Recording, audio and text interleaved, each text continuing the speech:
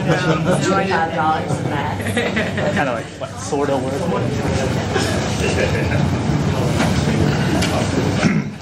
I know when I was reading this, I was like, hey, yeah. The new woman.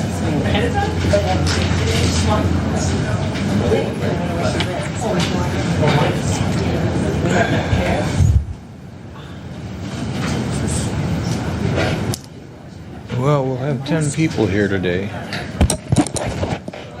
Erica's not coming? She is. Member Williams is excused.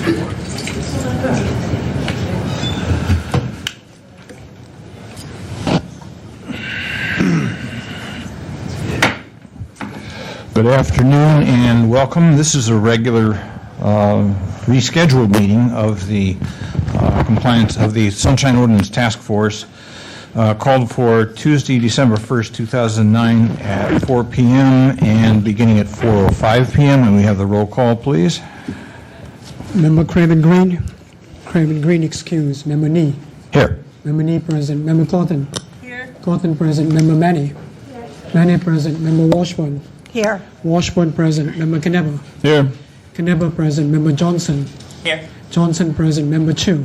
Here. Chu present. Member Chan. Present. Chan present. Member Goldman. Present. Goldman present. Mr. Chair, we have a quorum. Thank you. Items 20 and 21, which are a single complaint, have been continued by agreement of both parties. And at this time, I'd like to ask if there are any other changes to the agenda.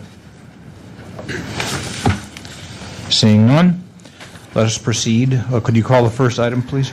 Item number 1 is the approval of minutes of October 27, 2009. Okay. I have a number of typos and whatnot, which I will give to Chris rather than belabor them here. Okay. Any other comments by the task force? Okay. Is there public comment on the minutes?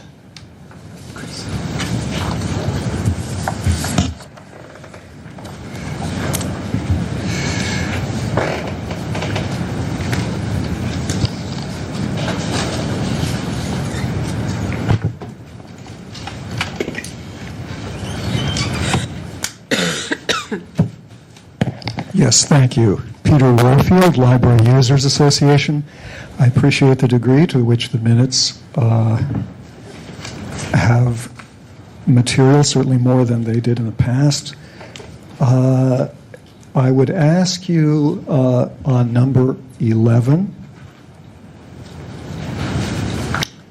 or rather on number 12, there's a complaint that you have listed as Peter Warfield against the clerk of the Board of Supervisors for alleged unlawful and unjustified redaction of a committee's contact information.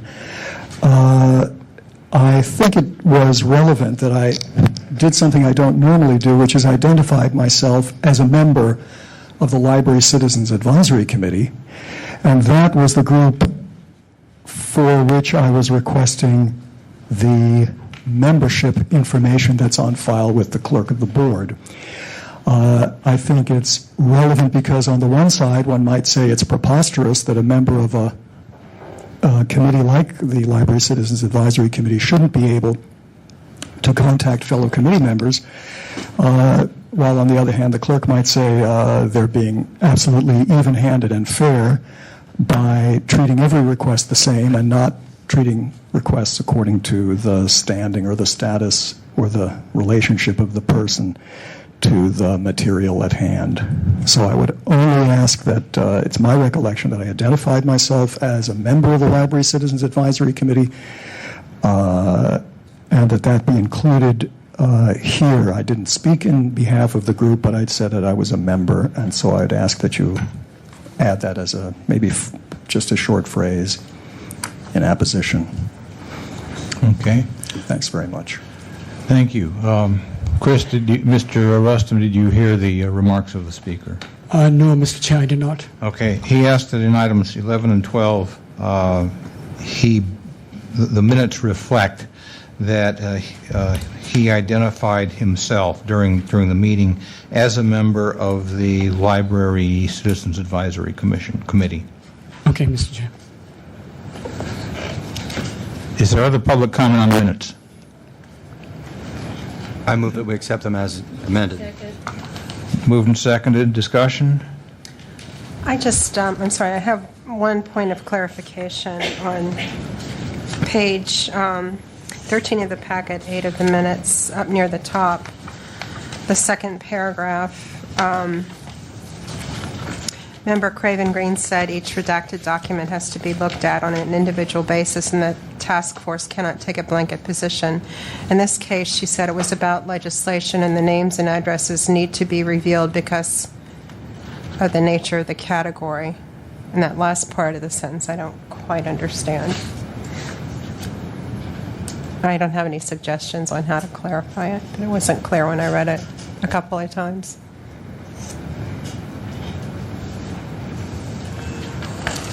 Nature of the subject. That's fine.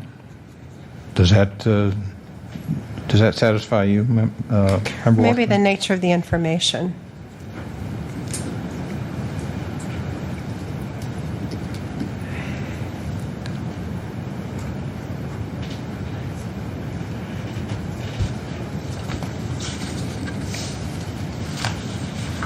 Okay. Roll call, please.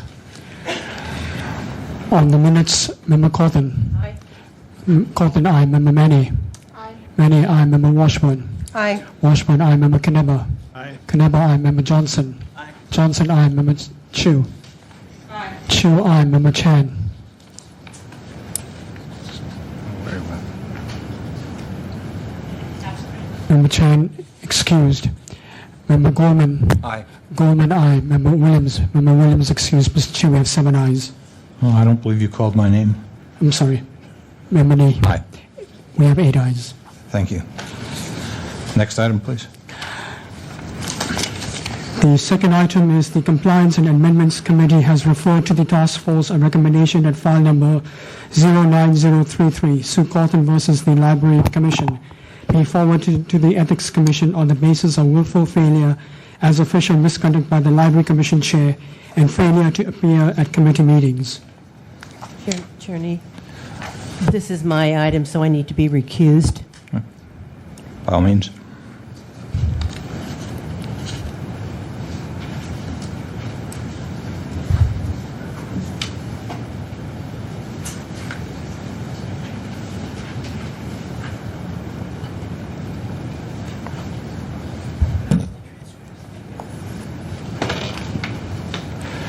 Okay, Ms. Cawthon, please approach the microphone, and you have 5 minutes. Thank you. I'm just passing out the transcript, and I wanted to play again the DVD of the commission meeting. Okay, I hope it... Yeah, I'm just approaching. Thanks. Can we turn the volume up? Can oh, how do you turn it? And you hold that until we get to that item. I don't know how to turn it. That's a North Beach Okay. item. This is a North Beach item. Will you hold it until we get to it? Will you hold it until we get to it, please? You hold it? Are you not listening to me? Sit down! Sit down. Sit down. Please sit down. Please sit down. Please sit down. Please sit down. Thank you. Okay, I know you've seen it. You've seen this before. This is because this is the 5th time this has come before us. The committee the task force did find that the commission chair's behavior was in violation of the ordinance and also demonstrated willful misconduct. I would urge that you send this to the Ethics Commission. I think we need to send I think the task force needs to send a strong message to the library that they should listen to people, even if they don't agree with them. I know that there is at least one person in this body who thinks sending issues to the Ethics Commission is futile. However, I think if the Ethics Commission does not act on this, then it is certainly proof that the Ethics Commission has a very different understanding of its responsibilities under the Sunshine Ordinance than my interpretation of the Sunshine Ordinance. I would just say that the library, as I said, this first came before the task force in July. The library didn't show up. It went to the Education and Outreach Committee. They didn't show up there either. It went to the Compliance and Amendments Committee. They didn't show up there either. They did come last month. The Secretary of the Commission came, but the Commission Chair didn't come, and she's not here today, although I did see the Secretary of the Library Commission. So, before I filed this complaint, I tried to have a meeting with the chair of the Library Commission. Blank, didn't even get a response. So I really think that, I chair the Board of Supervisors Library Advisory Committee, and we are something of an oversight body. I also am part of a group that wants to preserve 8 city libraries that were designed by the firm of Appleton and Wilford. We think they're historic. We don't think they should be demolished. That was what I was going to talk about. The multiple libraries citywide, of which North Beach happened to be one. But the woman heard North Beach, and she wouldn't let me talk. She wouldn't let me explain why my item was appropriate in general public comment. So I hope this body will send a strong message. I would also suggest that you could write a letter to Mayor Newsom, who appointed this chair of the commission, and tell him that she was acting in an inappropriate manner. But I think it's really important that public bodies show respect for the Sunshine Ordinance, and also that they show respect for the public. Thank you. Thank you. Is there anybody here to present facts and evidence in support of the complainant? Yes, hello, my name is Joan Wood. I happened to be present on the day that this episode happened. I came in slightly late, and I was in the aisle, and I heard the president of the commission shouting at the person that was at the lectern. It was Ms. Cawthon. I didn't realize it. The tone of her voice and the loudness of it was frightening, and I can't explain why I, who wasn't, a subject of this, should have been frightened, but I was. It just aroused a scared feeling. It was that intense. And I thought afterward, how many times did she say, sit down? And I was thinking 10 or 12. I actually counted them after I had seen the video, because I'd been here before you once before and testified, and I think it was more than that. The woman was completely out of control, and I don't know if you noticed this. At the time, I didn't notice it, but the lawyer who sits stage left of Ms. Garcia, she was on her feet and walking over there. I mean, she was alarmed also. I don't know how much good it will do if you recommend that this goes to the Ethics Commission, but the thing is, I don't think Ms. Garcia has ever apologized, nor has the Library Commission ever apologized to Ms. Cawthon, and I think there should be some rebuke of some kind that's participated in by Ms. Garcia. I more or less started this because I was so horrified. I asked how they got appointed, and it turned out the mayor appointed the members of the Library Commission. I wrote them a letter, and I'm sure that you have seen a copy of that letter. Anyway, a number of months have gone by, and I don't feel that justice has been served in this case. Garcia is a public servant, and she should have been able to control herself. Thank you. Thank you. Is there any other testimony in behalf of the complainant? Howard Wong. I was also president at the Library Commission. That was the first Library Commission I had ever attended. And I also was intending to speak about our branch library in North Beach, the North Beach Appleton Wilford Library. And just prior to Ms. Cawthon's testimony or about her attempt to speak, there was another speaker who had spoken supportively of libraries, and that individual wasn't cut off. When Ms. Cawthon came up, I think the chair and the commissioners may have read into her, knowing her position, what she was going to say, and in an attempt to more or less orchestrate the direction of the commission that night, which was the agendized item was about the design of the North Beach Library, not about other issues. It was about the design. So several of us were hoping to speak about budgets, library budgets, fiscal responsibility of spending revenue bonds, issues like that. But when Ms. Coffin was essentially shouted down, I think there was a hush in the audience, and the rest of us who were hoping to speak, well, we just didn't feel like we should or were welcome to speak, so we didn't. So we never did have an opportunity to speak on subjects that we wanted to. We did speak about the design subsequently after the very well orchestrated design review presentation where an architect presented a very lengthy PowerPoint. The libraries had testimony from library staff members, from the library, friends of the library, a very orchestrated show of support for the design. And those of us who were there did speak, but I think my impression was that this was a commission that wanted, or city librarian perhaps, who wanted a certain outcome from that evening and didn't want any negative press or whatever. And I think they accomplished that, and I don't think that's the intention of the role of a commissioner in a democratic society. So I hope that you do send forward this issue to the Ethics Commission, but I think you have to be a little bit stronger in your emphasis, that you need to show that tape, show the entire tape perhaps from the beginning to end, to that point where almost any critical criticisms were really stifled, I think. Thank you. Thank you, sir. Is there anybody else to present facts and evidence in support of the complainant? Seeing none, is the respondent present? Thank you for coming. You have 5 minutes. Thank you. Good afternoon. Sue Blackman, Library Commission Secretary.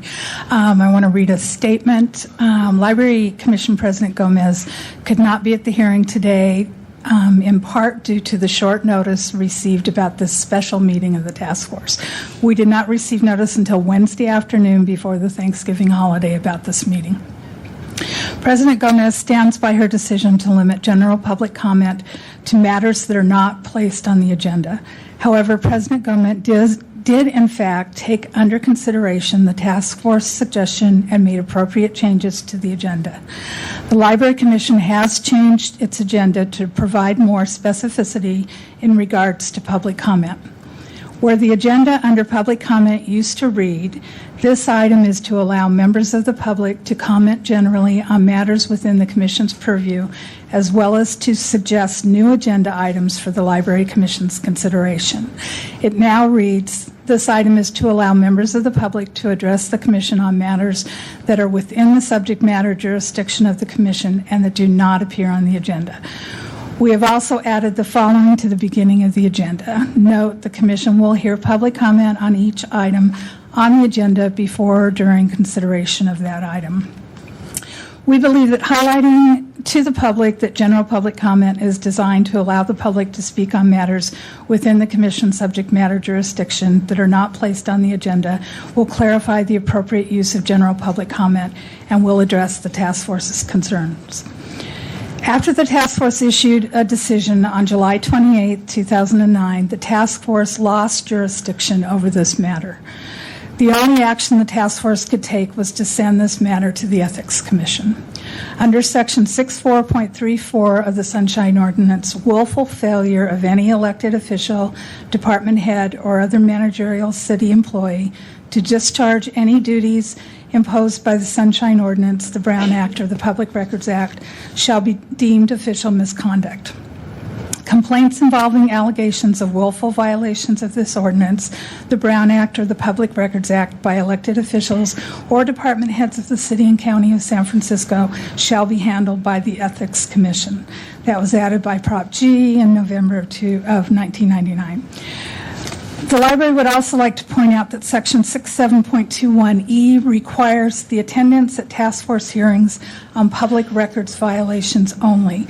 The Sunshine Ordinance does not require departments to attend hearings related to public meeting violations. Thank you. Thank you. Is there anybody here to present facts and evidence in support of the respondent? Seeing none, the matter is with the task force.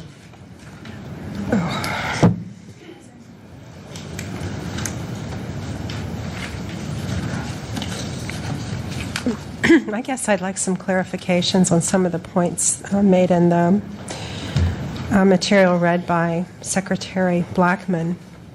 Okay. In particular, we lose jurisdiction over a matter after the full task force makes a decision.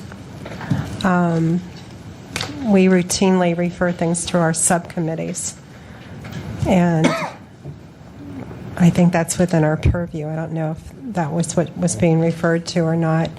Also, that members of departments are not required to attend when the matter under discussion is public meeting rather than public records. So I'm asking for some clarification about these points. Okay.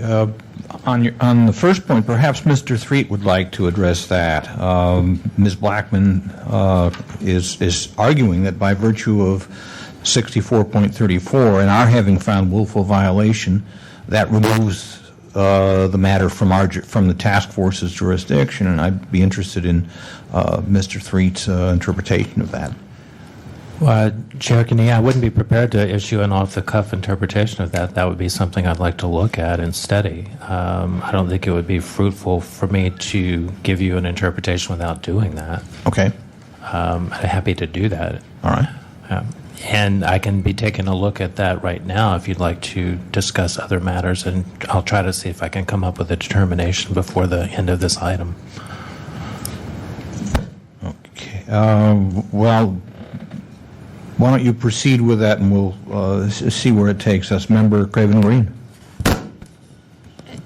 I only came in, I apologize for my delay, at the end of that, but my understanding is the argument is that once there's been a finding of willful misconduct under 6734 by the full task force, it's out of our jurisdiction? Is that the argument that was made? Yes. Our interpretation, consistent interpretation of 6734 is that willful failure, there's a provision that we can make a finding of willful failure. It shall be official misconduct, and then at that point, if that finding is made, generally it shall be handled. We refer it to the Ethics Commission. That's what we do. It shall be handled by Ethics Commission through referral from our agency. That's how we've consistently interpreted it. So this argument that we don't have it's kind of a circular argument. If we don't have jurisdiction to refer it to the Ethics Commission because we've already made the finding, then what's the purpose of that section? So I really don't buy the argument that Ms. Blackman is making. Our consistent approach has been if the Compliance and Amendments Committee finds there hasn't been failure, there hasn't been a compliance with order determination, or that the violation was sufficient to make a finding of willful failure shall be official misconduct, it comes back to the full task force and we refer it to the Ethics Commission. Chair Kenny? Yes, Jerry Mr. Threet. with the City Attorney's Department. I am not prepared to give advice on this, but I just wanted to clarify, as I understood the library's argument, it was slightly different. The way I understood it was that once the determination has been made by the task force that there has been a violation, at that point they've made their determination and that complaint is closed. And during that determination, they could make a referral to the Ethics Commission based on a willful violation being found in that determination. But as I understand it, what is has sometimes been the practice, and what happened here was that the determination was made, then the referral was made to a subcommittee to do follow-up, and that the library commission chair did not attend those subsequent meetings, and based on those failures and accumulation with the previous complaint, the subcommittee made a referral to the general task force to request that an additional referral be made to the Ethics Commission based on willful failure. So I believe that the library's position would be that's a separate complaint that would have to be made, that the chair had subsequently violated the Sunshine Ordinance by failing to appear at those subcommittee meetings. So that's what I'm looking at to see, what the ordinance says to that. I'm not sure what the answer is, but I think it's a slightly different argument. I appreciate the clarification. So the issue really is that the argument is that it's been made, the library says we can't append on, if you will, a referral for failure to appear at the committee meetings at this juncture. That should have been made in the initial determination. All I can say is that our practice has been we have done exactly that. We have, where someone has failed to appear at the Compliance and Amendments Committee, both on public records issues and open government violations, so agenda issues or failure to have public comment issues. We've required people to attend, and if they haven't compliance amendments, we've referred it back to this commission with a finding that the order of determination be forwarded with a additional notation or a finding that they failed also to appear at the committees. That's just what we've done. I have a question for the respondent, Ms. Blackman. You said a couple minutes ago that the matter now rests properly with the Ethics Commission and not with the task force. Is that correct? Yes. To your knowledge, has the Ethics Commission taken up this issue? No, I don't think the task force has referred it.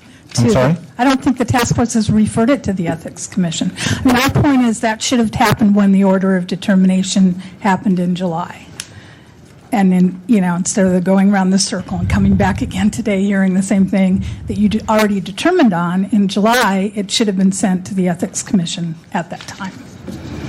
Why shouldn't it be sent to the Ethics Commission now? I'm not saying it shouldn't. Thank you. I'm not arguing that point. Thank you. Right. I mean, I think one of the issues is our practice has been to send it back to compliance and amendments, because on most complaints, if there is compliance with order of determination, then there may not be, for example, a finding of willful failure, which there was in this one. But there may be the task force compliance and amendments committee may feel, hey, the department's really corrected it, right? They've really come a long way. This is an issue that's been resolved. It doesn't need to go to an ethics commission for enforcement. It's, we feel satisfied, and that hasn't happened here. And so that's why our practice is to go to compliance and amendments, see what the department is going to do or what they've done about it, hear from them, and then take further action. So that's kind of the reason why some might see it goes round and round, but it's really kind of to give a department an opportunity to appear and explain what they've changed about the procedure to avoid this happening or what they've done in response to the complaint. I think what the task force has to decide now, a few minutes ago we heard the respondent, Ms. Blackman, read off a new set of guidelines regarding public comment that the Library Commission has established. Does this satisfy the matter? Does this, will this moving forward prevent the kind of misconduct, willful misconduct, that we have found in this case from recurring? Member Washburn. I was listening carefully to see if those guidelines would have prevented what happened to Member Cawthon, and I don't think they would have necessarily, because the chair of the Library Commission in this case did not give Sue Cawthon an opportunity to explain what she was going to talk about. So the new guidelines say that for this general member comment that has to be on matters that are not on the agenda. Well, until the member of the public, lets her know what he or she's going to talk about, that can't be determined. So, I mean, she was prevented from even completing a sentence about what she was going to talk with. So, this particular person has acted in a willfully failed to allow a member to say what she wanted to talk about. So, Member that's Chu. not part of the law, unfortunately. I mean, we can't. Acting badly and being rude is not something that we can say someone acted badly and they acted rude. I mean, it's subjective, right? The woman clearly thought she knew what Sue was going to say. I mean, and I don't think she could have, but in her own mind, if she thought she understood it, then she was probably following her own rules. I don't know. I mean, again, it's horrible to watch and it's completely rude, but I don't know that it's enough to send. Member Washburn. I disagree. I think that she was clearly not permitting public comment in a period of time when general public comment was being taken. And So, I mean, not to allow someone to identify what they're speaking about, that isn't misunderstanding or presuming to know what somebody's going to talk about. She's quashing public comment from the get-go, because if Ms. Cawthon had been permitted to say the full sentence, then she could have said, well, this matter is before us in a few minutes, and Ms. Cawthon's would have said, well, it would have been clear that she was talking about something broader. So I think this was a clear violation. Member Chan. On top of that, she failed to go to the meetings, and that's another misconduct. That's like a part of my language, but slap in the face in Sunshine Ordinance. Is there a motion to refer to ethics? I move that we refer this to ethics for further action. Is there a second? Second. Moved and seconded. Further discussion. Is there public comment on this issue? Just prior to public comment, just for clarification, this is to forward to Ethics Commission on the basis of willful failures of official misconduct by the Library Commission Chair and for failure to appear at the committee meetings? Yes. Okay.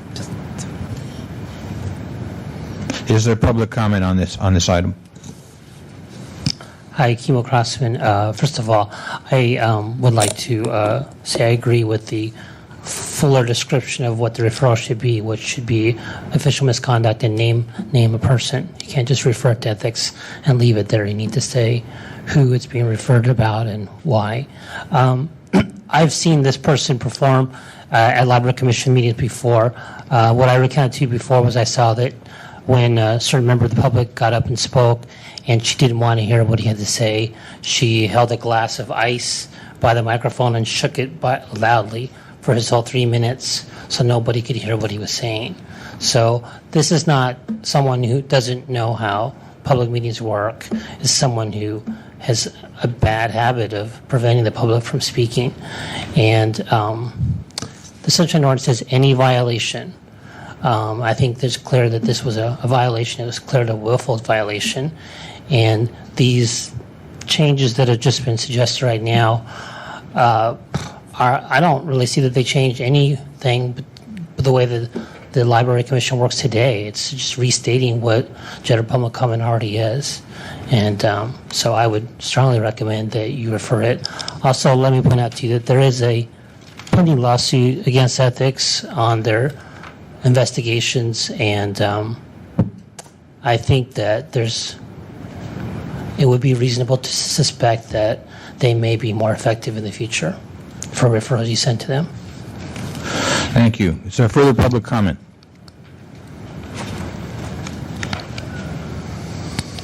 Yeah, this is definitely an outrage that you would have somebody on any commission to just continuously scream at anybody in the public. I think not only should you send something to the Ethics Commission, I think you should also send something to the public attorney for recommendation of criminal prosecution. This is a total outrage. We should not allow this or tolerate it at all. Thank you. Is there further public comment?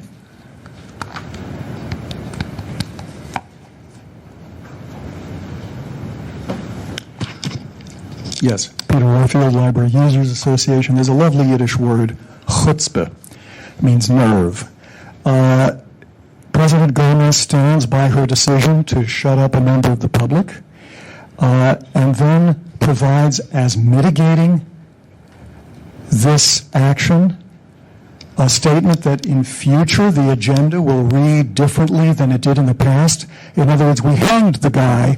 We had no basis in law. Now we're going to change the law after the fact to make whatever it was he did illegal, and that mitigates our having hanged the prisoner. I think that's pretty outrageous. The idea that the Sunshine Ordinance Task Force loses control of a complaint is, well, balderdash is a nice word. I would refer you very strongly to Section 67.30 and particularly Section C, which gives this body very broad powers on matters relating to sunshine. And I'll read briefly. This task force shall advise the Board of Supervisors and provide information to other city departments on appropriate ways in which to implement this chapter. The task force shall develop appropriate goals, and so on and so forth. The task force shall propose to the Board of Supervisors amendments to this chapter. The task force shall report to the Board of Supervisors at least once annually on any practical or policy problems. The task force shall make referrals to a municipal office with enforcement power under this ordinance or under the California Public Records Act and the Brown Act whenever it concludes that any person has violated any provisions of this ordinance or the acts. The task force shall from time to time, as it sees fit, issue public reports evaluating compliance with this ordinance and related California laws by the city or any department, office, or official thereof. So I think you have very broad powers, along with Section 67.34, which says this, as I understand it, says this should be referred. The question I would ask, and I hope that you do, who wrote the statement that Ms. Blackman has read to you? Is it the library officially or what? I would also suggest that it is not only a personality issue involving Ms. Jewel Gomez, the president of the Library Commission. The commission itself has responsibility, and by its silence has endorsed this, and by its failure to appear at the appropriate times has also endorsed this. Ms. Gomez may be somebody who can't on a particular moment or doesn't want to show up, but the Library Commission has 7 members altogether, plus about 700 employees of the library itself from which to choose who might come to stand in for somebody at the at a task force meeting. So I think that this is not just a personal issue. In terms of effectiveness of ethics... Mr. Warfield, your time is up, please. Thank you. Is there any other... I support taking the action you propose. Thank you, sir. Thank you. Further public comment? Good evening, members of the task force. I believe it does not make any difference what the topic matter was going to be discussed or anything like that. This type of behavior by anybody that works for the city works as a public servant is inexcusable, and I support this matter to take it to the task force, to the ethics committee. Thank you. Okay, is there further public comment? Seeing none, public comment is closed. At this time, the respondent and then the complainant will each have 3 minutes to make any concluding or rebutting remarks. Ms. Blackman? Thank you. I would just like to say to the issue, one of the comments was that the person before Ms. Cawthon who spoke was allowed to speak. She was not. She started to begin to speak on the North Beach issue, and President Gomez did ask her to hold those comments until the item would be heard. Additionally, when Ms. Cawthon attempted to speak, she initially introduced herself as a member of a North Beach group. So that was the trigger that hit President Gomez to say she's going to talk about a North Beach item, please wait. And I would like to say she did get her 3 minutes of public comment. She did get back up after this occurred and gave her 3 minutes of public comment. She also gave 3 minutes of public comment during the North Beach issue. So in total she got, her 6 minutes on those 2 issues. So that's all I have to say. Thank you. Ms. Cawthon?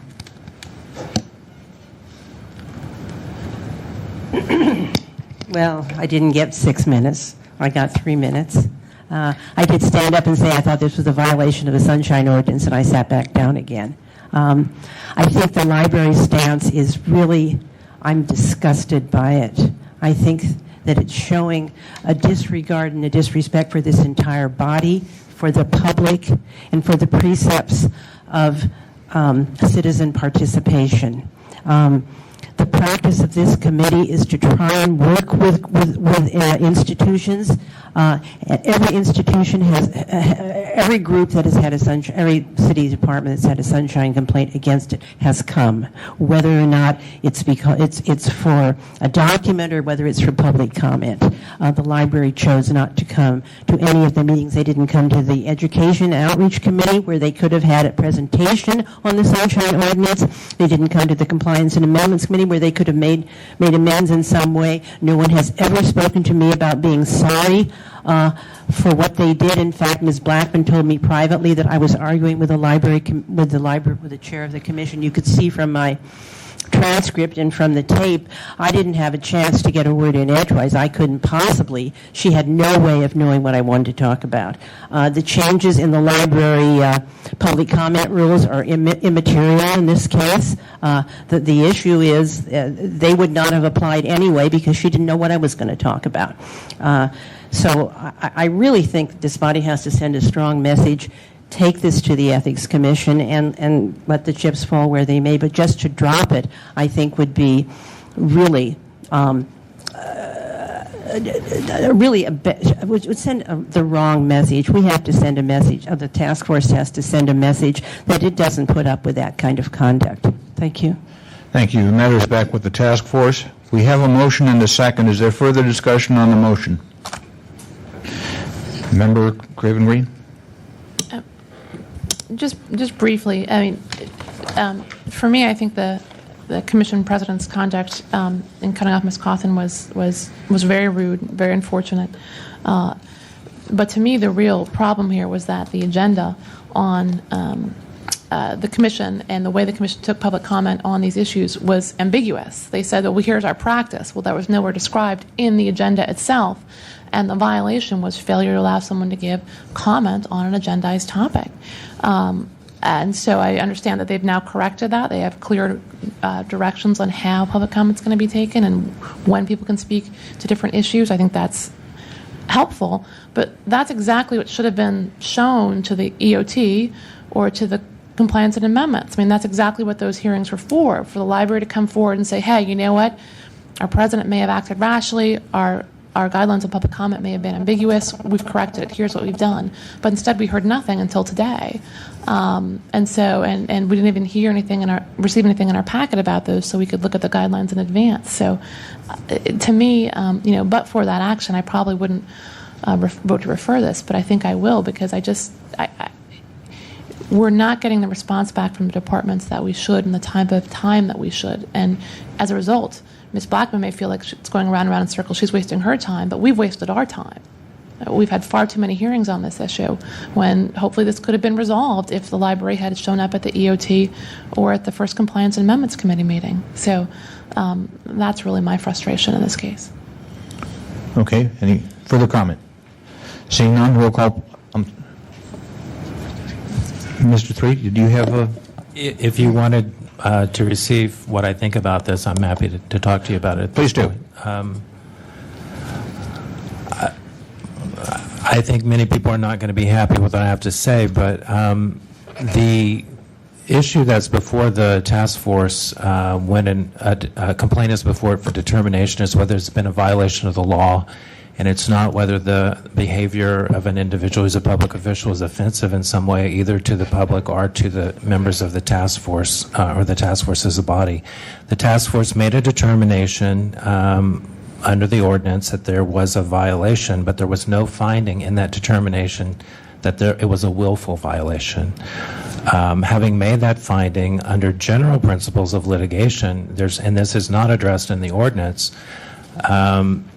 when a determination is made by a judicial body, the judicial body loses its jurisdiction upon that determination. Now, there can be an appellate process that may suspend that and not make it final, but that's not the case here. So, in my view, the task force did lose jurisdiction to change its determination at the time the determination was made. Thank you.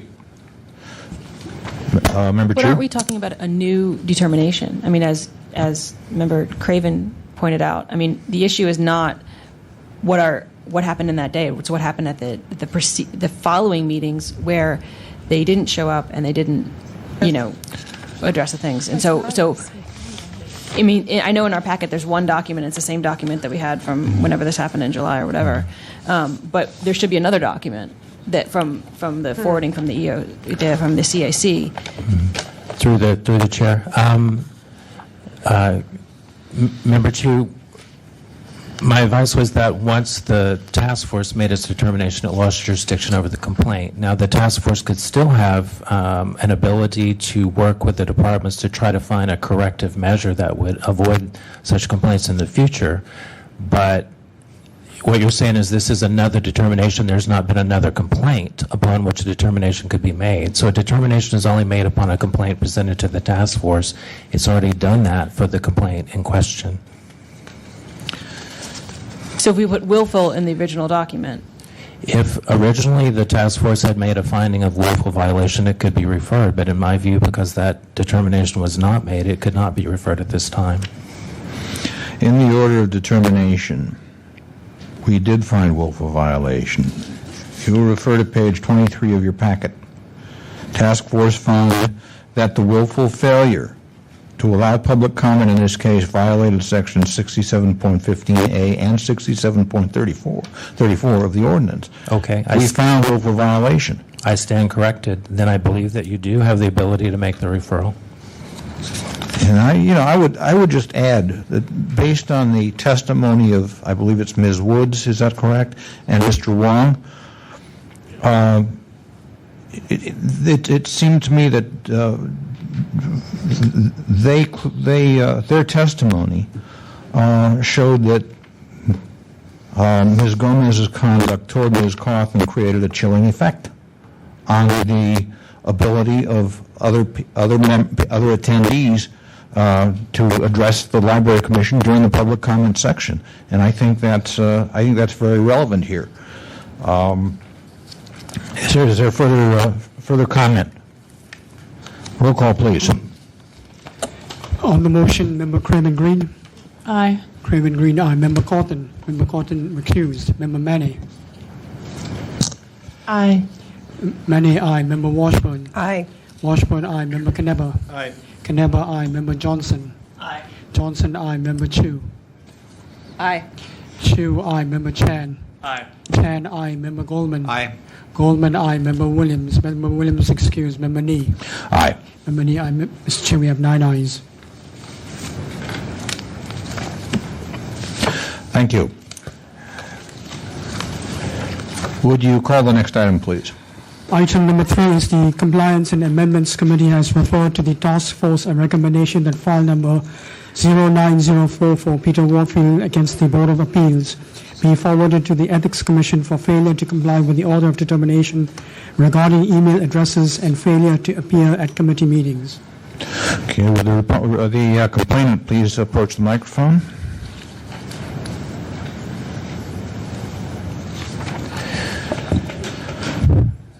Thank you for coming. You have 5 minutes. Yes, Peter Warfield, Library Users Association. In general, I support the recommendation, but have a problem with the scope, which I think is inadequate and inconsistent with the order of determination. The agenda item, as I read it, says that this should be forwarded to the Ethics Commission for failure to comply with the order of determination regarding email addresses. And in fact, the order of determination was much broader and did not reference email addresses, but rather contact information.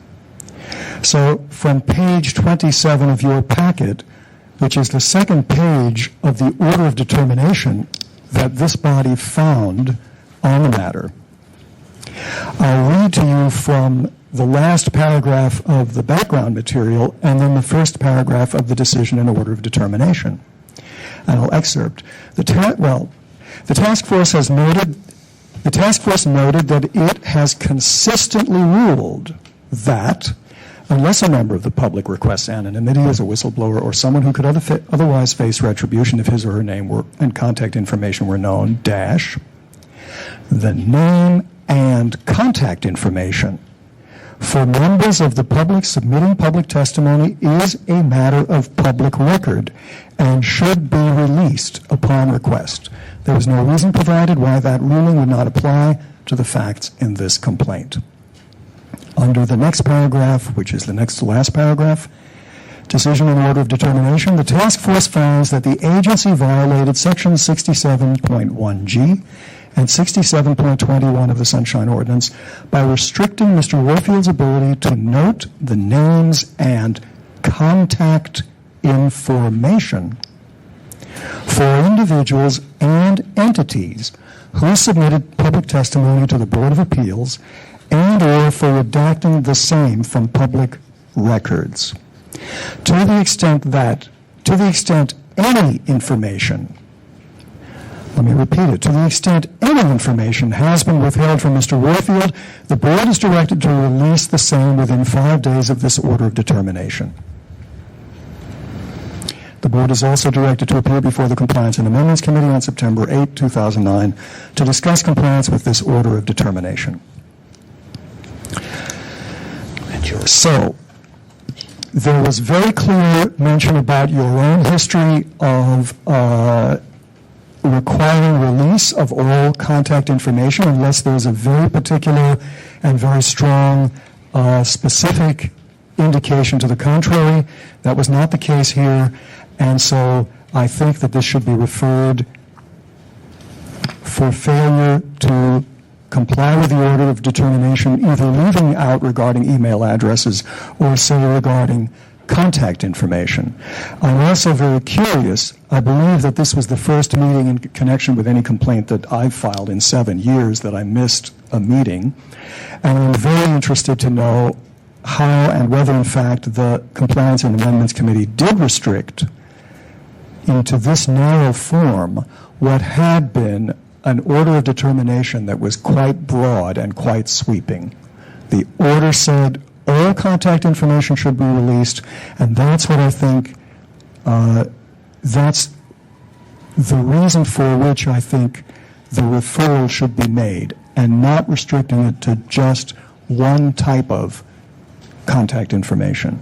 If I might ask, I would be interested to know what the Compliance and Amendments Committee discussed that might have made it restrict in this fashion what the entire body made as a much broader order of determination and finding of inappropriate release of information.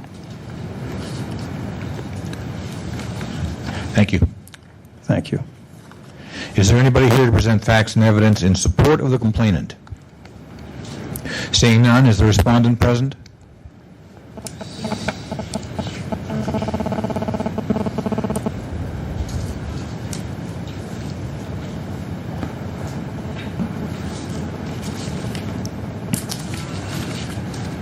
Thank you for coming. You have 5 minutes. Thank you.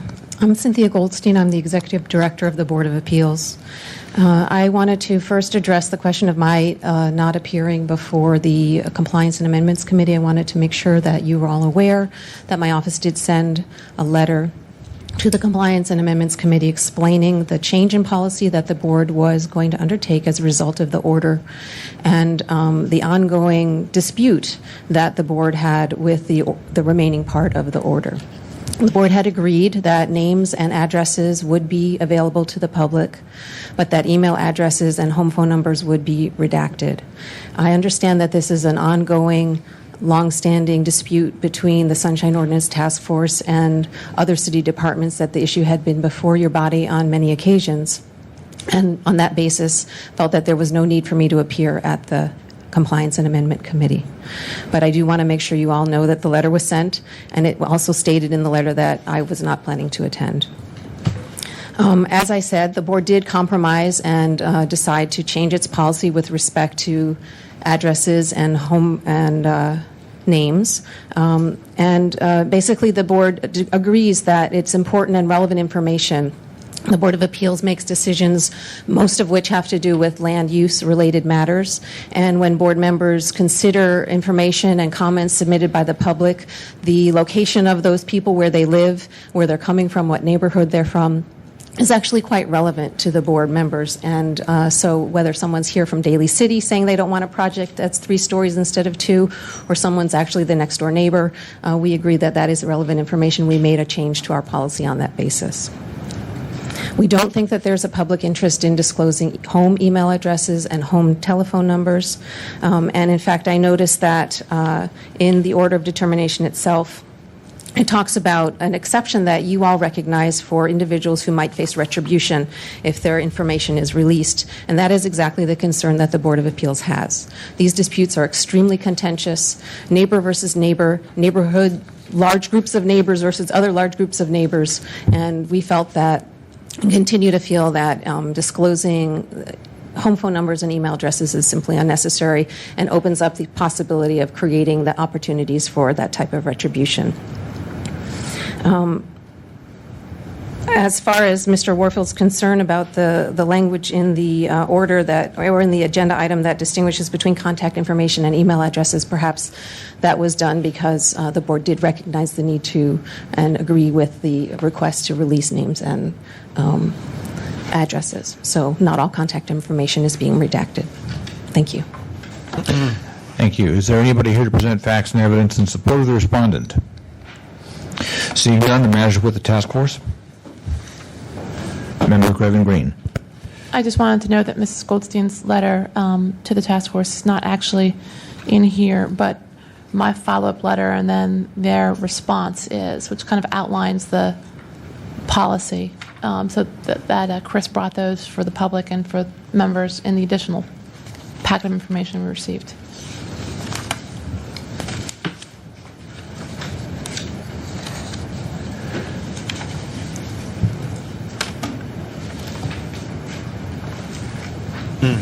Okay, is there just a question to Member Craven Green regarding the point raised by Mr. Warfield on the order of determination and how that differs from today's agenda item,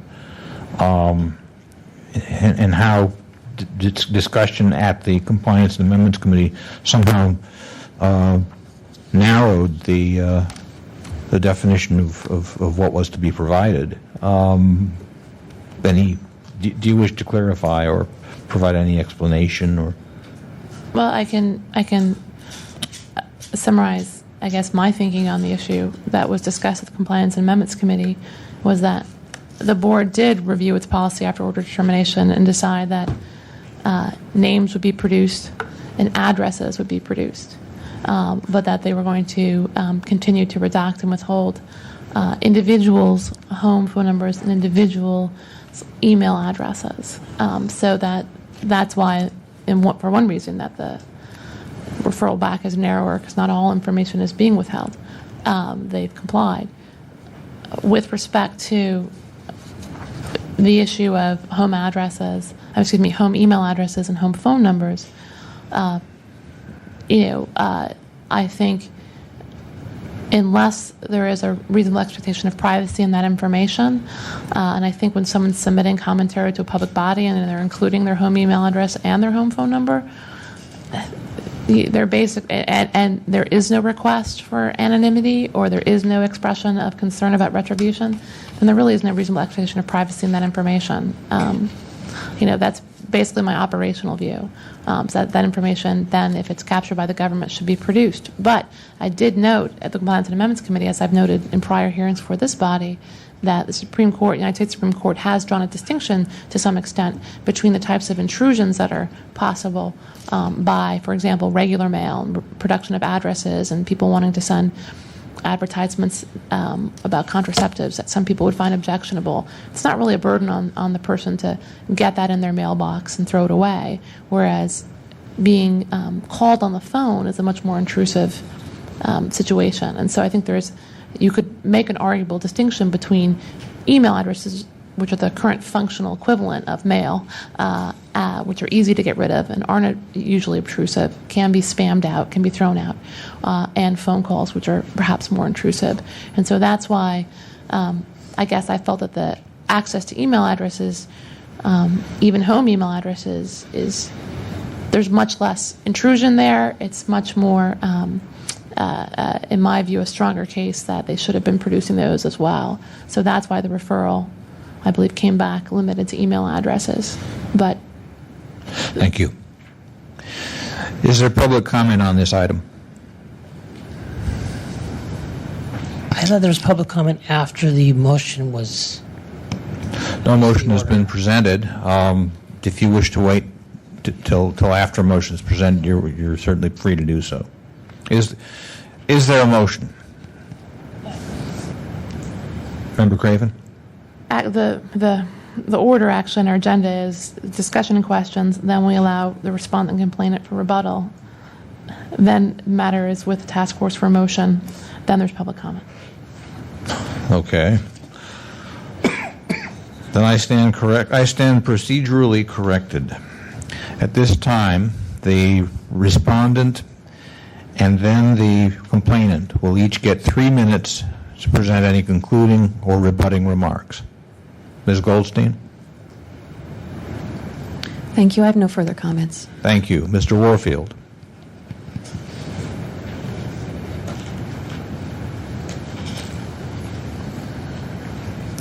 Yes, Peter Warfield, Library Users Association. I did, Ms. Goldstein is correct. The outcome of the task force's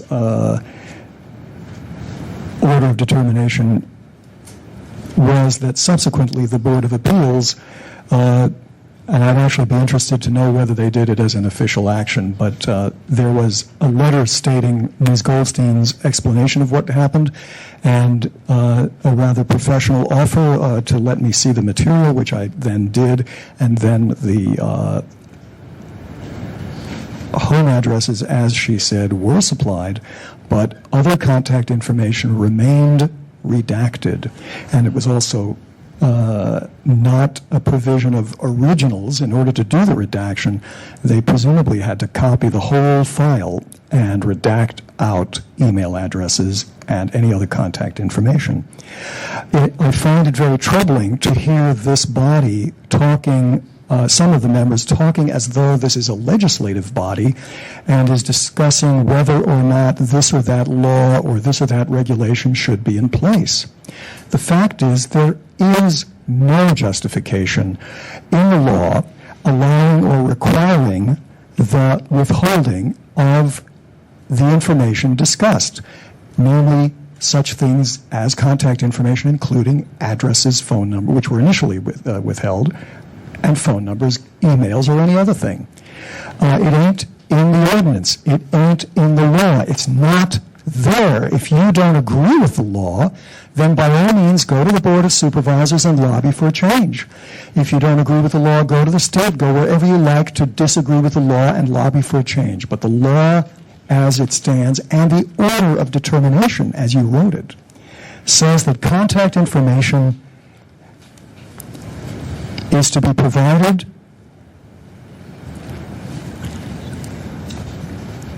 to whoever requests it.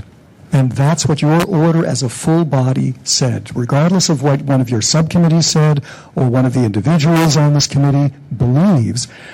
I think it's reasonable to say that what this body decided should stand, and since the Board of Appeals is essentially telling you, sorry, we are not going to follow what your order is, it is most appropriate that you send your order of determination in full forward to whoever you think is appropriate, but not restricted, because now you're allowing one person and or a subcommittee of yours to, presumably without input from the complainant, and I believe that I don't know if the Board of Appeals was there, but without any input is now going with the lesser disclosure, and I think that's a very bad mistake, as well as to overrule what the order essentially has said and that you decided in your full body. So I ask you to send the full order, including all contact information, forward to, as you suggest. Thank you. Thank you.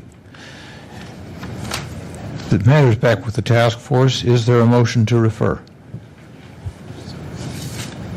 Member Chu? So, working on Mr. Warfield said, it doesn't explicitly say that email addresses should be given out. It doesn't.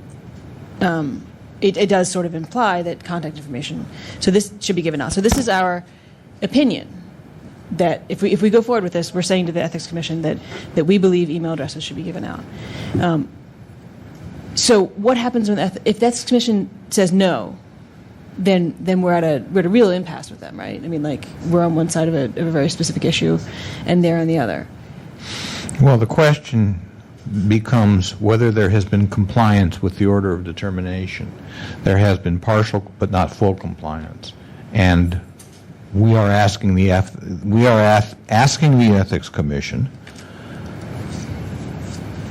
to basically enforce our finding that there is willful violation. Well, they did not comply because they had a different interpretation of the law than we had. That's a violation. Excuse me, the audience will be silent. Member Craven, did I hear you a few minutes ago mention that there was case law? There's not. The case law I was citing to is not directly analogous to the situation. It's arisen in the context of more of the invasion of privacy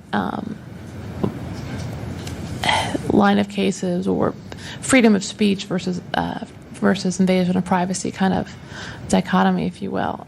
So it's not directly on point. It's just what I'm saying is that courts have recognized that there's different types of intrusions with mail versus telephone.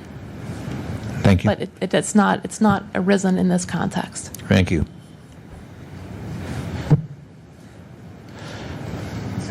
Member. So it sounds to me what we're trying to do is legislate here. What we're trying to say that it includes email addresses. No, don't get me wrong. I think it should include email addresses. It included email addresses before. It included all contact information before. What we're saying now is, let's narrow it down. They're already providing contact information that they had previously withheld, so they've changed their policy. So there's compliance, but they're not complying on two grounds: email addresses and phone numbers. Right, but the Sunshine Ordinance doesn't say email addresses, does it? It says contact information. The Sunshine Ordinance doesn't say anything. Right. What we've done is we've interpreted there's no exception for contact information, right? Right. So yes, it's our interpretation, and I'm willing to go there. I actually do think email addresses should. I mean, for all the reasons that you've argued over and over again. I think we need to think through what this is going to mean, depending on how the Ethics Commission reacts, and whether we're willing to go there. I mean, another way for us to go there is to put it in the amendments. Right. If we really believe this, let's put this in the amendments. That this is what contact information is. Let's define it, and let's put it out to the voters. Member Johnson, did you have a comment? And then Member Washburn. I just fail to see how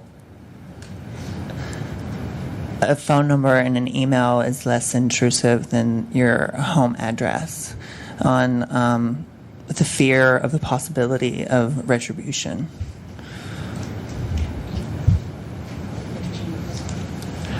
Member Washburn? Yeah, I think you make a good point, Member Johnson. If somebody knows where you live, they could come visit you. I'm thinking that I'm thinking about what will happen if we send this to ethics, and I'm feeling differently about this matter than I did about the previous matter, because I think the Board of Appeals has been in contact with us and have partially complied, and I think are struggling with the issues that we're all struggling with. So I don't think sending this to ethics is going to really do a whole lot, particularly because we're at this juncture with ethics where they're proposing some regulations, and we have some issues with some of them, and we need to hash out these very important matters about how we're to relate to each other. And we are getting amendments together. I think this would be a great thing to do, is to clarify this once and for all. So I know I was pushing for sending this to ethics at the complaints and amendments, but I'm thinking that isn't the way to go, although I agree that email information, I'm less sure about phone calls, but But I think in the spirit of open government, if this information is made available to a public body on a public matter, then they ought to be made available to a member of the public. Member Johnson?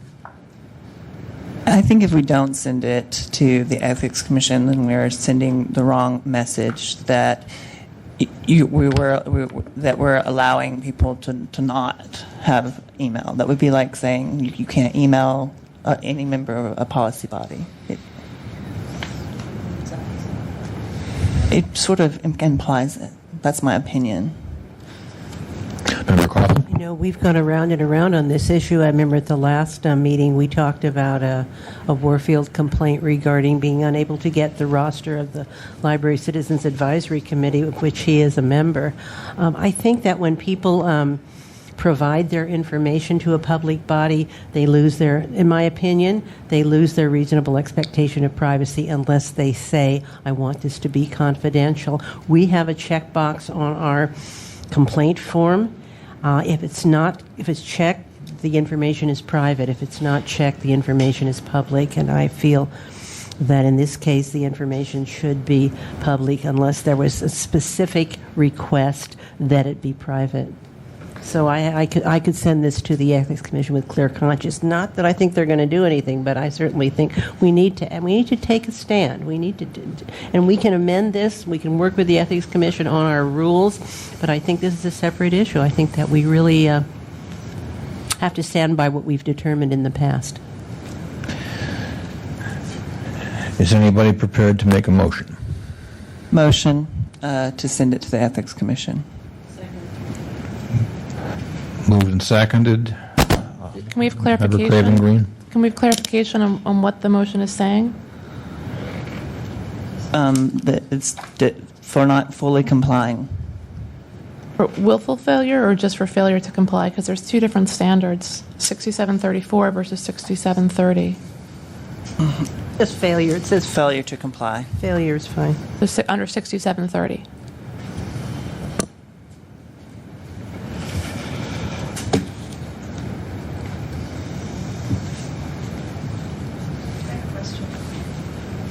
Member Washburn. Is the Ethics Commission accepting referrals for simple failure, or does it have to be willful failure? Well, this has been kind of a quandary expressed by Mr. St. Croix in the past. One of the problems that they believe they're up against is that there is a lack of clear definition on what constitutes willful versus non-willful failure to comply. So if we just send it with, you know, if we send it without the word willful in there, I don't think they're going to give it 2 minutes. Through the chair, I would like Member to change Johnson? or amend my motion to add that willful failure because they know what the Sunshine Ordinance says. So let's add it. Whether or not they do anything about it or not, it's not really the issue before us. The issue is just, did they comply and was it willful? I'm like, I make the motion to send it, regardless of the outcome. Member Knabber? I think by the Board of Appeals' own admission, it is willful because they said they understand, but we think that they should not comply with that point. So I don't see how it could be not willful. Member Craven Green? Mr. Threed?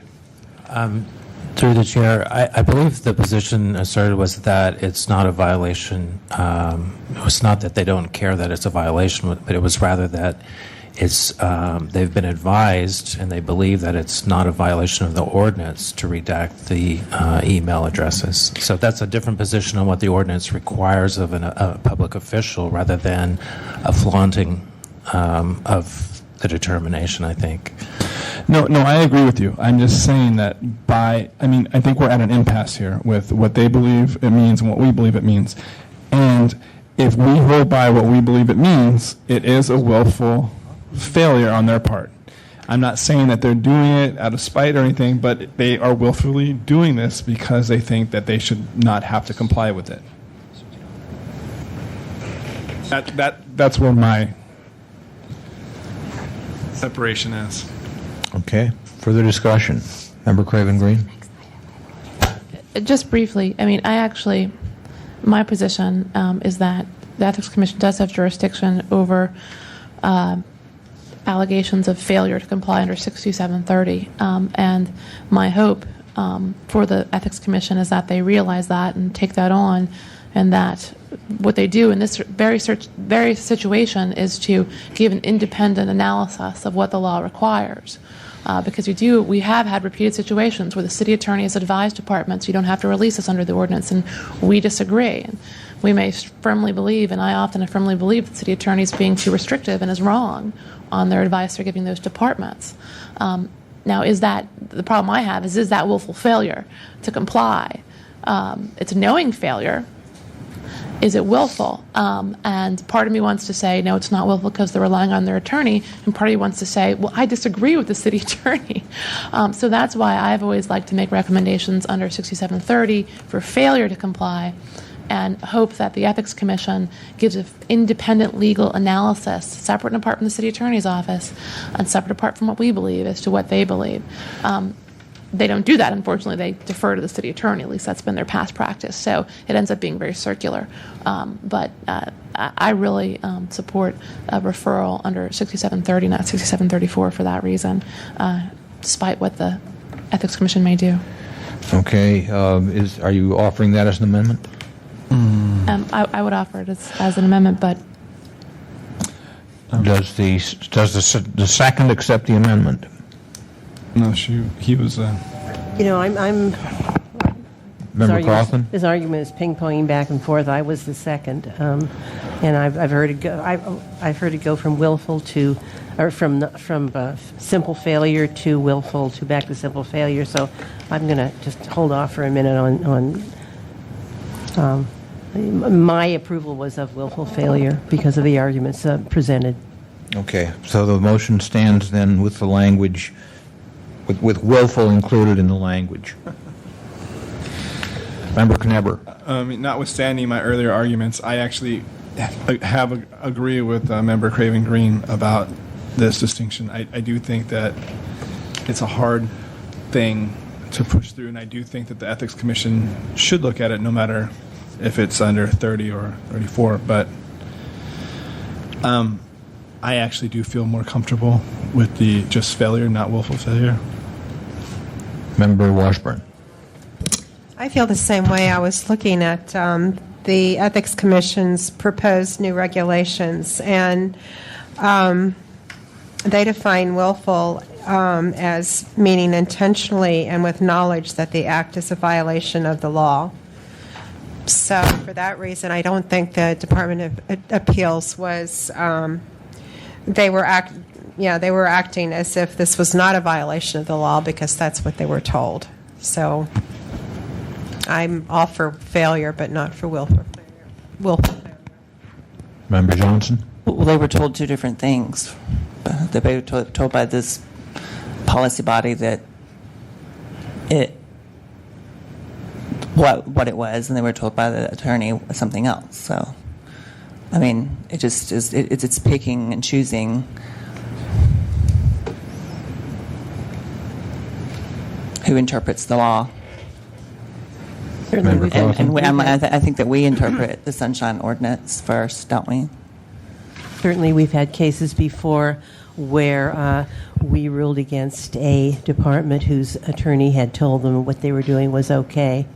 So I could stick with willful. I don't know that I agree with the Ethics Commission's interpretation definition of the term willful. And if this motion doesn't pass, we can certainly revise the language and vote on a second motion.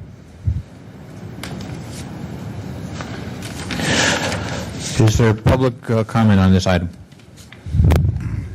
Hi, Kimo Crossman. First of all, the proposed ethics regulations do give the get out of jail free card that if they relied on city attorney's advice, then it's not willful. So there's no change in the way they're always going to say if they got advice from the city attorney, then it's not a violation. That's their new proposed regulation, same as the old approach. Let me suggest to you that, or remind you that the way the state of Florida handles disclosure of information, they have a message at the bottom of every page, the footer of every web page that says, if you provide contact information, it's public record. That's the way these things should be handled. You can't send a letter into public body and put at the top of it confidential and assume that they're going to keep it private unless you're a whistleblower. You can't just mark things and say, well, I want to send this in, but I want it to be confidential. You have to have a justified reason that you have a whistleblower or some other reason why it should be held confidentially. You can't just say, I want it to be anonymous. If you want to be anonymous, you can go ahead and sign up for a free email account and mail it in with that, or fax it in, or bring it in person, or have a friend send it in for you. So there's plenty of ways to be anonymous if you want to be. This issue of home email address, what's a home email address? I check my email, my email address at work, at home, on my cell phone. There's no such thing as a home email address. There's just an email address. It's a contact email address. And I want to point out that in the First Amendment, there's a freedom of association. When you want to organize, the whole issue of email addresses in City Hall is they don't want people to organize. And the way you organize is with Facebook groups and LinkedIn and things like that. And how do you do it? With getting people's email addresses and sending around, say, hey, show up at this meeting at this time, and here's what so-and-so said, let's respond to it. Email address is the way you do it, and that's why there's such a pushback. For example, if you try to connect up with somebody on Facebook, it says, what's their email address? If you don't have the email address, you can't do it. So people have to have an email address.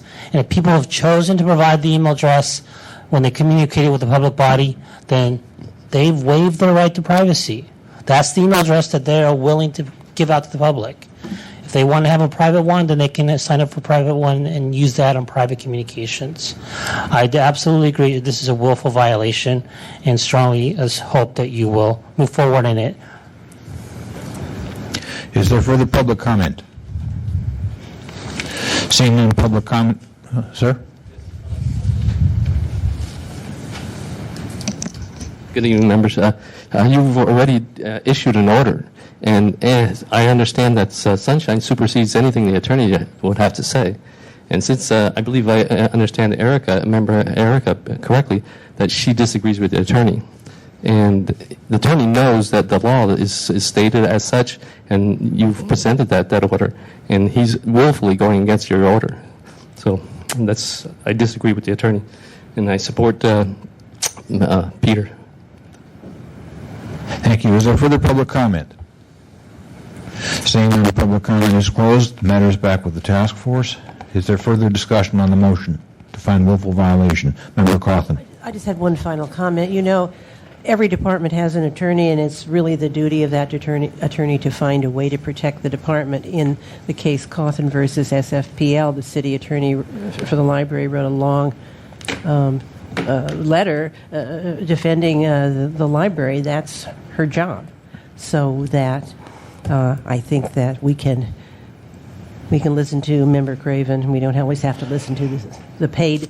Were you the seconder of the motion? I was. Okay. Do you accept the amendment offered by Member Craven Green? Actually, I'm still going to vote I'm still going to vote the way I originally was. All right. On the willful. But I'm going to suggest that if it doesn't pass, we take a second vote. All right. Further discussion. May we have the roll call, please? On the motion, Member Craven Green. Read the motion, please. The motion is to find a violation of 67.30, willful failure to comply with the order of determination. I believe the motion, sir, was to refer to the Ethics Commission under 67.34. For willful failure. For willful failure to comply with the order of determination. regarding email addresses and failure to appear at committee meetings. Is that the full motion? That is my understanding. Is that correct? The maker indicates that's correct. Roll call, please. On that motion, Member Craven Green? No. Craven Green, no. Member Cawthon? Aye. Cawthon, aye. Member Manny? Aye. Manny, aye. Member Washburn? No. Washburn, no. Member Knebber? No. Member Knebber, no. Member Johnson? Aye. Member Johnson, aye. Member Chu? No. Member Chu, no. Member Chan? No. Chan, no. Member Goldman? Aye. Goldman, aye. Member Williams? Member Williams, excuse. Member Nee? Aye. Yeah. Mr. Chair, we have 5 ayes and 5 noes. Matter fails. The motion fails. I would suggest that we then vote on the Craven Green motion, taking the willful out, removing the willful. Actually, I'll make a motion. My motion would be to find for the Ethics Commission for failure to comply with the order of termination under 6730 regarding the continued redaction of email addresses, full stop. I actually don't support the failure to appear at committee meetings. While the Board of Appeals did not appear, they were very responsive. Every time we sent them a communication, they replied in writing, stating what their position was. I would have preferred for Ms. Goldstein to appear, but it was clear what her position was. She was very responsive, so I would not include that in my motion. That's my motion. Is there a second? Moved and seconded. Discussion. Member Knebber. Okay. Is there public comment on the motion? Seeing none, the public comment is closed. Roll call, please. On the motion to find violation of 67.30. Excuse me, this is to refer to ethics. To refer to ethics for failure to, under 67.30, and this is limited only to the redaction of email addresses. On that motion, Member Craven Green. Aye. Member Craven Green, aye. Member Cawthon. Aye. Cawthon, aye. Member Manny. Aye. Manny, aye. Member Washburn. Aye. Washburn, aye. Member Knebber. Aye. Knebber, aye. Member Johnson. No. Johnson, no. Member Chu. No. Chu, no. Member Chan. Aye. Chan, aye. Member Goldman. Aye. Member Goldman, aye. Member Nee. Aye. Okay. Mr. Chair, we have 8 ayes and 2 noes. Thank you. It is past 5 o'clock, and at this time, we will take public comment on items not appearing on today's agenda and within the purview of the task force. Each speaker will have 3 minutes.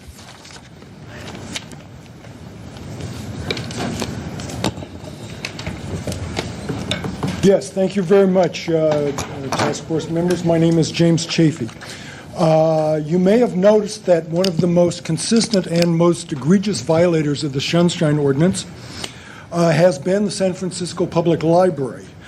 This was true when I was the second chair of the body back in 1995-96, and I gather from what I read that it's still true. Rather than go into some of the reasons why that's so, let me explain that the resistance to conformance with the Sunshine has been consistent through that period.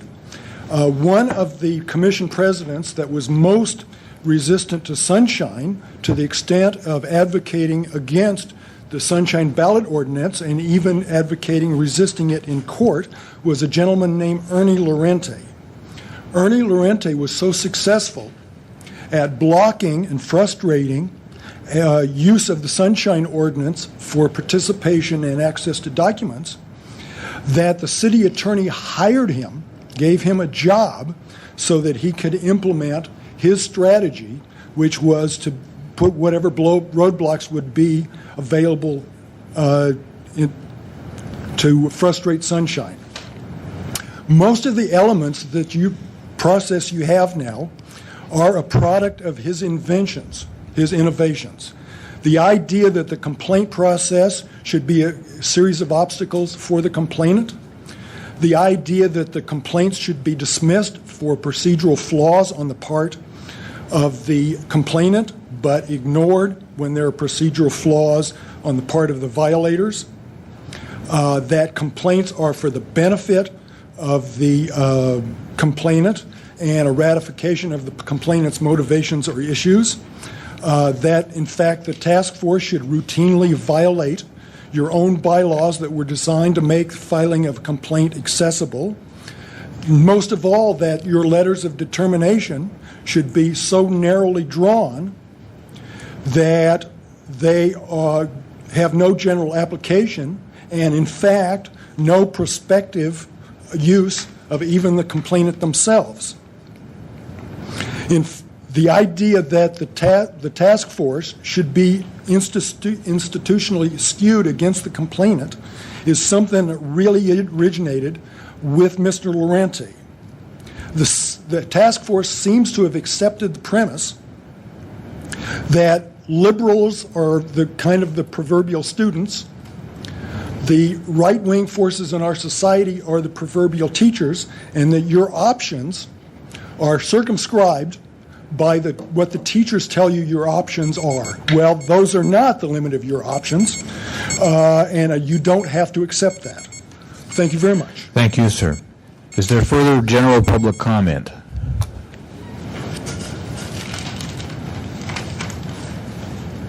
I'm Red Star, and it was supposed to be against the city attorney's office. However, they took it off the agenda because someone was sick.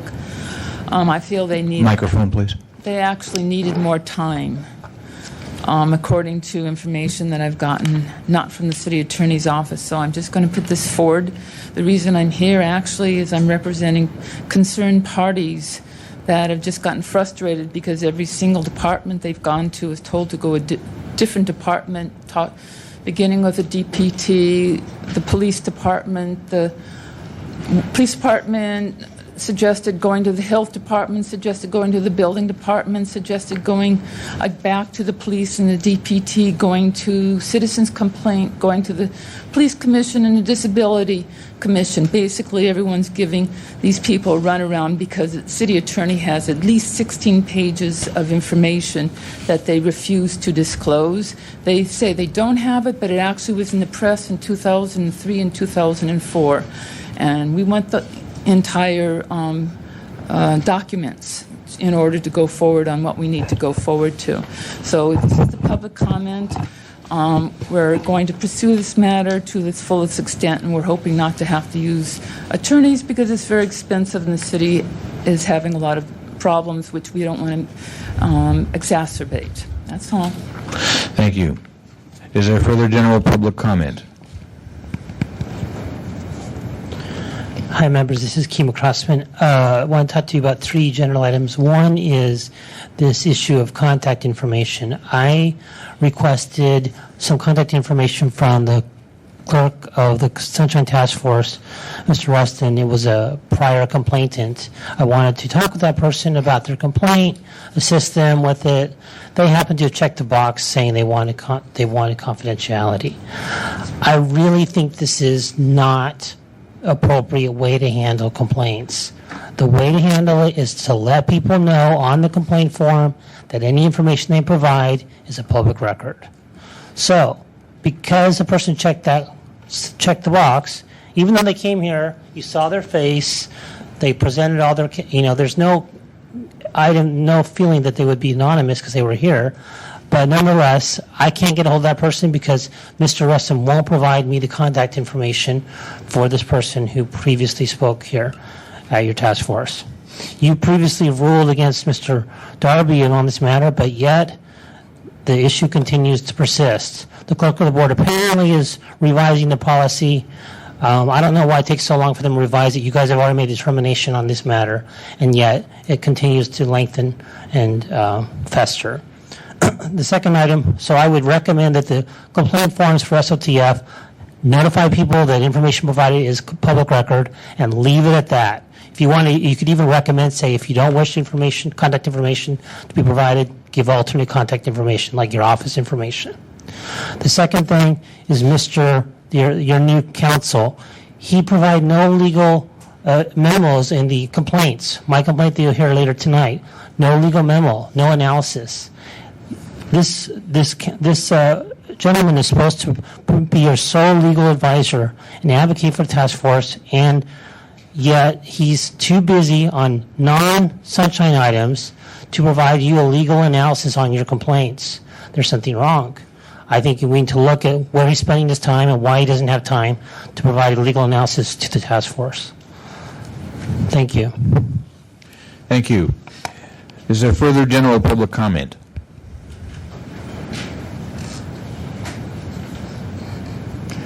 Yes, Peter Warfield. I think the previous speakers have touched on some key things, and that is that there's been a change of your deputy city attorney, Ernie Laurenti, who served for about 10 years left, and you've got a new one now.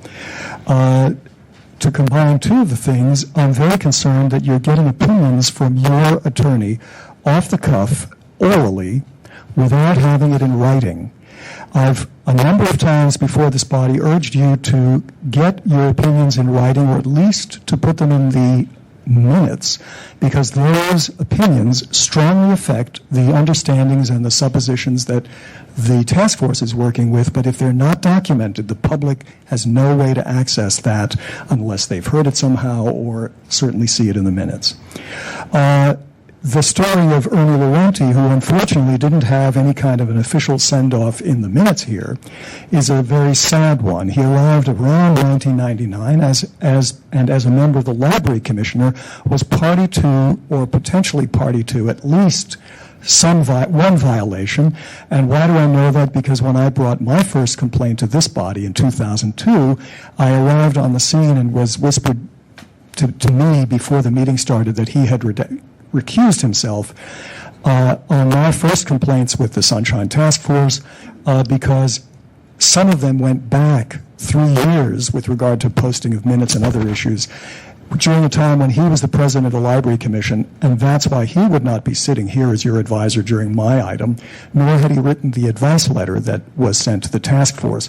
This was never made public. This was never discussed in public. It wasn't noted in the minutes, and I think that was very unfortunate. He came here with a lot of opposition from library folks who were concerned that when Prop G passed in 1999, he had openly said to the city attorney from the Library Commission podium, can't we do something about that? He was clearly opposed to Sunshine. There were lots of vocal objections at the time that he came. He did things in his tenure that I think were rather inappropriate and I hope don't happen again here. Silenced people speaking here on occasion, including myself, saying that that was something that had been previously discussed. Opinion letters were biased and sometimes wrong. I sent at one point a strong letter to him, and he ended up changing the opinion letter that was supplied to this body with a small footnote noting the change, but not, I believe, acknowledging where the change came from.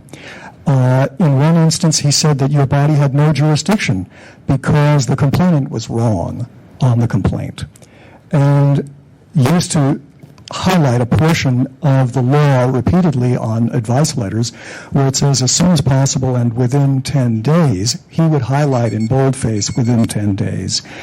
But I hope that you will have a more careful city attorney at this point who will do a better job on opinion letters if you're indeed having any. But most particularly, I think it's a matter of concern to get opinions about the law and other matters from your attorney without documentation. First of all, I think they should be documented. But certainly you should document the minutes. Your time is concluded, please. Thank you very much. Thank you, sir. Is there further general public comment? Good evening. My name is Anne Marie Mabbitt, and I just had a procedural question for the task force. There's a number of complaints that I'm considering filing against the Rec and Park Department for 3 ordinances, budget-related ordinances that were passed this summer. As I explained before, I'm an attorney, and reading the text of the ordinance, it's unclear to me how a member of the public would proceed. These 3 particular ordinances, which dealt with adding non-resident fees to the conservatory, the Japanese tea garden, and the botanical gardens, were never noticed on any agenda for the Park and Rec Commission. So there was simply never any description of the ordinance provided, even though those ordinances were required by the city charter to be presented to the Commission and approved prior to their submission to the Board of Supervisors. So I'm asking the task force, in this circumstance, how is a member of the public supposed to proceed? Am I supposed to list as the meetings violated every single meeting that Park and Rec held in '09, or what? So this is just a question I have. This deals, like I said, with an ordinance that there was never any description provided at all, and there should have been. Mr. Rustin, Mr. Threet, can you provide some guidance here? Chair, if you would like guidance from me, I can provide it to you, but the City Attorney's Office advises the Commission.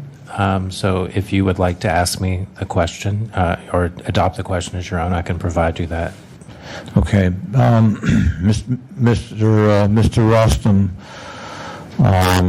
I think the question is, and correct me if I'm wrong, should she be filing one complaint for all of these violations, or will each violation be filed under a separate complaint? Is that your question? I just want to know first confirm that the task force has jurisdiction over the issue, because obviously the Sunshine Ordinance requires clear, meaningful, and accurate descriptions, and in this case, none was provided. So I would assume you'd have jurisdiction. I think you've answered your own question.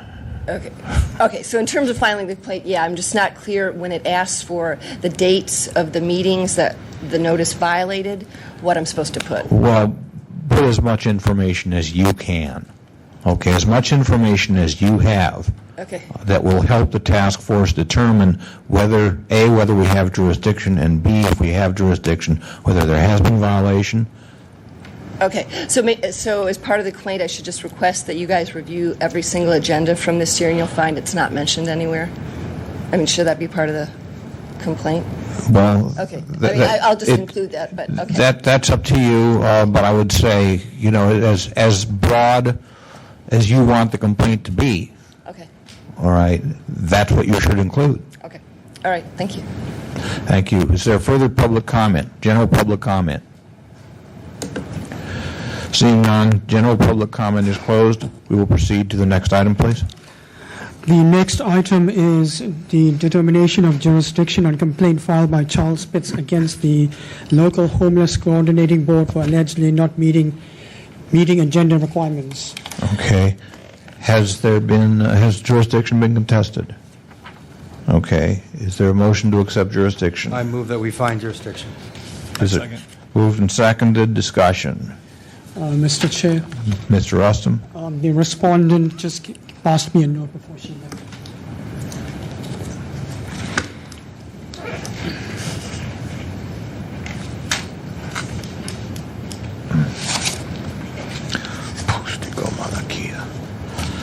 All right, the respondent has indicated she has had to depart for social reasons.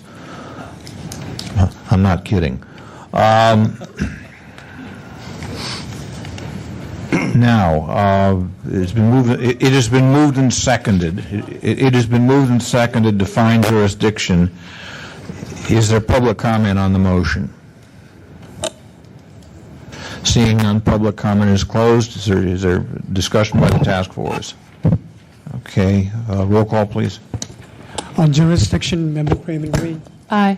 Craven Green, aye. Member Cawthon. Aye. Cawthon, aye. Member Manny. Aye. Manny, aye. Member Washburn. Aye. Washburn, aye. Member Knebber. Aye. Knebber, aye. Member Johnson. Aye. Johnson, aye. Member Chu. Aye. Chu, aye. Member Chan. Aye. Chan, aye. Member Goldman. Aye. Goldman, aye. Member Nee. Aye. Nee, aye. Mr. Chair, there are 10 ayes. All right, we will proceed then with the merits of the item. Is the complainant here, Mr. Pitts? Thank you for coming, sir. You have 5 minutes. I think what I want to do is start by requesting a copy of that letter. If you want, I can submit that to you tomorrow. I think the thing is that when you look at the documents, let me see here. You have the first page, which states the ordinance, and it pretty much. I'm sorry, I'm distracted here. What's happening with these people here? It's totally distracting here. Okay, Mr. Rustin, would you start the complainant's time, please, at 0? Thank you for your patience, sir. Please proceed. Okay, I'm kind of like just looking at the guys here. The first page, I think one of the first pages is the ordinance that says that that you're supposed to post your agendas online. And when you look at their website, I did have a printout of that, and I believe I circled something in the lower hand corner, the lower right hand corner, that pretty much had the time and date. You know, when you print something off the internet, chances are it'll give a date, and that's what happened. So I submitted that. The other thing too is they did have a meeting, and I don't go to the library regularly, so once I had an assumption as to when it would be, I went to the library. They did have a meeting. They didn't post it online, and I submitted my complaint. To me, part of the problem is that there was an issue that came up about somebody had submitted a report. It went in front of the Board of Supervisors. It went to the Shelter Monitoring Committee. When it went to the Shelter Monitoring Committee, they refused to allow public comment. Quentin Mackey refused to allow public comment. They lost that in the hearing, and now I bring it to you because they didn't even want to publicize the meeting when they were to talk about this issue again. So it just seems to me like they're just trying to cover up this issue that's very important to the city and county of San Francisco, and not only the people that don't have housing, to all the people in the city and county of San Francisco that has to interact with them. So it just continuously gets worse. They're covering up the public information about this meeting. They're not allowing public comment in another meeting, and now she just runs out for whatever reason So I'm just thinking, I don't know if this is willful or not. The other thing too about it is that she mentioned something in her letter about a listserv or something. She has my email. She has my number. I mean, she has my personal cell phone number. She has my personal cell phone number. She has my email account. She didn't send anything to me, any of the people who would be active in the community that would have anything to say. She didn't send that out. So it's just like, it just really seems like she's trying to hide this issue. It's just kind of really frustrating here because they just don't even want to show up. Don't even want to be here. Thank you. Is there anybody here to present facts and evidence in support of the complainant? Seeing none, I will read into the record a note that was handed to me through Mr. Rustum a few minutes ago from the respondent. Dear Task Force, and I'm not making this up, I am the staff to the local homeless coordinating board. I plan to be present, but it's 5:25 and I need to leave. I apologize for not being able to stay. And then in parentheses she writes, to be honest, it's my birthday and I have personal plans. Thank you, Ali Schlageter. Is there anybody here to present facts and evidence in support of the respondent? Seeing any matters with the task force? Member Craven Green? I mean, it seems that there's an admitted violation, that there was a problem with the software. They weren't able to upload the agenda to post it on their own website. It was posted with the library. We've had no testimony to say it wasn't. I think, what we can do is we can find a technical violation for failure to comply with 67 7A, and ask that the local homeless coordinating board please add Mr. Pitts' email address to this listserv that actually looks like it acts as a backup for notices, and conclude the matter that way. Is that a motion? At the right time, that would be my motion. Okay. Further discussion? It wasn't. It was not yet. I'll make the motion, maybe premature, but that would be the motion I will make, and Member Cawthon is seconding it. All right.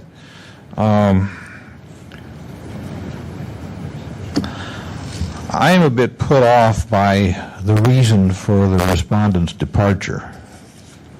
I don't find that a valid excuse, and I would urge that we add violation of 67.21E to the violation, and that, to me, this is willful.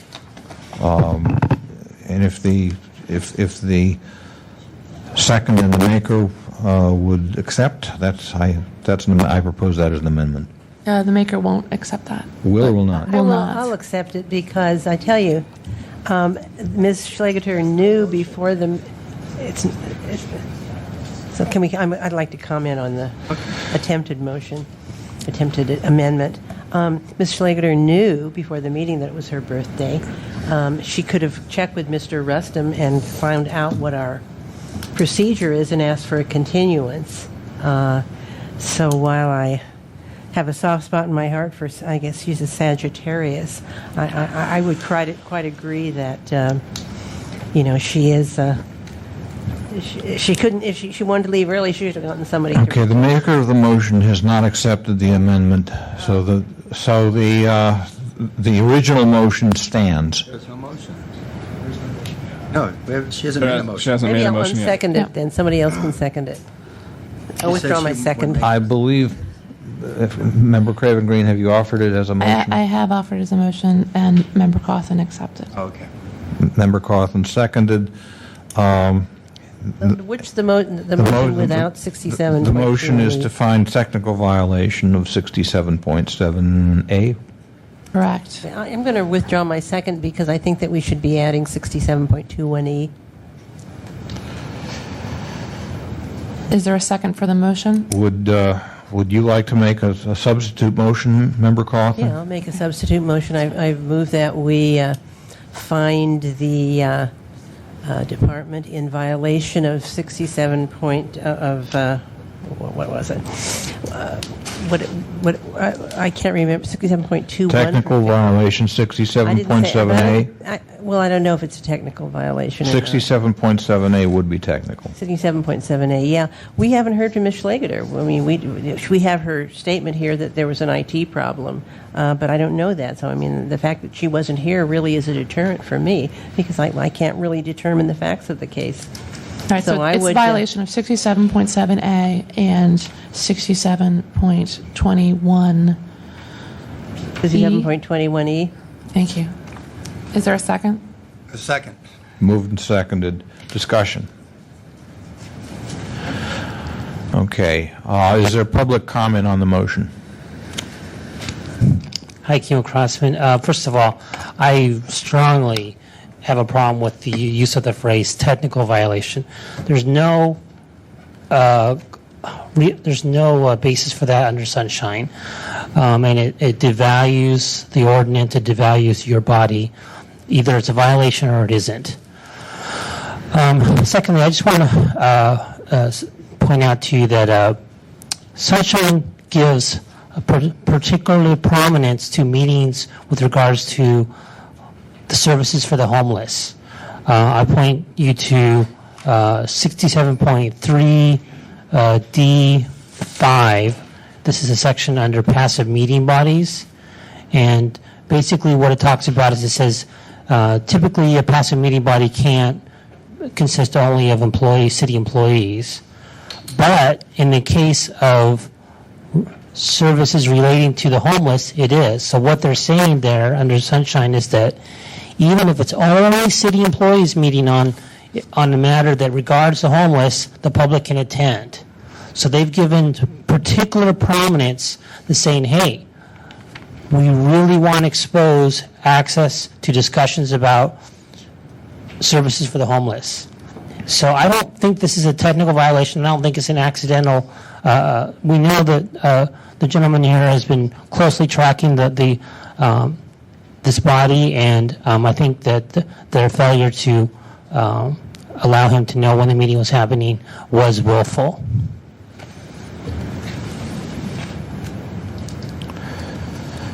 Is Is there further public comment on the motion? Yes. Peter Warfield.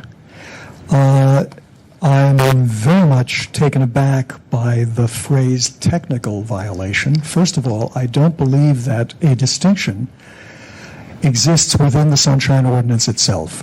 I don't know anywhere where it says there are technical violations and there are non-technical and whatever other things you may wish to describe. I think that to call a violation a technical violation is a kind of an insult to the complainant. It's in fact, I think, an insult to the ordinance, and I think it's trivializing and belittling the importance of the rules as they are stated in Sunshine and your duty to assist, certainly when there are complaints, with finding what the right thing is to do and to find. There may be mitigating circumstances. There may be things that happen, you know, the dog ate the homework, whatever it is. That may be the case, and that may affect, for example, whether you send an additional sharp letter out, as you have done in some cases and not in others. But the violation stands. To trivialize it as a technical violation is I think, very inappropriate. It also accepts the excuses or the reasons, whatever you might judge them to be, that the respondent has given. Do you know whether this is true? Has there been any supporting evidence of this supposed IT issue? Did the respondent make any particular efforts to fix or alert the folks with whom the respondent was dealing as to the importance and the significance of posting this? Was any particular effort made to follow the law? As the previous speaker pointed out, there is a very particular obligation with this kind of body to provide the appropriate notice. We have none of that here, and thanks to the social commitments of the respondent's representative, you have no way of finding it out through your own questioning. Now, I do think that it's rather unfortunate the reason given by the representative why they are not here, but it is the body's obligation and not an individual's to be here to provide the information, and whether it's your rules or whether it's the law, it's their obligation to be here. And if somebody has a birthday, whatever it is, or somebody has a very sick relative, it doesn't matter. It's up to the board that has received this complaint to take care and to make sure that somebody will be here when it's necessary to be here. And to send somebody who then comes up with a preposterous excuse that you yourselves find insulting, I think reflects very badly not so much on the individual, but on the willingness of the board, which is the real respondent here, to follow appropriately the law. Thank you. Thank you. Before proceeding further, Member Johnson is to be excused for the rest of the meeting. Is there further public comment on the motion? No, sir. You're a party in interest. You're barred from public comment. Is there further public comment on the motion?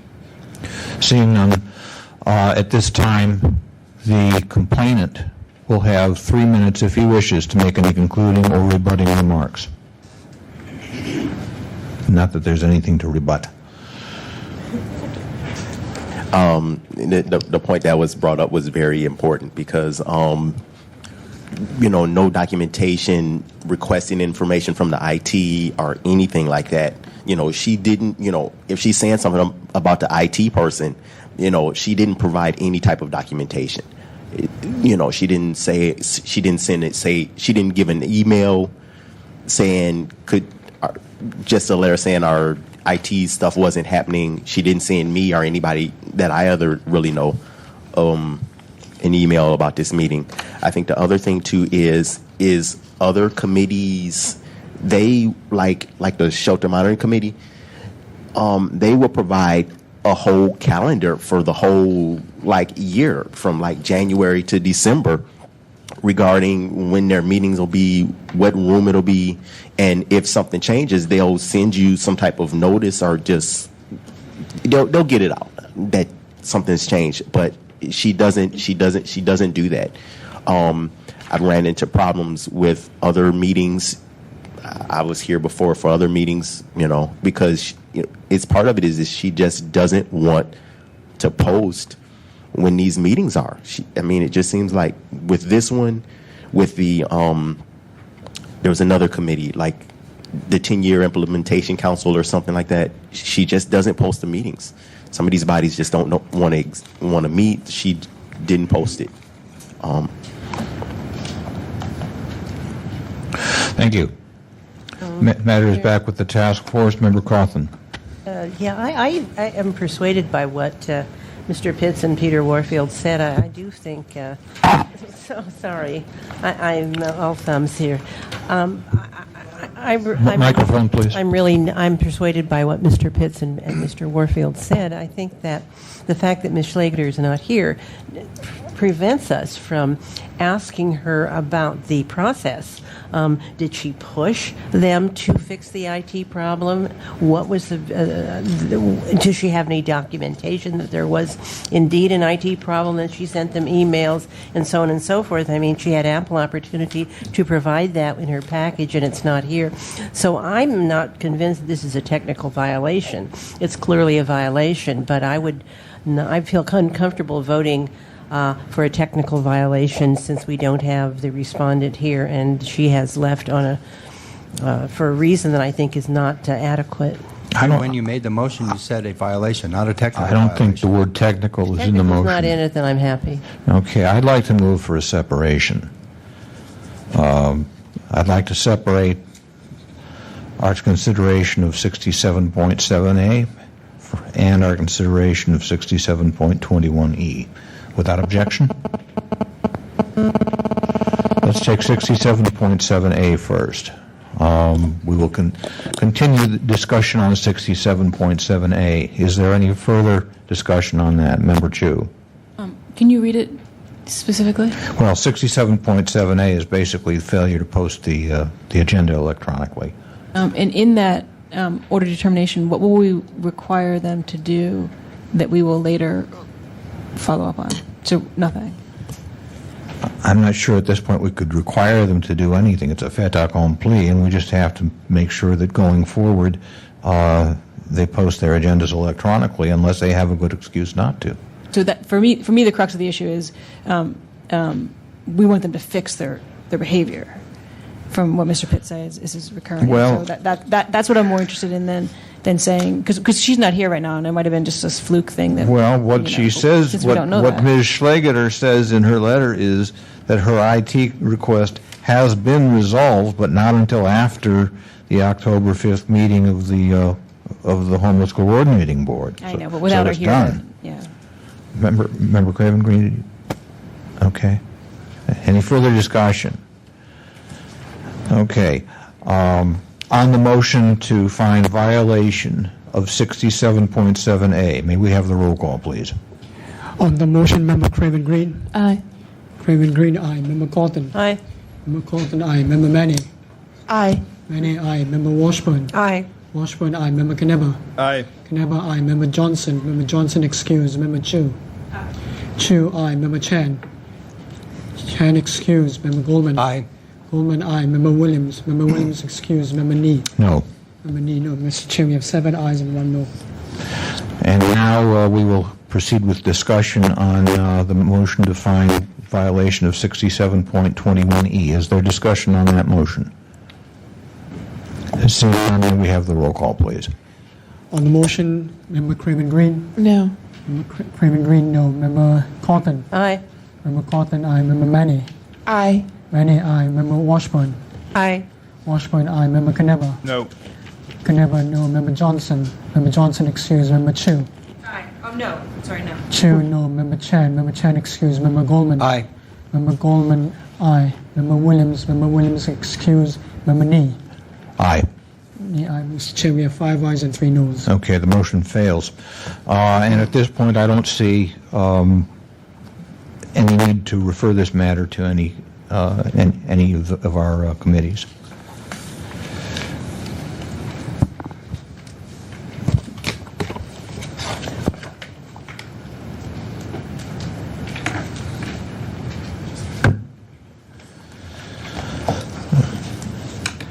Before we move to our next item, the chair will declare a 5-minute recess. Okay, 6 o'clock. Let's see.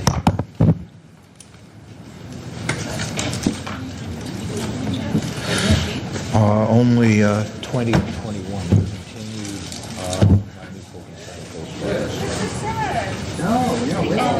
Who's violating the ordinance, not the Historic Preservation Commission. So would it be appropriate to find the Planning Commission in violation for failure to provide her failure to appropriately record public comment at Historic Preservation Commission meetings? Through the chair, the obligation is the policy bodies, not the staff. So the policy body is required to instruct the staff to provide whatever is required by the ordinance, and the violation belongs to the policy body. But you do understand that the staff is provided by the Planning Commission? Through the chair, yes, I do understand that. That's a logistical difficulty that the policy body needs to deal with. Is there public comment on this item? Yes, hello again. Joan Wood here. I've attended most of the meetings of the Historic Preservation Commission that are referred to here, and Linda Avery is required to be the clerk for both the Planning Commission and the Historic Preservation Commission, and it's really an impossible job, and I've heard her make this statement. I admire her. She's been very helpful to me in the past with Planning Commission matters. I don't think this is her negligence, and I think if you did have somebody respond to your request, it probably should be Mr. Raheim, head of one of the two heads of the planning department, because he's appeared before the Historic Preservation Commission and said that they were short of funds and they couldn't finance another matter connected to the Historic Preservation Commission. The Historic Preservation Commission has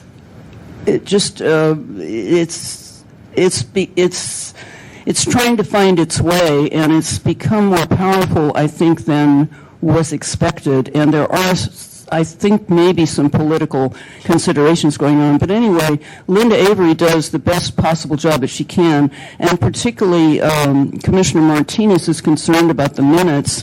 He asked a lot of questions about it at one of these meetings that is referred to here by Peter Warfield.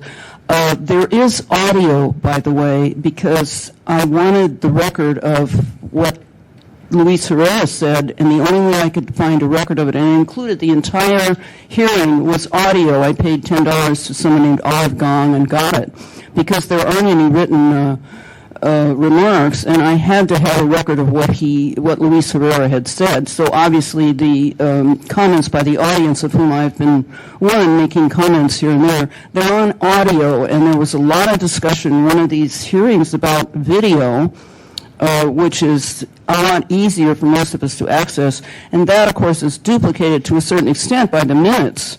But, I mean, it's a really hard job to summarize what all of us said, and we have to fill out a card, and maybe we didn't put down our affiliation. Anyway, there's a lot to this, and it's a budgeting problem, and any way that you can help the Historic Preservation Commission get their own secretary, although Linda Avery is terrific, and if she had aides, if somebody would pay for her to have an assistant, it would be extremely helpful, and I know that she would like that too. Thank you. Thank you. Is there further public comment? Hi, Kim Crossman.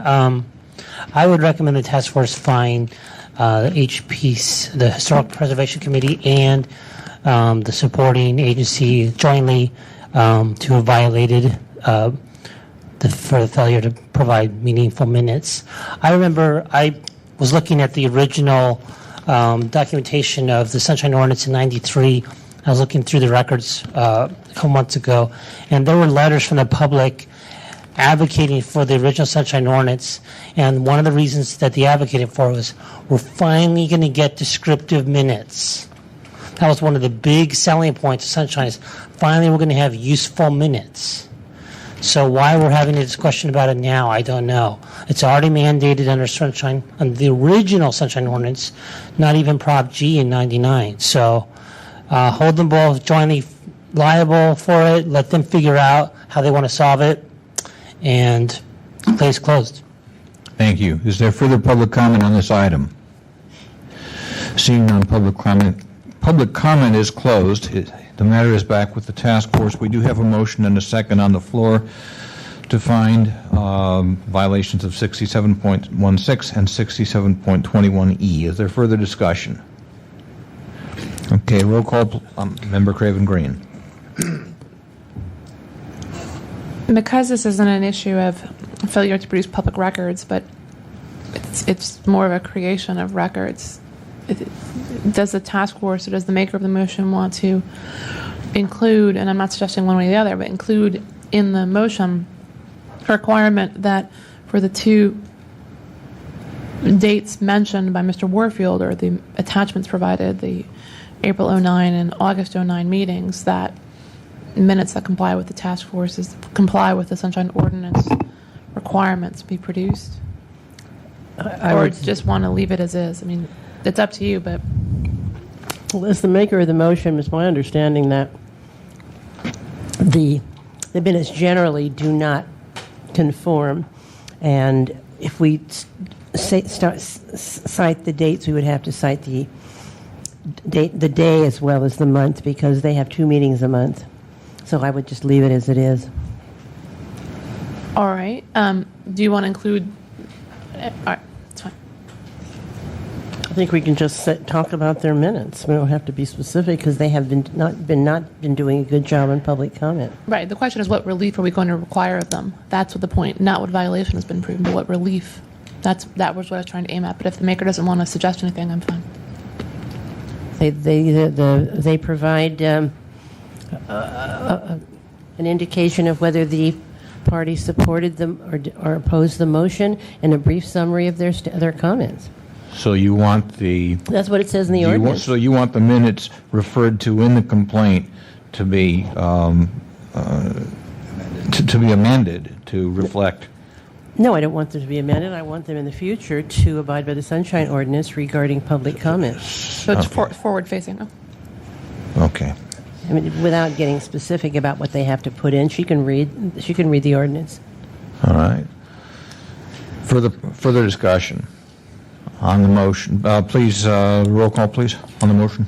On the motion, Member Craven Green. Aye. Craven Green, aye. Member Cotton. Aye. Cotton, aye. Member Manny. Aye. Member Manny, aye. Member Washburn. Aye. Washburn, aye. Member Knebber. Aye. Knebber, aye. Member Chu. Aye. Chu, aye. Member Goldman. Aye. Goldman, aye. Member Nee. Aye.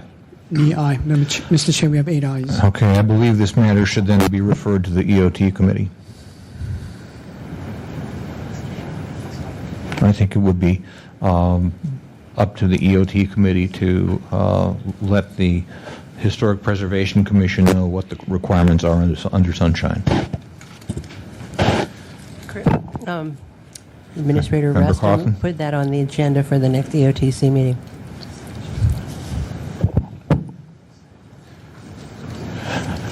Mr. Clerk, could you read the next item, please? Item number 8 is the determination of jurisdiction on complaint filed by the Asian Law Caucus against the Mayor's Office for alleged failure to respond to information requests. Okay. Members, I move that we find jurisdiction on this item. Second. Moved and seconded. Is there public discussion on whether to accept the minute? Has there been any contesting? No. Okay. Is there any public discussion on the jurisdiction question only? We're not arguing merits here, just jurisdiction. Hi, my name is Angela Chen. I'm going to keep this very brief. The ordinance, the Sunshine Ordinance, applies to all agencies, including the Mayor's Office. The requested documents are covered by the Sunshine Ordinance because they qualify as a writing and a public record, so there is jurisdiction. Thank you. Further public comment on jurisdiction only? Seeing no public comment is closed, matters with the task force. There is a motion on the floor to accept jurisdiction, and there is a second. Is there further discussion? Roll call, please. On jurisdiction, Member Craven Green. Aye. Craven Green, aye. Member Cawthon. Aye. Cawthon, aye. Member Manny. Aye. Manny, aye. Member Washburn. Aye. Washburn, aye. Member Caneva. Caneva, aye. Member Chu. Chu, excuse. Member Chan. Chan, excuse. Member Goldman. Aye. Goldman, aye. Member Nee. Aye. Nee, aye. Mr. Chair, we have 7 ayes. Okay, before we proceed with the merits on the case, I want to ask if there is somebody here from the city. Okay. I will again read this letter, a brief note from the person I guessed to be the respondent. I was here to represent the mayor's office for the complaint filed by the Asian Law Caucus. I had to leave to respond to the press. Sincerely, Brian Perchia. Let us proceed. Is the complainant present? Yes, Okay, thank you for coming. You have 5 minutes. Thank you. Good evening. My name is Angela Chan. I'm a staff attorney at the Asian Law Caucus, a nonprofit civil rights organization in San Francisco. On September 2nd, 2009, I submitted an immediate disclosure sunshine ordinance request to the mayor's office. The request had essentially 2 items, and you have the record before you, so I'm not going to quote it specifically. I'm just going to summarize that basically one request was for a city attorney memo that was leaked by the mayor's office to the Chronicle regarding undocumented youth. It's a highly publicized issue. You might have read about it. The second request was for any communications between the mayor's office and the Chronicle, basically to find out who leaked the memo from the mayor's office, when did the leak occur, who was it leaked to in the Chronicle, and how was it leaked. So that was the request I put in. Unfortunately, the mayor's office refused to comply with my valid sunshine ordinance request. On September 3rd, 2009, they sent me a web link to the city attorney memo that was leaked to the Chronicle. However, they did not comply with my request for any communications or documents between the mayor's office and the Chronicle. In other words, I had the memo that was leaked. It was already public, so it wasn't like I couldn't get it another way, so that wasn't really the biggest concern. What they were refusing to give me was more important, and that was the communications between the mayor's office and the Chronicle. Rather, they sent me a one-sentence email that said that I've attached it as Exhibit B. The one-sentence email says, my earlier email completes our response to your request. The earlier email being just the city attorney memo and not any communications. In response to this one-sentence denial of my request, I sent another email to the mayor's office, and this is again in Exhibit B. I asked the mayor's office to complete the request by giving us the communications. I also asked the mayor's office, I also gave them notice that I would file a Sunshine Ordinance Task Force complaint if they did not give us the communications. The mayor's office ignored my email and to this date has not given me any kind of response. The mayor's office also did not provide any justification for the withholding of the documents, even though the Sunshine Ordinance Section 67.27 requires that any withholding of information shall be justified in writing. We know that there are relevant communications between the mayor's office and the Chronicle regarding this leaked city attorney memo about the undocumented youth issue. There are a number of press sources that make it clear that the mayor did do this leak. One of the most clear articles comes from Sarah Phelan, who is actually here today, a reporter for the San Francisco Bay Guardian. She asked him at a public press conference whether or not he was, quote, concerned that someone in his office had leaked a confidential memo about Supervisor David Compass's proposal to extend due process to immigrant youth. She also asked him point blank, so did you leak the memo to the Chronicle? The response from the mayor's office, from the mayor himself, Mayor Newsom himself, is, quote, I handed it to some of my people, close quote. The mayor then paused to take a look at Nathan Ballard, who was his spokesperson. The mayor's office has a duty to maintain records of these communications. Under Section 67.29-7A of the Sunshine Ordinance, the mayor had a duty to, quote, maintain and preserve in a professional and businesslike manner all documents, correspondence, including but not limited to letters, emails, drafts, memos, invoices, etc. The original records must be kept in accordance with 67.29-1, regardless of the replacement, retirement, or transition of any public officials, including Nathan Ballard.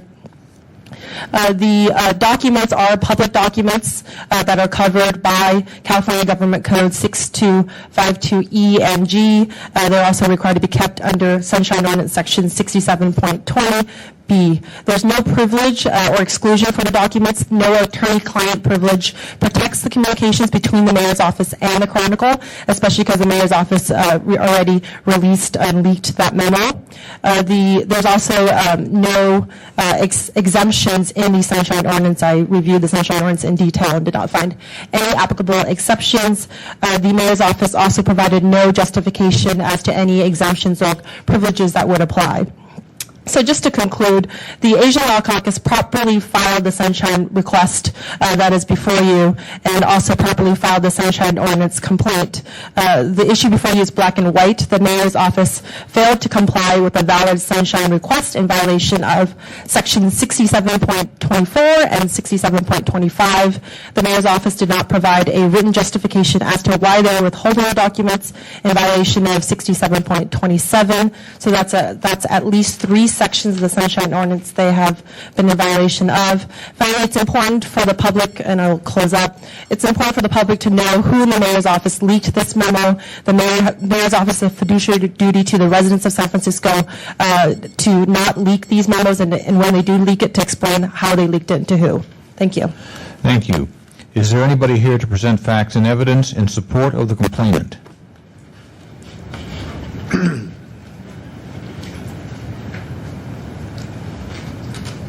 Good evening, everybody.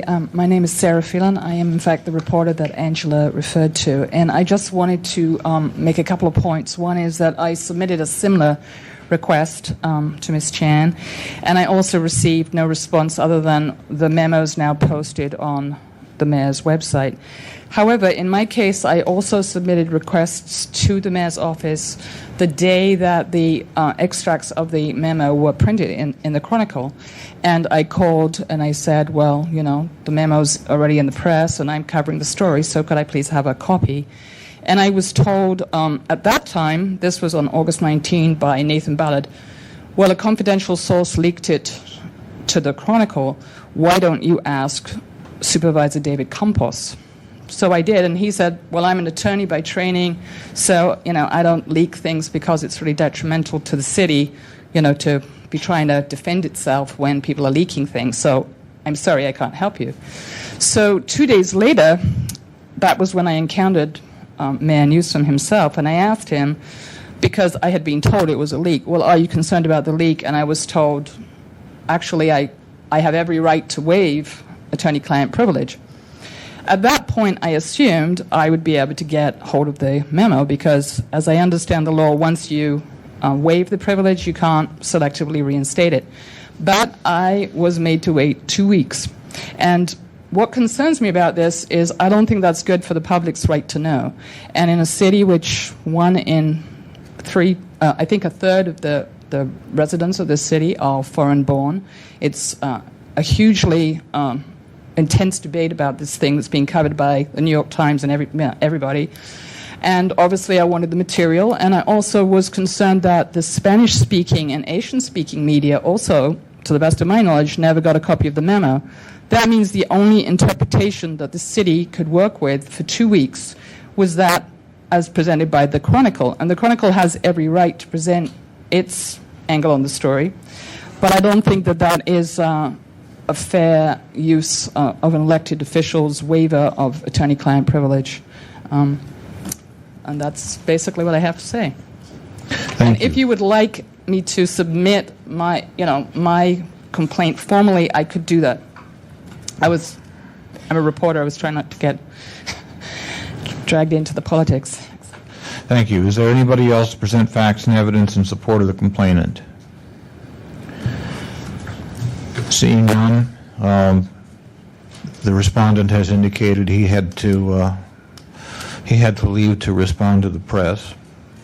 In the interest of disclosure, I will tell the body here that I have a casual acquaintance with Ms. Phelan by virtue of the fact that we're fellow journalists. I do not feel that will prejudice me in this case. Is there anybody here to respond, to present facts and evidence in support of the respondent?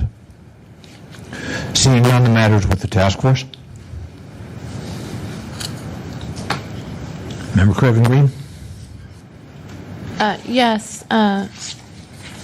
Ms. Chan?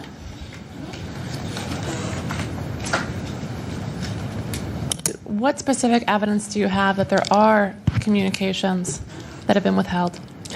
There's at least 3 newspaper articles where it was clear that the mayor's office was admitting that he leaked the memo. And Right, he but actually,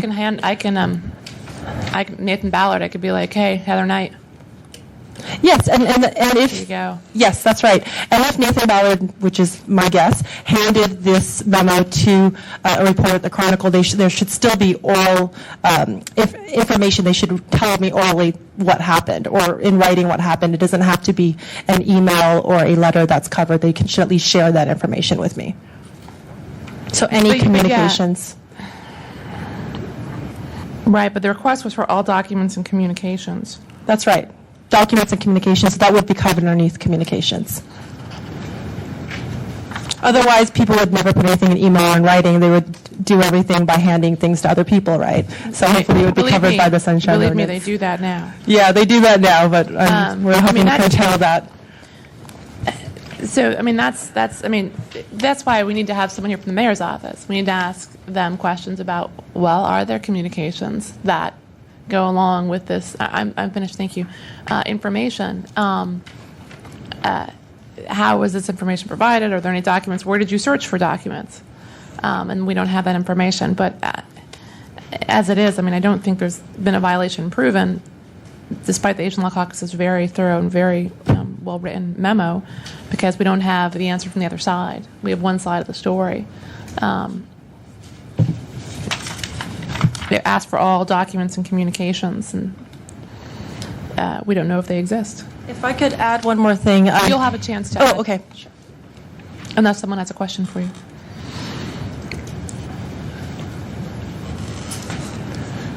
Okay, is there further discussion by the task force? Okay, seeing none at this time, the respondent is not here, so the complainant now has 3 minutes to present any concluding remarks. Let me flush out this oral communication part just to make sure we're clear. According to Section 67.20, public information shall mean the content of public records as defined in the California Public Records Act, whether provided in documentary form or in oral communication. So that's what I'm referencing, 67.20. Even if the mayor's office were here and they were to argue that for some reason this doesn't apply, which I argue it does apply, they should still allow us to look through their emails, letters, and correspondence that are relevant to this time period to see if there is any written communications. So that's the key piece to it. The mayor's office not appearing here doesn't mean that a violation wasn't established. I think through this very detailed complaint with all the evidence that was attached, and also having a witness here, reporter Sarah Phelan, who firsthand heard from the mayor that he did hand the memo to someone in his office who handed it to the Chronicle. It's clear that there was a leak. The public has a very clear and very strong interest in knowing why there was a leak, who leaked the memo to whom. This city attorney memo, if you're familiar with it, basically gives a lot of information to those who might be very anti-immigrant, anti-sanctuary, who might want to bring a suit against San Francisco. So a leak of this memo could have cost San Francisco a lot of money in terms of lawsuits that would have been filed against San Francisco. So there's a clear public interest in this, in understanding how this leak occurred. Thank you very much. Thank you. This time we'll take public comment on this item.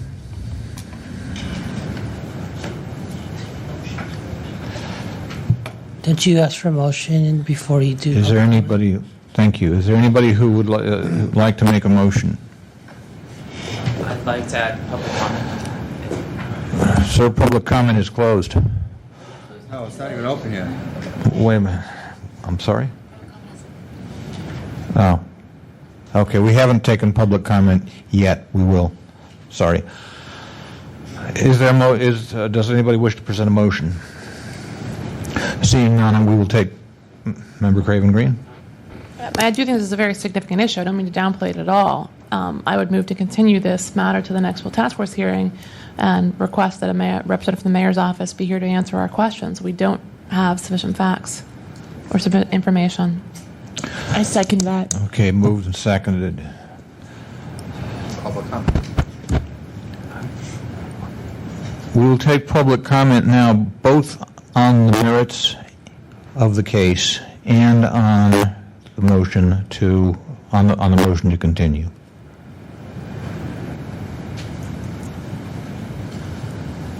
Nicholas Jessen.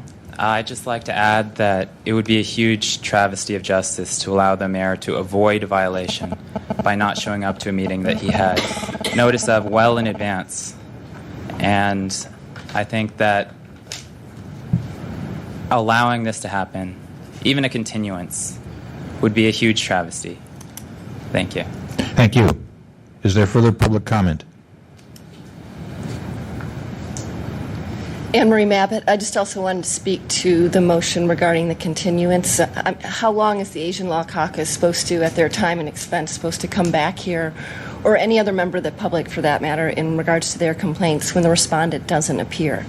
I mean, 2, 3, 4 times. I mean, the process could extend it out a year. So I'm just unclear as to what the task force can do when the respondents don't appear. Our appearances here as complainants is at great time, expense, and effort on our parts. And if the respondents simply don't show up and then it gets continued, that seems grossly unfair. Thank you. Thank you. Is there further public comment?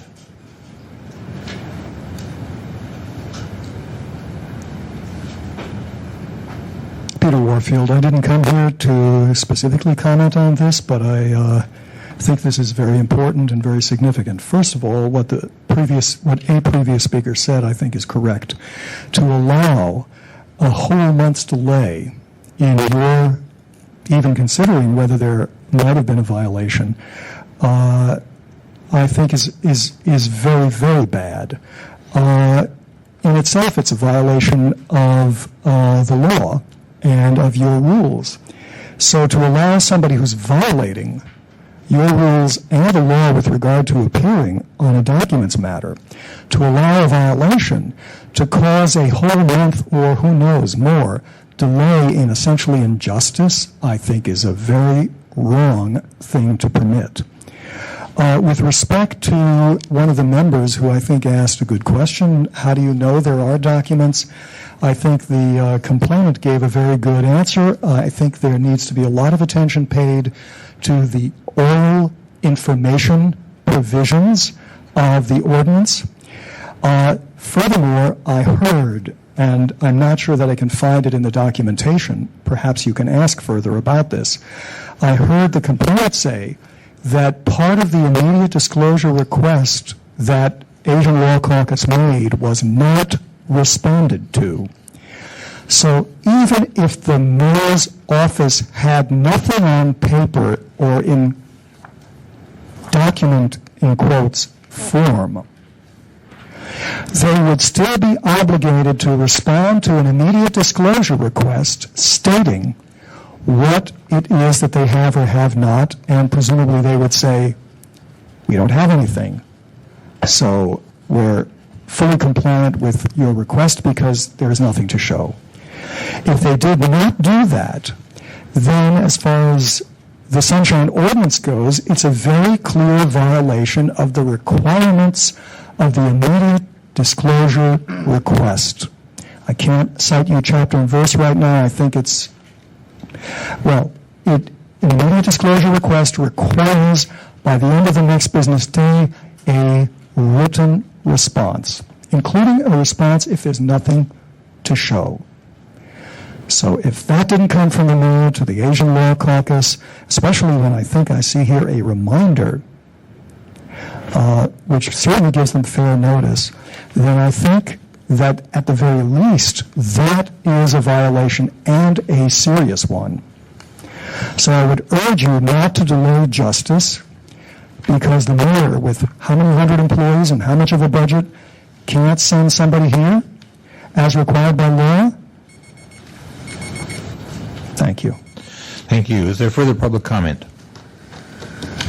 Hi, Kimo Crossman. I find it strange that the mayor's public information office, who I'm sure is on a 24-hour 7 availability for any emergencies that happen in the city, can't send whoever happens to be on duty right now to sit in this meeting, check in their BlackBerry and working on email on their laptop, waiting for this item to come up. I don't find it believable that a PIO, a public information officer, was pulled out of this meeting to deal with the press and has been pulled out for, since whenever the person got pulled out. They didn't come back. They didn't leave a phone number saying, hey, call me when my item comes up so I can come to the meeting and I can address this. No, they just left the meeting. And the reason I think they left the meeting is because they saw the tenor of the discussions here and were afraid that they would be found in violation. And so they thought, well, if we leave, maybe that will cause a wrinkle in the scenario.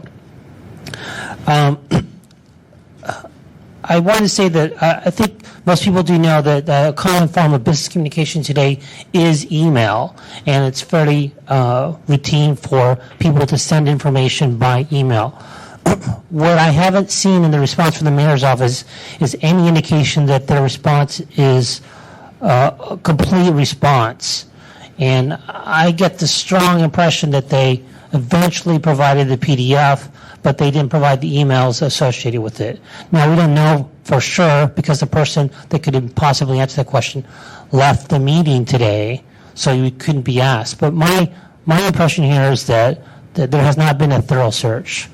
And so I don't think that we should wait another month. I think you should find a violation on the facts presented today. You can always refer to this to a committee for compliance for enforcement, and that person can come and explain the situation there if it was indeed a thorough search, which I think is unlikely. Thank you. Is there further public comment? No. No.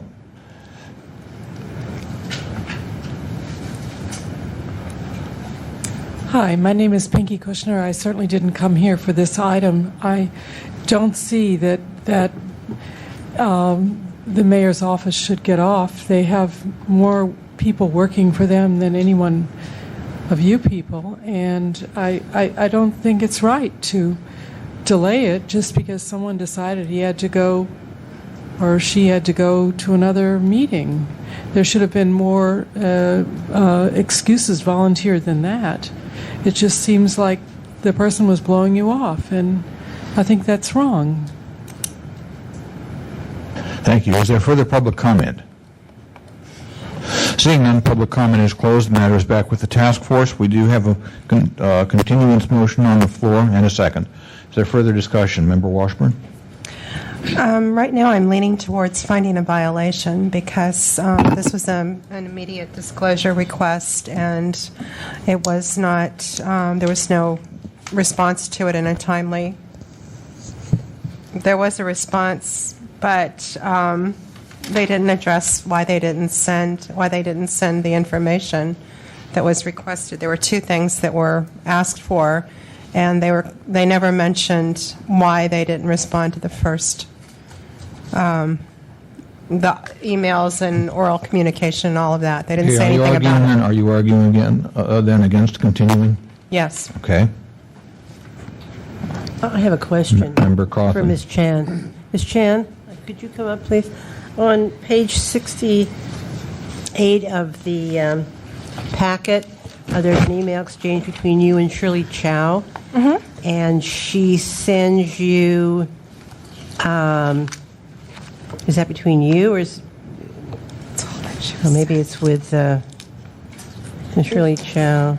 Yeah, that email is Shirley. And she sends you a link. What was the link? The link was just to the city attorney memo.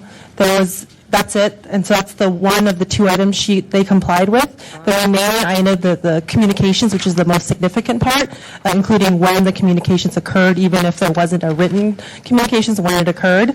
There was no response. If you look at the entire email thread, she basically ignores me like there was no second request. She handed me what already the public had gotten a hold of 2 weeks after the Chronicle got a hold of it. So that what she gave me wasn't that significant. She didn't respond at all or recognize that second request for communications. There's nothing in here from her, and this is the extent of our communications. There's no follow-up emails. And when did she respond to your immediate disclosure request? By the end of the next business day? She only responded because I sent the mayor's office an email trying to reminding them to give me a response, and the response I got was just this link. And then you can see from my follow-up emails, I tried to get the communications from her, and she basically ignored me. Like she never addressed the merits of that request and never explained why she wasn't giving it to me. She could have made up the various reasons why she wasn't giving it to me, but she did not give me any reason at all. She just ignored that request completely. And you're alleging that there's a violation of the section that says withholding must be explained. Exactly. Thank you. I did second the motion, but I am thinking that, I don't know why I keep on dumping these things off, that with withholding, there was not an explanation of the withholding that I can see, and I am persuaded that the fellow who left the meeting, he shouldn't have been on call for the press if he knew we had a prior commitment here. So I think I'm inclined to withdraw my second. I just wonder if it shouldn't be voted on tonight, and I have a feeling that if the mayor's office didn't come tonight, they aren't going to come again. They aren't going to come in. Are you withdrawing your second, Ms. Coffin? Okay, the second is withdrawn. Does anybody wish to second Member Craven Green's motion? Okay, then the motion dies. Is Member Craven Green? Oh, if someone wants to make another motion, that's fine. I just wanted to comment. If we look at the emails, the mayor did respond. So Ms. Chu writes back after she gets the link, which is pretty deficient response. It's just one link. It says, thank you for responding to item 2. I need item number 1. And then on the top of page 69, Ms. Chow responds and says, my earlier email completes our response to your request. They've completed it. So, should they have said, we have no other documents? Maybe. It should have been a little clearer. But, there was a response. So I actually think that there was a response. As to the issue of continuance, I, too, am very frustrated by continuances. I think the mayor's office should have been here to answer these questions. I think this is a very significant and serious item. However, unlike an issue which we can resolve on the facts of the papers submitted to us, we can't do that here. For example, on the one against the Mr. Pitts' complaint, the person left early, but we could have resolved it because they admitted in the papers, and there was proof that they hadn't posted the agenda on time. Or you get proof that they produced 5 documents, but they withheld 3, and here's why they withheld them, and we say that's insufficient. There are certain ones that we can decide on the papers and on the submissions, and where we can do that and feel comfortable we have enough information to reach a decision, we do so. But unfortunately, in the category of information where it's basically, are there any other documents? We don't know, and there's been no proof that there are any other documents. I can leak a memo in a number of ways that don't create documents, and I believe the provisions for oral information don't apply here. There's no requirement to create a document, right? You don't have to. There's no requirement that I sit down and type out an email to you to create a document. That's not a requirement under the Sunshine or under Public Records Act. There's a separate provision that deals with requests for oral information and responses to that oral information orally. I don't believe that's at issue here. So, we're in a situation that's difficult, and that's why I would not vote for a violation now. Unfortunately, I would vote for continuance, and hopefully we get that information at that point. If down the road there's a refusal to come to this task force, so we cannot make a decision, I think at that point we can draw an inference. Repeated refusal to come is not only a violation of 6721E, but I think at that point a judicatory body can draw an inference that say you didn't show up because, and therefore we can infer against you that you're not producing, you're not providing us an answer. So that can be done down the line if they refuse to show up continuously. But I just am not in a position today to be able to vote for a violation. I have a question for clarification. Do we know how many times the mayor's office was requested to attend and did not attend? Is this the first time, correct? For this complaint? For this complaint. I believe this is the first time this complaint's been before us, so it's the first time that they were requested to attend. So, I basically, essentially, has this happened before, where you requested them to come or requested them to clarify, and they refused, or they did not? For this particular complaint here, the mayor's office has, and I have written evidence of this, the mayor's office has received at least 4 emails, and I filed this complaint back in September, and this is actually a continued hearing, so they've had ample time. The mayor's office hasn't filed a response to my complaint. They haven't filed anything. I predicted coming here today and spending 2 hours waiting for this item to come up, that they wouldn't show up, because they haven't done anything to show that they wanted to comply with this request. That email response from the mayor's office, this completes my request. That is not a response to the item, the communications request. If I had separated the two into 2 Sunshine Ordinance requests, it would have been very clear that they were only giving me one and not the other, and just saying a blanket statement like that is not a sufficient explanation. It wouldn't make sense in terms of playing out for other requests. If you put in 10 items and they give you one, and they say this completes my request without any explanation for why they're not giving you the remaining 9, that wouldn't be very logical. Ms. Chan, I have a question. I'm just repeating my previous question about the link that was sent to you on page 68. Could you say that is shown on page 68, sent to you by Shirley Chu?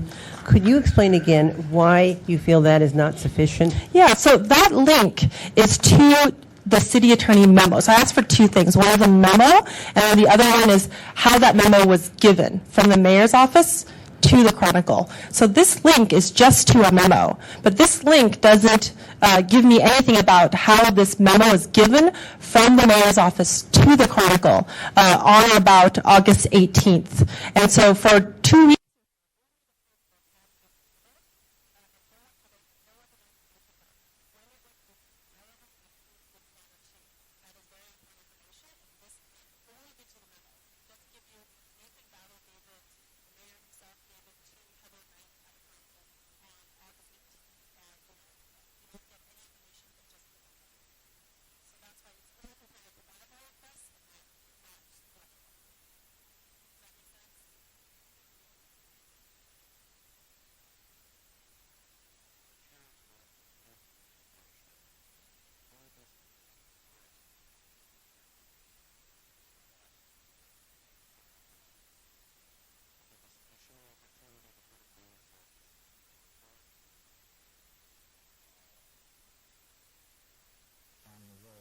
I'm sorry, I shouldn't be discussing it unless there is a second.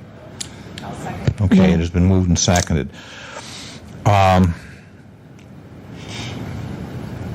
May I make an additional suggestion?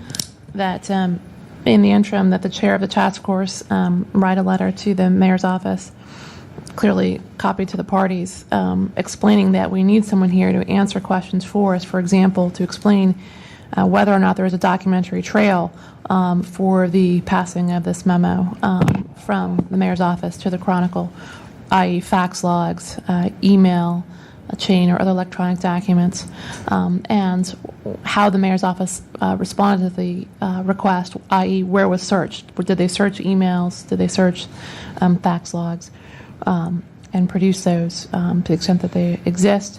I would also have that letter note that further failure to appear would lead to a violation of 6721E, and that also finally requesting that the mayor's office comply with the Sunshine Ordinance Task Force procedures, which is to provide a written response within 5 days of the complaint, which has not been done, and to have that response in writing submitted in advance of the next hearing. I'll ask you to repeat all that later. But let me just say that by continuing this, whatever decision the task force comes up with at our following meeting, which is scheduled for January 5th, will have much stronger basis in fact than what any decision we could reach tonight. And that's why, I deeply regret this. Obviously this creates some difficulties for the complainants, and it also does, I think, compromise the public's right to know. at the same time, we want whatever we do to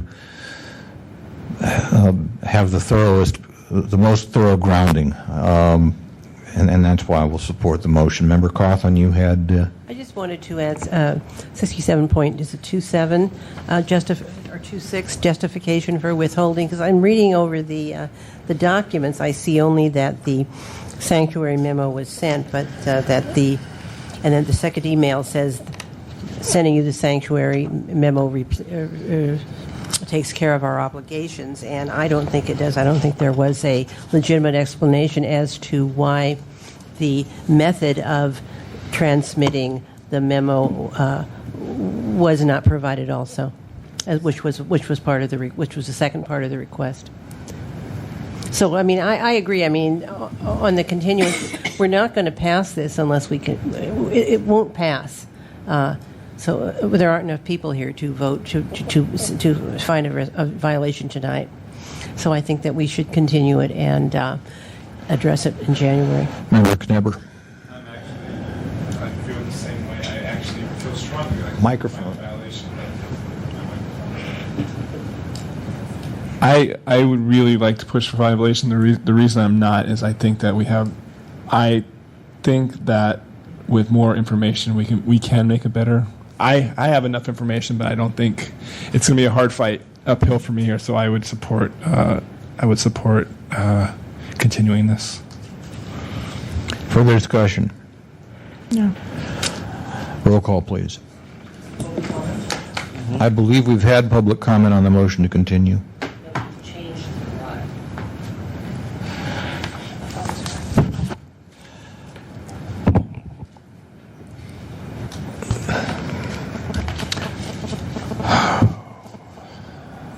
All right, let's have public comment then. Kim Crossman, I agree you should continue. I just wanted to say, I think you should include in your request for records from the mayor's office any deleted records as well. But besides that, I agree, fax logs, emails, and deleted emails. Thank you. Further public comment? Thank you, Mr. Chair. Peter Warfield.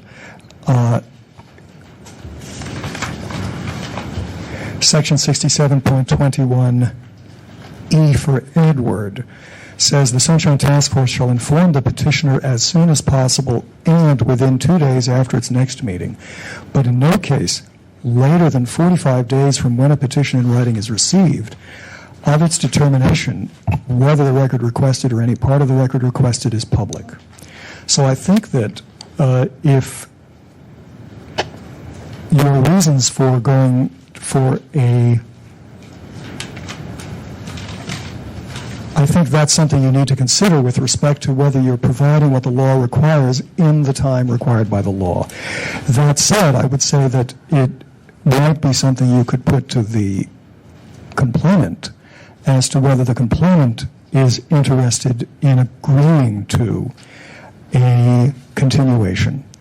I think there's a timeliness issue, and it sounds to me, if I were in the mayor's office, I'd say, great, I'm never coming to this joint, and I'm never going to testify because they'll just give a continuance and a continuance and a continuance. I think it's encouraging the worst possible behavior. Maybe I'm remembering poorly, but I remember in some years ago the mayor's office had 600 special assistants. The idea that somebody can't, whatever the number is, the idea that on a well-prepared and long in advance known meeting, the mayor can't send somebody who can stay here or provide a backup for the person who was here, or how much time has gone by, how long did that person need to deal with the press. I think it's just encouraging bad behavior and a disservice to the public who expects a prompt determination as suggested or as stated in 67.21E.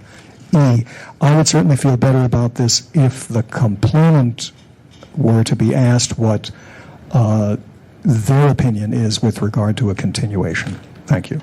Thank you. Is there further public comment on the motion to continue? Seeing none, Mr. Threed, I believe you had a comment. Chair, can you, in the interest of providing flexibility to the task force, I don't think there's any barrier to the task force making determinations on those portions of the alleged violations that they feel are supported by the current evidence, and then continuing those that they think they need more information on. Thank you. So could we sever could we have three motions, one on continuing, one on 67.21E, failure to appear, and one on 27.26, failure to Provide justification for withholding? Yeah, justification for withholding. So could we have three separate, I would move that we have three separate votes. Okay. If someone will second it. I'll second it. Without objection? Okay, so we have three matters before us. On the question of the substantive violation, that is a motion to continue. I think we should take first the question of failure to appear, 67.21E. Is there a motion to find violation of 67.21E? So moved. Second. Moved and seconded. Discussion. Okay. Is there public comment on the motion to find violation of 67.21E? This is failure to appear before the task force.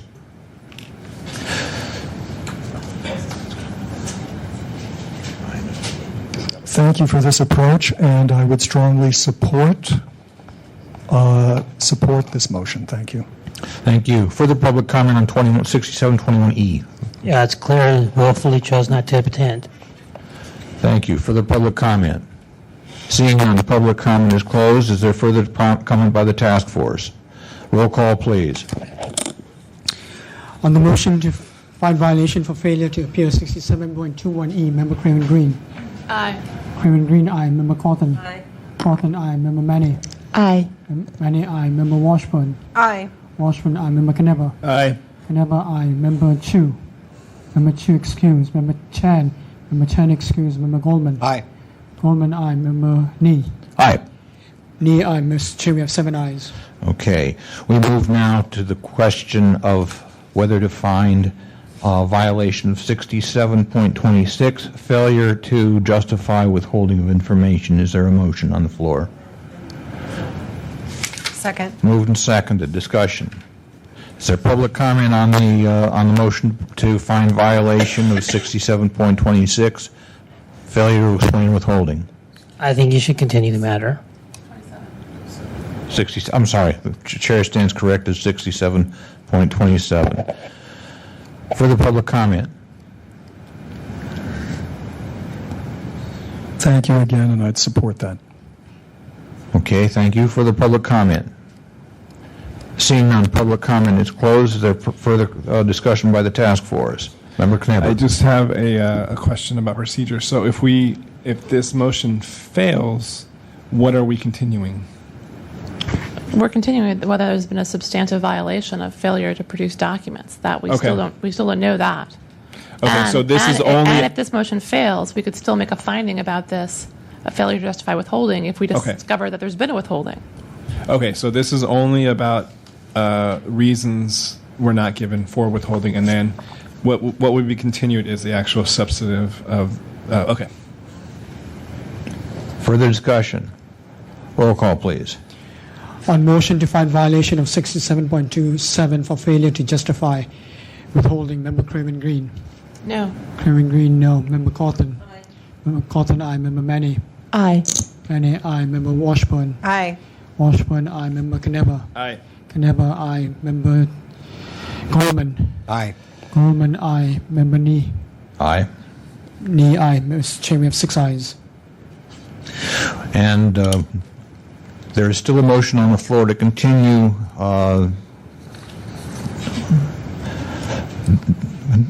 discussion on possible finding of the withholding itself. Is there? This has already been given to public discussion. Is there further discussion by the task force? Okay. Roll call, please. On that motion, Member Craven Green. Aye. Craven Green, aye. Member Cawthon. Aye. Cawthon, aye. Member Manny. Aye. Manny, aye. Member Washburn. Aye. Washburn, aye. Member Knebber. Aye. Kneba, aye. Member Goldman. Aye. Goldman, aye. Member Nee. Aye. Nee, aye. Mr. Chair, we have 7 ayes. Thank you. Mr. Clerk, would you read the next item, please? The next item is determination of jurisdiction filed by Anne Marie Mabbutt against the Department of Recreation and Park for allegedly not responding to her immediate disclosure requests.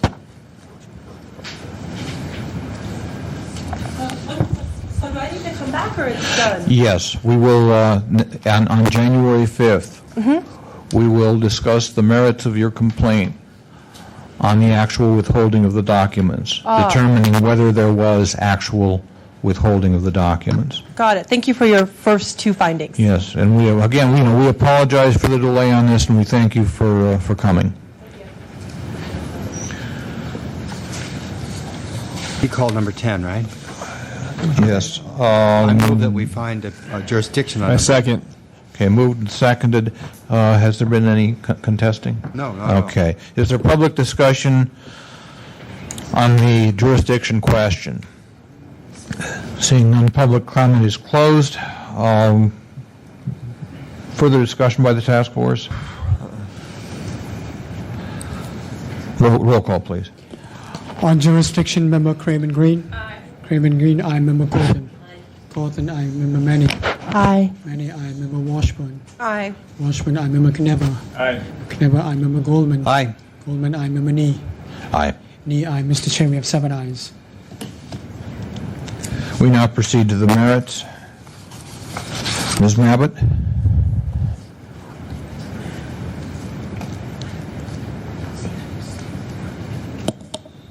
Thank you for coming. You have 5 minutes. Thank you, task force members. My name is Anne Marie Mabbutt, and I'm here tonight regarding the Recreation and Park Department's continuing violation of both the letter and spirit of the Sunshine Ordinance. Specifically, I'm alleging violations of the following sections: 67.21A, 67.25D, 67.14C, 67.29-7A, 67.7-1B, and C. And then further, depending on whether I'm allowed to ask a question of Ms. Gong or the task forces, I submit there are also violations of 67.26 and 67.27. I've submitted 10 exhibits in total regarding this complaint to the task force. I hope the members have had a chance to review most of them. Some of them may have been submitted late last night regarding this complaint, but I feel they're all important, and I hope you've had a chance to look at them.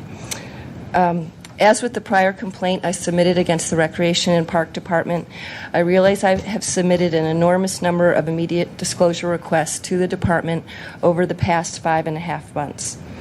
And while I appreciate that the department has properly responded to many of these requests, just as many requests continue to be partially or incompletely responded to or ignored. Particularly disturbing, I find, and the task force should find, the violations of 67.14C regarding the requirements for posting audio recordings of all regular and special meetings within 72 hours to the SFGov website. If you notice the exhibits I submitted in regards to this violation, the department confirmed they did not maintain those audio records. They did not submit the audio records to the SFGov website. When I requested the link to the recording, the department's response was that there was none, but that I was free to come into McLaren Lodge and listen to the audio recordings for free on a playback device. I submit that is absolutely insufficient and does not provide the public the access it is entitled to under the terms of the ordinance. Imagine if an elderly or disabled person wanted to listen to those audio recordings on the SFGov website. The response that they don't have it, but they are welcome to come into McLaren Lodge and listen to them, is completely insufficient. I myself have 2 small children. That offer was also insufficient for me. Am I supposed to pay a babysitter and then spend the time and effort to go down and listen to it when I could do it from the comfort of my own home? Also, particularly disturbing, I feel, are the violations or alleged violations of 67.7-1B and 67.7-1C regarding notice requirements for public meetings. If you reviewed the exhibits I submitted in regards to this violation, all the notices are completely insufficient. There is absolutely no mention on these notices of the Sunshine Ordinance, the public's right under that, any contact information on which to respond or inquire about the meetings. So again, that is completely insufficient, and I submit a very serious violation of the Sunshine Ordinance. I further submit that all the other violations are also serious, and I request that after a review of the evidence presented, if the task force agrees that any or all of these sections have been violated, that they issue a written order of determination to that effect. In regards to Exhibit 1 and the request, the incomplete and insufficient response by the department to the request for email correspondence between myself and Terry Schwartz, clearly the department did not provide all requested documents, as I have proved to you by the exhibits I submitted of copies of emails that I possessed that the department did not turn over in response to that request. I find this particularly disturbing given that if you reviewed the original request, I gave the department each and every email address that could possibly have applied and the time frame, and despite that, they still did not turn over, obviously, responsive documents. So I am requesting in this case that the task force recommend, order, whatever, an IT sweep of Mr. Schwartz's emails, of course, both deleted and not yet deleted, in an effort to secure all responsive documents to that request. Finally, I don't know if I can ask directly or if the task force can ask for me. I submitted to all of it about 3:30 an email asking if there were any further responses by the department today to my newly prioritized immediate disclosure request list. If there's been no further responses to item number 1, then I submit the department is also in violation of 67.26, 67.27, and 67.29-7A. Thank you. Thank you. Is there anybody here to present facts and evidence in support of the complainant? Seeing none, will the respondent please approach?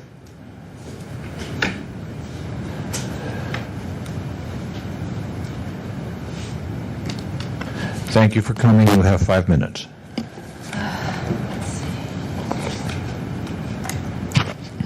Good evening, members of the task force committee. Let's see. In response to... Please identify yourself. I'm Olive Gong, custodian records for Recreation Park. Thank you. In response to Ms. Mabut's complaint, I would say in the last 5 months, the department has received more than 150 separate requests and 155 emails from the requester. And in Exhibit 2, I have the screenshots of her requests. In Exhibit 3, I have the list of the items that she has requested. The department has responded diligently and regularly with written responses and documents, and it has devoted as many resources as could be made available to the tasks the requests have required, including the analysis of complex requests, consultation with persons who could assist in providing responses, searching for potentially responsive records, reviewing records when located, preparing written responses to the requests, and disseminating the responsive records, and also keeping track of all her requests. From mid-June until today's date, the department has sent 188 emails, 235 email documents, 1,842 hard copy documents in response to the requester, over 2,000 documents in all so far. You can see Exhibit 4, a screenshot of the department's emails back to the requester. In Exhibit 5, you can see the dates and the numbers of the hard copies when the requester came in to pick up the hard copies. I also have documentation of payments if you would like to see those. The The department has been unable to meet her immediate disclosure deadlines for two main reasons. One, while some of the requests are simple, most of the requests are composed of a list of items requiring an extensive search, requiring hours of staff time to look through records, and two, due to the sheer number of requests, there is not enough staff time to fill all these requests in the timeline that the requester would like. Given the scope, volume, and frequency of the requests, the department asked the requester to prioritize her requests, which the department would respond to one at a time. The decision to handle one request at a time was made so that the staff would be able to continue performing its regular duties, including the duty to respond to public record requests from other individuals. The requester was never satisfied with the department's efforts, as made frequent formal complaints to the SOTF. The department has devoted many hours diligently preparing for and attending every hearing that it has been asked to attend. Today I was actually rather surprised that Ms. Mabat has said that one of her main complaints has been the audio recordings. I mean, it is true we do not have the audio recordings of the commission online, but she is welcome, and we have invited her to come in to listen to the audio recordings. Just in closing, I would just say that, the department has been trying to respond to Ms. Mabat's request and still maintain our other department operations. We respond to her regularly. We answer her questions. She just never seems to be satisfied with what we provide her. That's all. Thank you. Is there anybody here to present facts and evidence in support of the respondent? Seeing none, the matter is with the task force. Member Craven Green. Ms. Gong, you were reading from something you submitted to us, or? Yes, I was. And when did you? Is that in our packet, Chris? Yes, that was. Yes, that was the letter in response to the complaint. Is that in our packet, Chris? That is not in the packet. I believe that is information that was provided several months ago, I believe. My letters did. It's a letter that I wrote dated November 24th. Page 148. Thank you.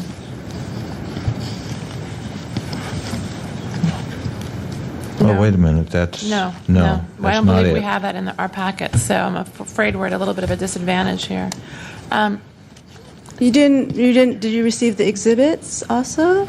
From you? Oh. No, we have received a number of exhibits from the complainant, but none from... Are those attached to your letter? Yeah. Chris, do you remember receiving those? I do have a copy of all the exhibits and the letter, though I scribbled on them. Do you mind sharing it? Oh, certainly. And did a copy of that go to Ms. Mabbott? Okay, so Ms. Mabbott has it. Good. No, she's saying no. Oh. So here's my letter scribbled on. Ms. Gong, did you happen to send that directly to Ms. Mabbott? No, I sent it to the task force, SOTF. Yeah. Okay.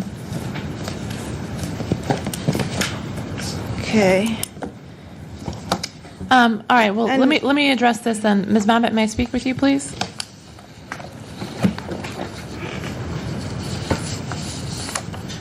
The problem I have with this complaint is that there's no cover letter. There's no explanation of what's going on. You submitted a complaint that said there was thousands of violations, and then you submitted 10 exhibits. And some of the exhibits do kind of drill down a little bit as to some of the allegations, but there's nothing that we can go through and do a check mark for. So it's very difficult for us to find the proof of each specific violation that you're alleging. Okay. Unless I'm missing something. Okay, but, I'll help. So it's you have to understand, like, you need to help us. Okay. And the way that you've been submitting complaints has not been helpful. So we need to be able to say, here's the request, here's the complaint, here's the information. So maybe we can do that by going through your exhibits. Exhibit 1 that you submitted to us, I'm just trying to find where that starts. I believe it's on page 119. of our packet. Correspondence with Terry Schwartz. Now, what is this complaint about? I submitted this request because Terry Schwartz and I, over the course of the past 3.5 years, had numerous emails. We had a couple of meetings between us discussing the tennis instruction permits at Golden Gate Park. Okay, now what was the request? And the city in particular. My request was for any and copies of full and complete copies of any and all correspondence since I believe sometime in 06, from July 06, I believe, to whenever Mr. Schwartz was let go. And so approximately June 09. Okay. So I submitted a precise time frame of approximately 3 years and correspondence between you and him, or between myself and Terry Schwartz regarding that issue, as well as in many of these letters. I also, at the same time, we discussed, or I presented reports of alleged illegal activity. Okay, so the request was any and all correspondence between myself and Mr. Schwartz for approximately a 3-year period, beginning I think July 06 to June 09, and I gave the department all 3 email addresses to which any correspondence could have been sent or received. Okay, and what is your complaint about compliance with that request? They didn't give me everything. I have and submitted to you copies of correspondence from 06 that were not turned over by the department in response to this request. Okay. So, for example, you have the emails, but the department didn't produce them to you. That's right. Copies to you. That's right. Okay. Not sure where that gets us, but you don't have to explain why you want it. Please sit down for a second or just step away. Ms. Gong, can you address that issue? Actually, I had asked our IT person to search for the emails that Ms. Mabut had requested, and he did them according to her specifications, looking through all the email addresses that she's had. Terry doesn't work in the department anymore, so he didn't do it. So that's why our IT person looked for them, and he sent all the emails that was in his email box, and then we sent them to Anne Marie. All right, so we just have a dispute of fact then. Yeah. And I also have the exhibits that are attached to my. Did you have a chance to look through the emails that Ms. Mabbitt attached as exhibits to this complaint? Did I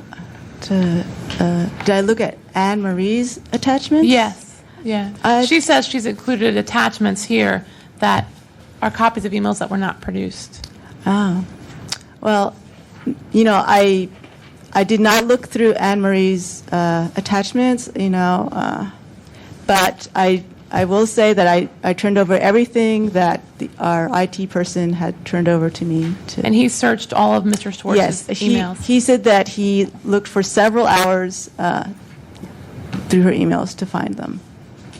Through Mr. Schwartz's emails? Yes. Our IT person looked through Terry's emails. Okay. Thank you. Thank you. Ms. Mabbitt? Number 2. What's number 2? Number 2 was Mr. Dennis Kearns denied. I basically had originally requested, I believe it was on August 5th, it was essentially a sunshine of his sunshine. I wanted any and all correspondence that related in any way to the Sunshine Ordinance, any public records disclosure requests, etc. And as I explained to Madeline Licavola in the clerk's office the other day, admittedly, I have submitted numerous requests to the department over the past 5.5 months, many times early in the morning or late at night. Okay, all right. I'm just trying to figure this out. So anyways, you asked for all documents. Yes. Basically, as written. It's all. I want a copy of all of correspondence regarding advice on compliance analysis with an opinion concerning liability under the Sunshine Ordinance, and they responded, we don't have anything.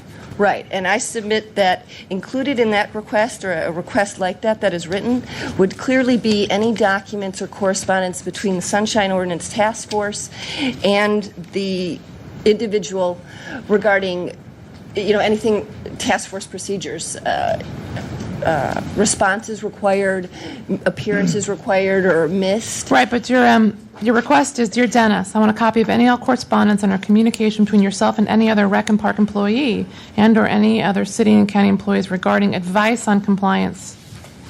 So, or any other, I believe it says, or any other communication concerning, which I submit should certainly include correspondence from the task force to those individuals regarding appearances, etc.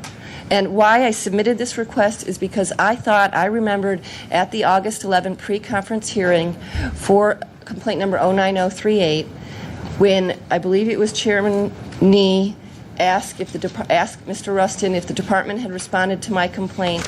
Mr. Rustin confirmed that they had not responded in any way, and then I thought I had heard someone say, so Mr. Kern did not respond.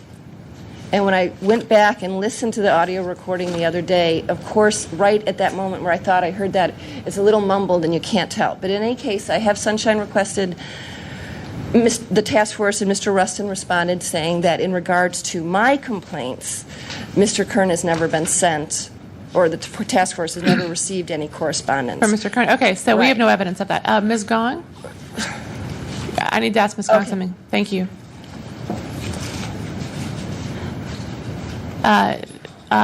What was done for searching responsive records to this request?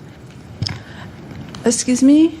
What was done by the department to search for responsive records to this request? Which request was it? This is a request, a media disclosure request to Dennis Kern for copies of all correspondence or communication between himself and any other Rec and Park employee or any other city and county employee regarding advice and compliance with open government laws. What date is? I don't remember this one. Sure, the date was August 6, 2009. August 6. I don't remember this complaint. I mean, I would just say that the procedure that I have been following is that I have been following her prioritized lists, and I would fulfill her request in order of her priorities. Okay. I could go back and look it up and see what was done with this particular request. Okay, and this is the problem with Ms. Mabbitt. I have to say, this is the problem with your complaint. You haven't given the department notice of what you were complaining about in the complaint itself. It was only once you submitted these exhibits, which was, 4 days ago, and then Ms. Gong, it gets them 2 days ago that she's able to look at this. That's why the complaint has to specify what you're complaining about so the department can come here prepared. So I don't criticize you, Ms. Gong, for not being able to respond to that. All right, thank you. Excuse me? Yeah. Before we proceed to item number 3, the chair will declare a 3-minute recess. Sorry. We could have to try to get a hold of Hanley because Suzanne needs to leave. She goes to the forum.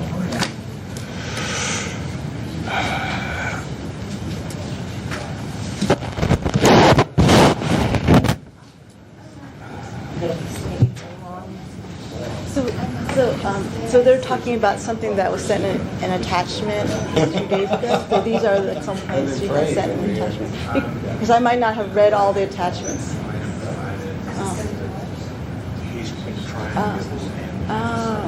Because I was reading what I was responding to was the complaint that was sent by the Sunshine Task Force about what her complaint was. That little summary. This thing. And that's why I didn't know the specifics of this. I didn't read the attachment. But I mean, this. Oh, is he coming back? Where's it? Well, that's why I called the recess. Complaints 20. So I mean, this is what I was looking at when I was trying to respond. I didn't know that I was supposed to respond to attachments given by Mrs. Mabbutt. So this is what I was trying to prepare my response to. And so that's why it's such a surprise to me to hear what she's saying. And this was the second one that I was trying to respond to. Yeah, but I mean, isn't this what I'm supposed to respond to and not something that was just given to me a few days ago? Oh, because I didn't even know, because there's other things that I'm doing, and I don't want to spend all my time reading her emails.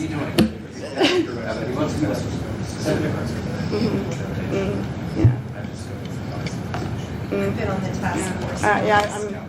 I'm 2 years, and I finally feel like I'm starting to understand what's going on. It's just I've been getting so many emails from Anna that after a while they're at the bottom of the list. There's a lot to follow. So I'm embarrassed because I don't feel I've been prepared. I tried to prepare, and I feel like I missed what I was doing.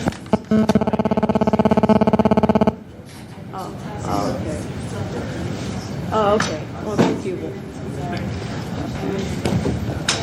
Oh, well. I've seen a little bit of progress in city departments. Really? Baby steps.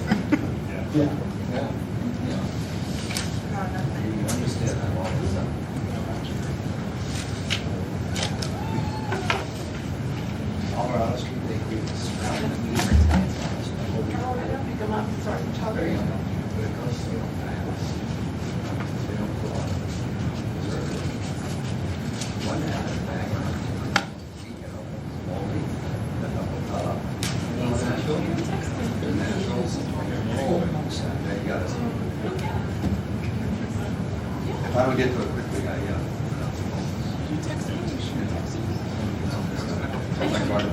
that's where it goes. Holy. Card. Yeah. So I prefer it.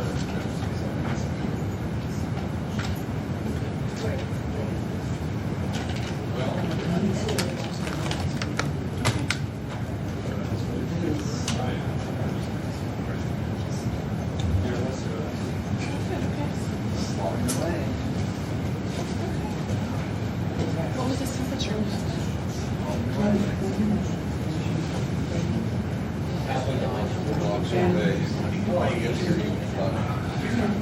Thanks for staying, Suzanne. Oh, of course. Special paper. Yeah. I said she tried that. I love the fact that they're putting the audio online.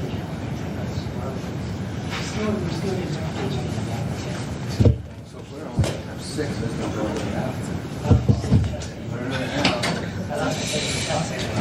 Right, speak now or forever hold your peace. Yeah, right. 1, 2, 3, 4. Where's the fifth? What are we missing? Someone has an alternate. And it's just a pad day.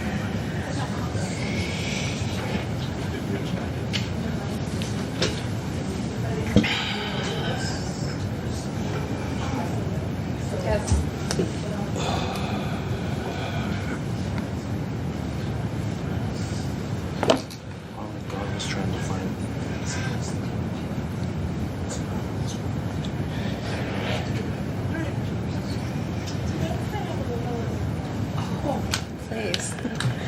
I was just thinking, I don't want to eat anymore. I'll explode. As much as you'd like, please.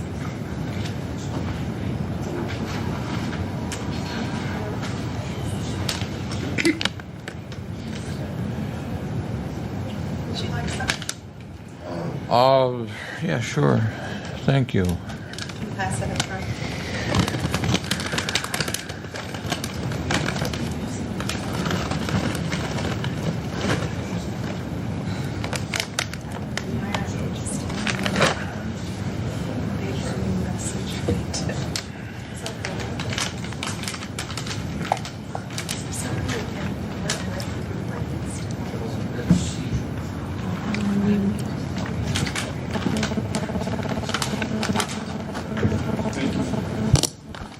Thank you very much. A little energy. Man, we need it. Drop there.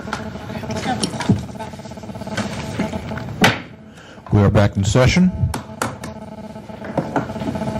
And I believe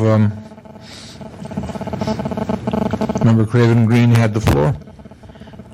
Ms. Mabbitt, number 3. Or exhibit number 3. Regarding,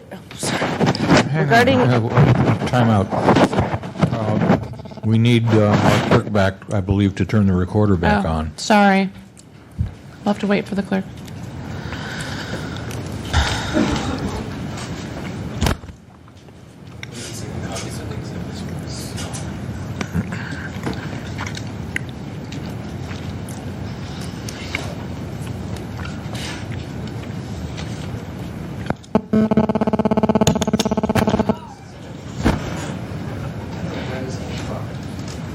But I mean, carrying it around.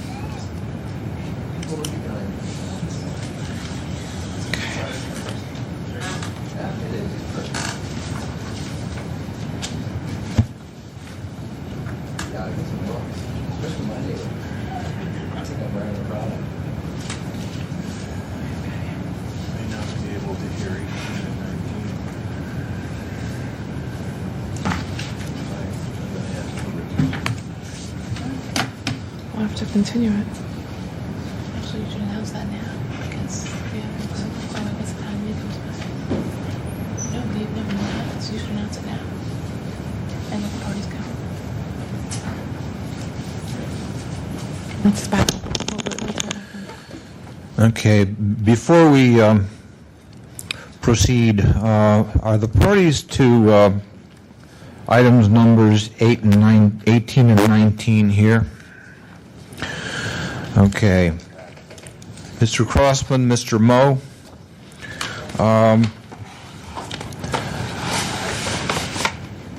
It is very likely that we will not have a quorum for items 18 and 19.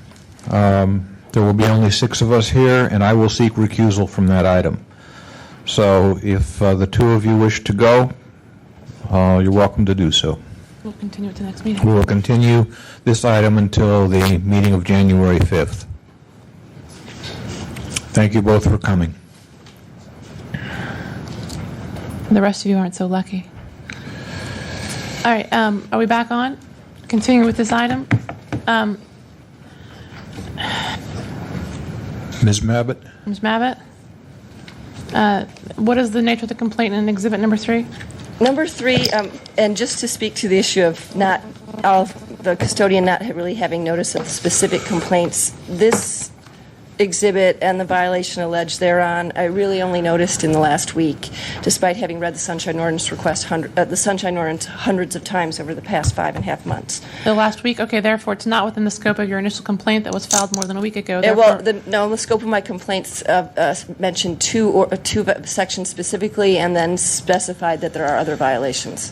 But you can't do that. You can't just say other violations. The person has to know when you file the complaint what you're complaining about. That's part of due process. It gives them the opportunity to say, oh, she's complaining about notice, and the notice on this date. Therefore, I can respond. You haven't done that, so we can't hear that complaint.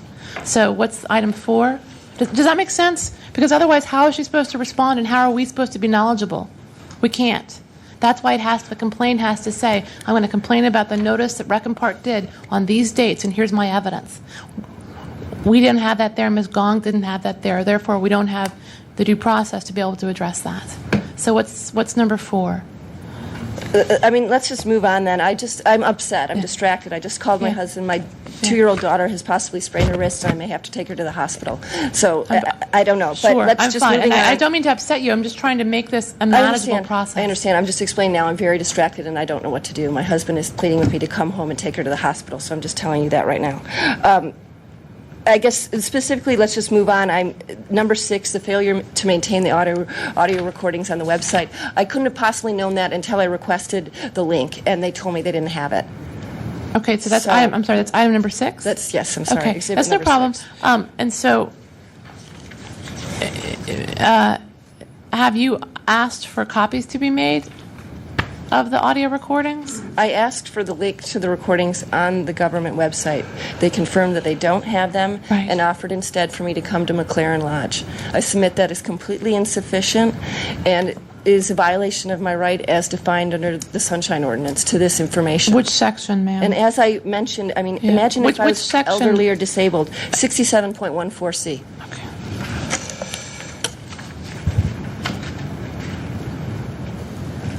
Right, but that doesn't require them to post it on the website. It says you have to make it available. And what they've done in the past No, it does say that, I think. I don't believe it does. 6714C. Oh, unless... The city shall make such audio or video recording available in digital form at a centralized location on the city's website within 72 hours of the date of the meeting. Is that the new... Mr. Treat, is that the new addition? I might have the older version of the ordinance. It says added in May of 08. That was, I think, the mercury. That the mercury. Mercuremium. So it's 6714C. Yes. All right, thank you. I appreciate that. My ordinance was old. All right, so that is correct. That is. It's in here. That's and like I said, I couldn't until I made that request. I couldn't have possibly provided the department with notice of an insufficient response. And I would just like to say, given what I've just discovered, if we just narrowed this complaint down to the Terry Schwartz number 1 and this failure to maintain the audio recordings, we could just move on. Okay. All right. I appreciate that. I certainly appreciate. I'm sure we all appreciate that. All right. Thank you. Then I don't have any further questions for you. Thank you for clarifying. Ms. Gong, with respect to posting the recordings from the meetings within 72 hours, are there plans to do that? I would have to ask. I don't know. You don't know, but you're not doing it now. No. Okay.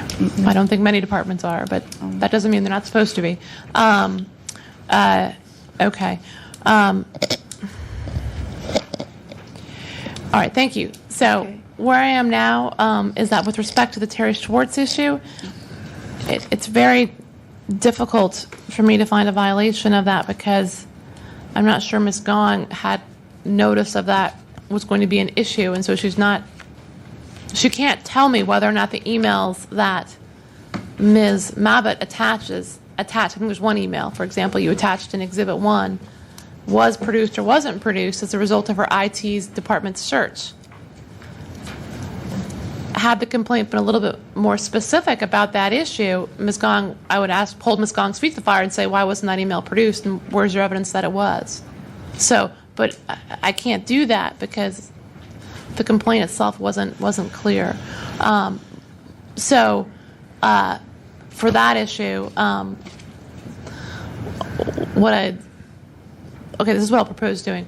I do think there's been a violation of 6714C, the new provision that requires departments to post digitally recorded versions of the audio within 72 hours. That hasn't happened here. So I would move to find a violation of 6714C. Refer this issue to compliance amendments to discuss with Rec and Park when they might be able to come into compliance with that. And at that hearing next month, also ask Ms. Gong whether or not she's followed up about this Terry Schwartz issue and specifically looked for the email that Ms. Mabbitt has provided to us that she claims was not produced and confirm whether or not her IT guy produced that email. Because if he didn't, there'd be evidence that all of the emails from Mr. Schwartz were not produced. I will second that. Moved and seconded. Discussion?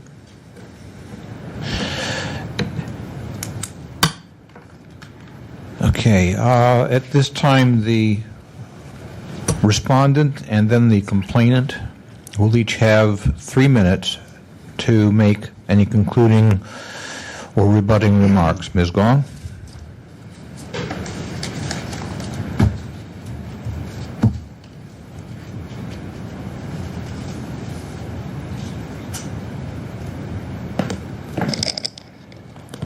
Let's see. I had just sent today an email to the task force regarding an email that Anna Marie had sent to the public asking for documents and to be sent to me. And I think this is clearly inappropriate behavior. And did you receive Exhibit 7 from me today? No? Well, I can bring it up next month then. But no further remarks. Thank you. Ms. Mabbitt? I guess I'll just respond to Ms. Gong's remarks. The email she was referring to, that pertains to the complaint that's up next. I'd allege nothing in complaint 09070 regarding 67.29-7C, which is what she's referring to now. The department had failed to maintain those records, so I simply, and failed to apparently make any inquiry of the permittees for these records, so I went ahead and did it myself. That's what she was referring to, but again, I feel this refers to 09071 and not 09070. Thank you. Is there public comment on this item?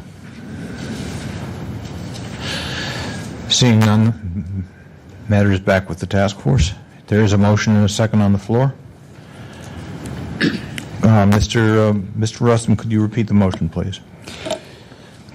The motion is to find the Department of Rec and Park in violation of 67.14C for not posting the audio records as required by the Sunshine Ordinance.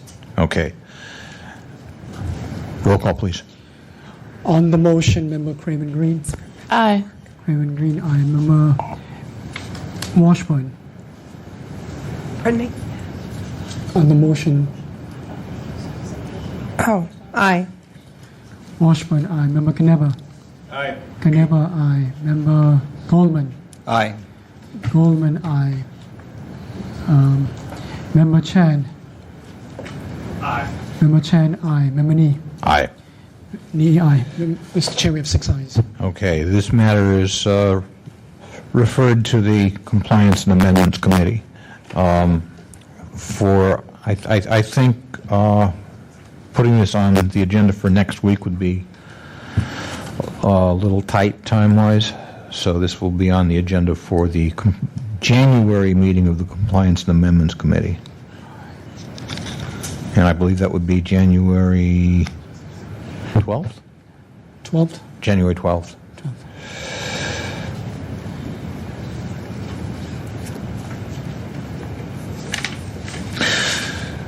Mr. Clerk, could you call the next item, please?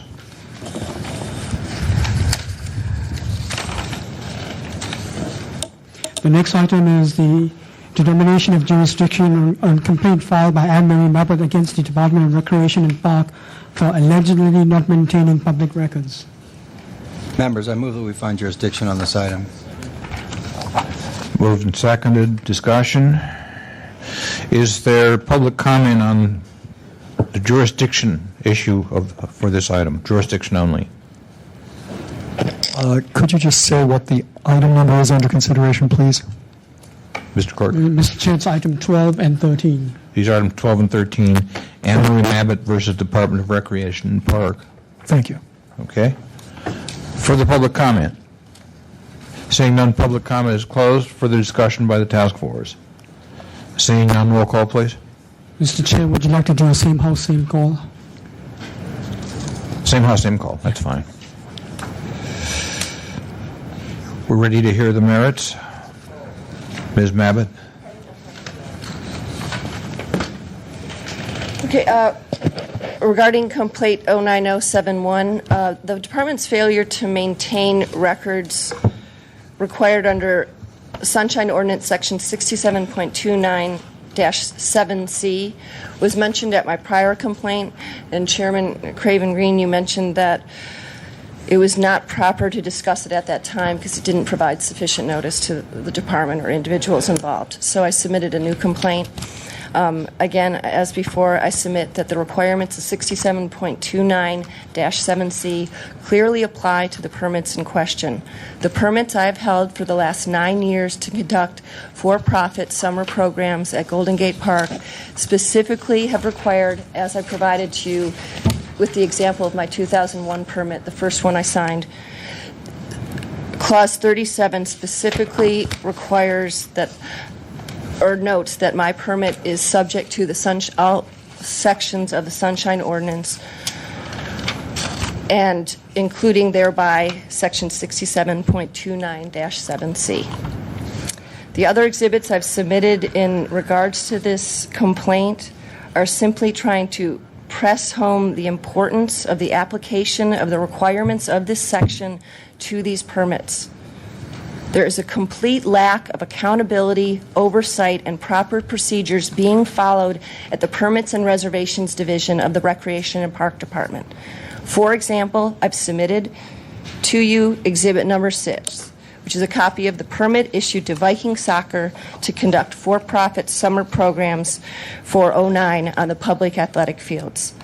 Under the then applicable Section 12.36 of the Park Code, Viking Soccer and Elizabeth Rapolt should have been paying $65 an hour under that permit. The Permits and Reservation Division issued them a permit at $25 an hour. When you get out your calculator, or if you can do it by hand, and multiply that out, for that one permit alone, that organization and individual was undercharged $28,800. And then to put a human face on this, I submitted Exhibit number 7, which is a link to the minutes of the June 4th, 2009 Rec and Park Commission meeting minutes. In particular, the testimony of Erica Ragland and Lisa Seitz. Ms. Ragland is a mother of 2 children, one healthy, one with disabilities. She spoke to the Commission in support of boundless or universal or inclusive playgrounds, which are designed to provide children in wheelchairs or with other disabilities access and enjoyment of playgrounds. In the 14 years I have been working with the department, or for that matter, for the 19 years I've been living in the city, I have never heard of a better use of Rec and Park dollars. And if you reflect on what happened with just permit number 9100 that was issued to Viking Soccer and Elizabeth Rapolt, the amount of money in undercharged fees that deprived the residents and taxpayers of the city could almost have paid in full for the 68 swing sets that were identified by Ms. Seitz as appropriate locations to install swing sets that are compatible with children in wheelchairs at a cost of $500 each. And finally, the response submitted as the official department policy regarding the application of these requirements is obviously incorrect and insufficient, given that the requirements of 67.29-7C apply to my permits, which are effectively exactly the same as the permits that I required this information for, or requested this information for. Thank you. Thank you. Is there anybody here to present facts and evidence in support of the complainant? Seeing none, is the respondent present?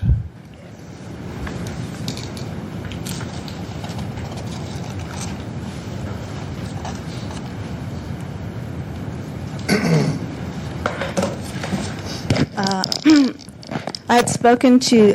Again, please identify yourself. Oh, hi. I'm Olive Gong, Custodian Records for Recreation Park. Thank you. I'd spoken to our Permits and Reservations Manager, Dana Ketchum, about this issue, and she had told me that Ms. Butt's contract agreement with Rec and Park is dramatically different than the permits that she gives out. Ms. Butt has a special contract, which is 22 pages long, with the department, and it is an agreement that is actually not managed by Permits and Reservations, but by property management, and I had to go to them to get her contract. Her agreement is different because she has a special arrangement with the city to have to use six tennis courts during the entire summer in order to give tennis instruction. And Dana Ketchum, our permits manager, said that she does not know of anyone who has an arrangement such as this. This is a very special agreement. It's a very valuable agreement, and that's why it's a very special kind of permit. The permits that Dana Ketchum, the permits manager, manages, on the other hand, are what she says is that she gives permits for facilities, not for tennis instruction. Ms. Butt is required to pay a percentage of her revenue from her tennis instruction to the Rec and Park, and the reason that she needs to give extensive records to our department is to make sure that the revenue that is being given to us is consistent with of the fees that she's paying us is being consistent with the revenue that's incoming to her. These other permits that are given out by Permits and Reservations Division, they are just a single flat fee. This is what was told to me by Dana, that is not dependent on revenue. It's a flat fee for the facilities use and not for tennis instruction.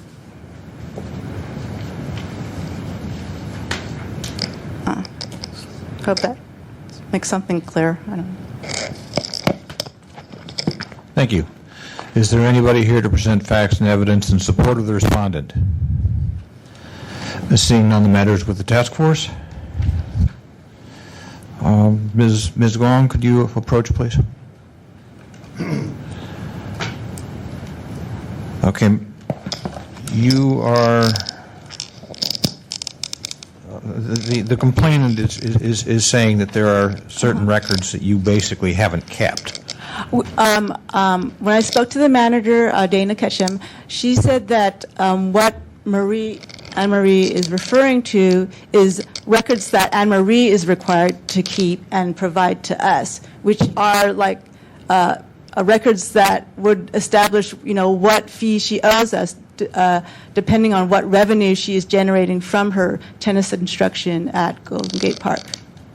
And you're saying... And these other permits that Dana Ketchum in the Permits and Reservation Division keeps, she says she does not, they are not required to keep these records because they are, it's a completely different agreement. She is not, they are not charging for, they are not permitting for instruction, they are permitting for facilities. And they're having a flat rate, she says, for these facilities. That's what she says that her division does, her permits division does. Anne-Marie's permit is an agreement, a special agreement that is handled not by the permits division, but by the property management division. I am not clear on how the difference in the type of record exempts the requirement or excuses the requirement to keep the record. No. We are Anne-Marie is speaking about a specific kind of revenue record that, that Dana says that they are not required to keep. Let me read you her position that she emailed to me. She says that our position has been that this provision does not apply to permits unless they authorize the user to, quote, demand funds from citizens, unquote. For instance, the example given in the ordinance is a towing company that tows a person's car and demands payment for return of the car. Granting a permit that authorizes someone to use our facilities and as part of that use to run a program that charges is fundamentally different because a participant can voluntarily decide whether or not to participate. This is true whether it is a camp using a field, a flower group offering a flower making class, or a senior ballroom dancing class that collects $2 per senior. We permit out the space, one or more spaces, and allow the permittee to offer programs. Users can choose whether or not to sign up for them in their own discretion. I know, this is complicated. Member Knebler? From what I understand from reading this and from what she says, I mean, the difference is that there are two separate contracts. And in one contract, the one that Ms. Mabut has, she has to provide a certain revenue record. And she's saying that the other people don't have to provide that record so that those records do not exist. That's the difference. Thank you. Member Craven Green. And the issue is, what does 6729.7C require? And that's what Ms. Gong was just addressing. And 67.297C is in any contract, agreement, or permit between the city and any outside entity that authorizes that entity to demand any funds or fees from citizens, the city shall ensure that accurate records of each transaction are maintained. And so I agree that there's a distinction. That's, for example, if I want to rent out the Noe Valley Rec Center and, basically try to do a fundraiser for a nonprofit and have some kind of program where I charge people admission, I don't believe that 69.27C requires me then to keep the city, it requires the Rec and Park provision to require that I shall ensure accurate records of each transaction are maintained in a professional and business-like manner. I mean, that reading that requirement into this provision would create a huge amount of duties on the city and on people who rent out facilities in the city. Really, what the city's responsible is to say, I'm going to set a certain amount that you can rent this facility for, and then what you do with that facility, as long as it's, doesn't violate our insurance, is up to you. So I agree that, essentially, there's been no violation here. If it's true that these permits are different, the one that Ms. Mabbitt has versus the other permits that she's complaining about, the other permits that she's complaining about don't seem to me to require that type of documented information. I would agree. From what I've read here, I mean, before I heard this explanation, when I read this at first, I was a little confused. But hearing this explanation, I would agree that I don't see a violation. I don't see. What's being asked for is records that don't actually exist. She's asking them to be made. Member Goldman? Yeah, I have a question for the complainant. Is this complaint about those records about the from the Permits and Reservations Division, or documents in general? I'm specifically concerned about these permits that are being issued by the Permits and Reservation Division. I'm a little confused because on page 155 of our packet, it says, please consider the attached declarations as Exhibit 1 for complaint 09071, and it goes into Phil Ginsberg and Jared Blumenfeld and some correspondence with the Ethics Commission about how there's not this documentation on file. And then that goes on for a while. And then finally, on page 171 of our packet, I get to this whole concern about, no, these documents do not satisfy my request about section 67.29-7C. So why do we have these Ethics Commission documents as supporting documentation for this one? This is throwing me completely. That was because if the task force at tonight's meeting, after review of the evidence, did agree with me in my interpretation of the requirements of 67.29-7C, I had submitted that as evidence then in support of a referral to the Ethics Commission for willful failure, as Philip Ginsberg and Jared Blumenfeld had attested under penalty of perjury that they were aware of all requirements of the Sunshine Ordinance and had read it. So that's why I included that. I see. Okay. That cleared that up for me. Thank you. May I just say one thing, though? Dana's official response regarding the department's policy, and in which Olive Gong read, basically boiled down to that it didn't apply because the public was free to participate in the programs offered by the permittees who received permits from the Permits and Reservations Division. That's essentially what she was saying. Well, the same is true of mine. The children are not required or forced to participate in my program any more so than my competitors' programs.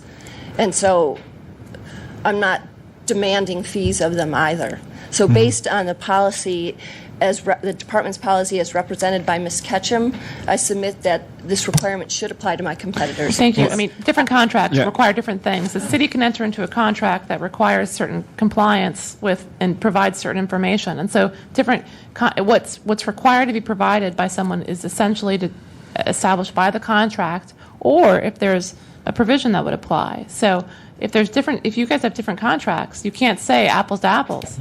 And in any case, it's not under the purview of what we are only here to say if records exist and they were denied to you. And the idea is if those records don't exist, we can't make them start doing it for you. They have to be records that are there that we can actually tap into. I agree with you by and large, but there are some provisions in the ordinance that require maintenance of certain types of records, and so if they don't maintain certain types of records, we could find a violation. But there's nothing here that we've found that requires for these other facility use permits certain records to be maintained. Can I just say one thing in regards to? Oh, sorry. To the chair, I don't believe so. I think you'll have a chance to do rebuttal, right? You will. Okay. Member Chan, did you have? Okay.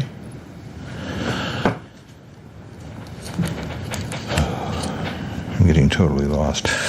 At this time, the respondent and then the complainant will each have 3 minutes to present any concluding and rebutting remarks. Ms. Gong? Okay. Ms. Mabbitt? I just wanted to speak to the task force note that my permit is different. It comes from property management, not permits and reservations. And the fee I'm required to pay the department is based on percentage of revenue. While that may require me to provide the department a full accounting of the attendance at my camp, that doesn't extend to requiring me to adhere to the Sunshine Ordinance request and provide my records as public records to the public. I mean, the revenue, the fact that my fee that I have to pay to the department is based on a percentage of revenue as opposed to a flat fee certainly could require the department for me to provide them an accurate accounting of the attendance at my program, but that doesn't follow that should necessarily be subject to the Sunshine Ordinance then and be considered a public record available to the public. Thank you. And I'd also just like to say the one permit that I submitted to you is an example of the need for the application of this requirements to apply. This is the only recourse the public has to maintain any accountability or oversight over these permits. Permit number 9100 that was issued to Viking Soccer, I believe 8 days after Ms. Ketchum became the permits and reservations manager was issued to Viking Soccer and Elizabeth Rappold, an organization and an individual with whom she had been intimately involved for years. And I did not submit it today, but at the program for Viking Soccer's Golden Gate Invitational Tournament held each year, the tournament held this fall, September 2009, in the program brochure, Ms. Ketchum is listed as tournament staff for scheduling for Viking Soccer. Thank you. Thank you. Is there a motion on the floor? Is there a motion? I would find no violation. Second. Motion seconded. And I would just note that the fact that the department may be charging someone the wrong amount for a permit is not within our purview. Getting the documents that prove that are within our purview, but the fact that they may be shortchanging the city by charging someone a lesser fee is not something that's before us. So take that up with the Rec and Parks Commission. It's an important issue if it's happening. That's my comment. Is there public discussion on this matter? Seeing none, public discussion is closed. Is there discussion on the motion? Seeing none, roll call, please. On the motion to find no violation, Member Craven Green. Aye. Craven Green, aye. Member Washburn. Aye. Washburn, aye. Member Knebber. Aye. Knebber, aye. Member Chan. Aye. Chan, aye. Member Goldman. Aye. Goldman, aye. Member Nee. Aye. Nee, aye. Mr. Chair, we have 6 ayes. Thank you. Mr. Clerk, could you read the next item, please? The next.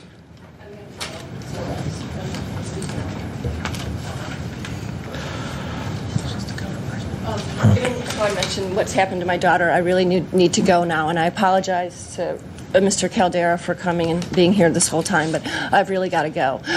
Complaint number 09076, Mr. Eldred has graciously agreed to present arguments and evidence on my behalf, so he's going to stay and speak to that complaint, but I respectfully request that 09072 and 09073 be continued to the next task force meeting. Thank you for your time tonight, and I really do have to go. Is the city agreeable to the continuance on 09072 and 09073? Okay, the city has indicated yes. These items are continued to January 5.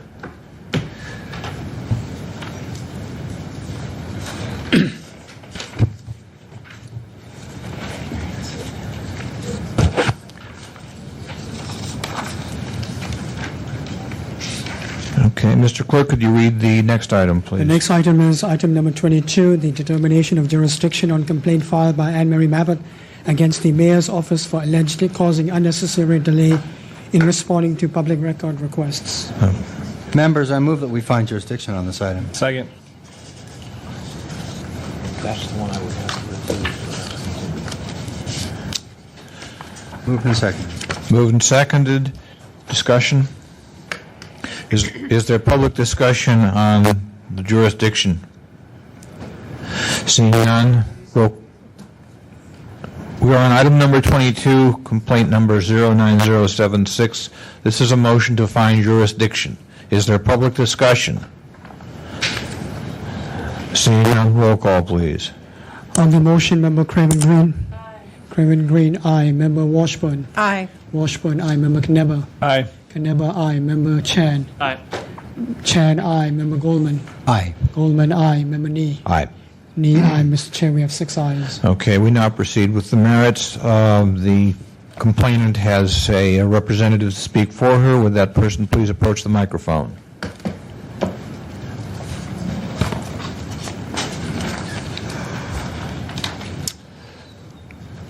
Thank you for coming, sir. Please identify yourself, and you have 5 minutes. My name is David Eldred, and I appreciate your time this evening. Okay, David Eldred. Thank you for your time. I'm not sure exactly what Ms. Mabbott's complaint is, although I will speak to this issue in general, which is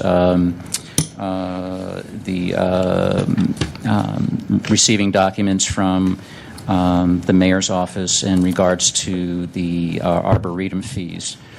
As a coalition of neighborhood groups that was in opposition to that, we had our own conflict with receiving documents requesting beginning in June. We have fortunately been able to receive something within the last month. However, this was an item that was presented to the Board of Supervisors as part of their decision-making for the budget. So this is, as you can see, is about 4 months late in regards to providing a synopsis of why to charge fees. So my basic comment at this point is that fortunately, and I know that Rich is here, and we have since developed a dialogue that hopefully will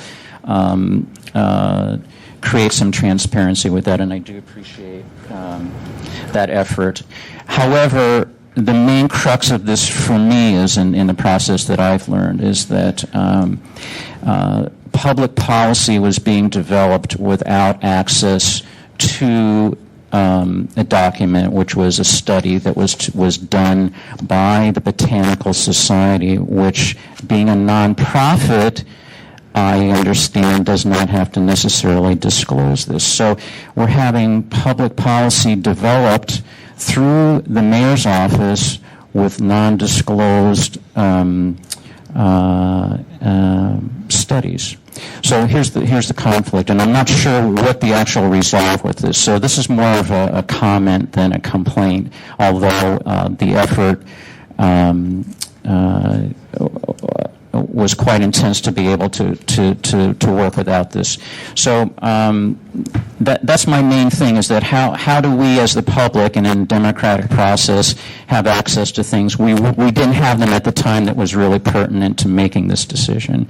And fortunately we were able to and we're continuing to resolve that, and hopefully with Mr. Hillis's help we'll be able to do that. And I guess that's all I want to say, that I just wanted to make a comment at that. But I do have reserves about what will happen in the future when we do need to have access to things where policies being made and we do not have access as the public. We've submitted at least three email type, and we've come in person to the Rec and Park Department. So there's been a great deal of frustration behind this type of procedure, and I'm standing here to see how we can avoid that, and I just wanted to be on record that was my experience with it and our group's experience with it. And once again, thank you for your time, and also I want to thank Rich Hillis for being here and helping us hopefully resolve this. Thank you. Thank you. Is there anybody here to present facts and evidence in support of the complainant? Seeing none, would the respondent approach, please? Thank you for coming. You have 5 minutes. Thank you. Just one point. Please identify yourself. Yeah, my name is Rich Hillis. I work for the Mayor's Office of Economic and Workforce Development.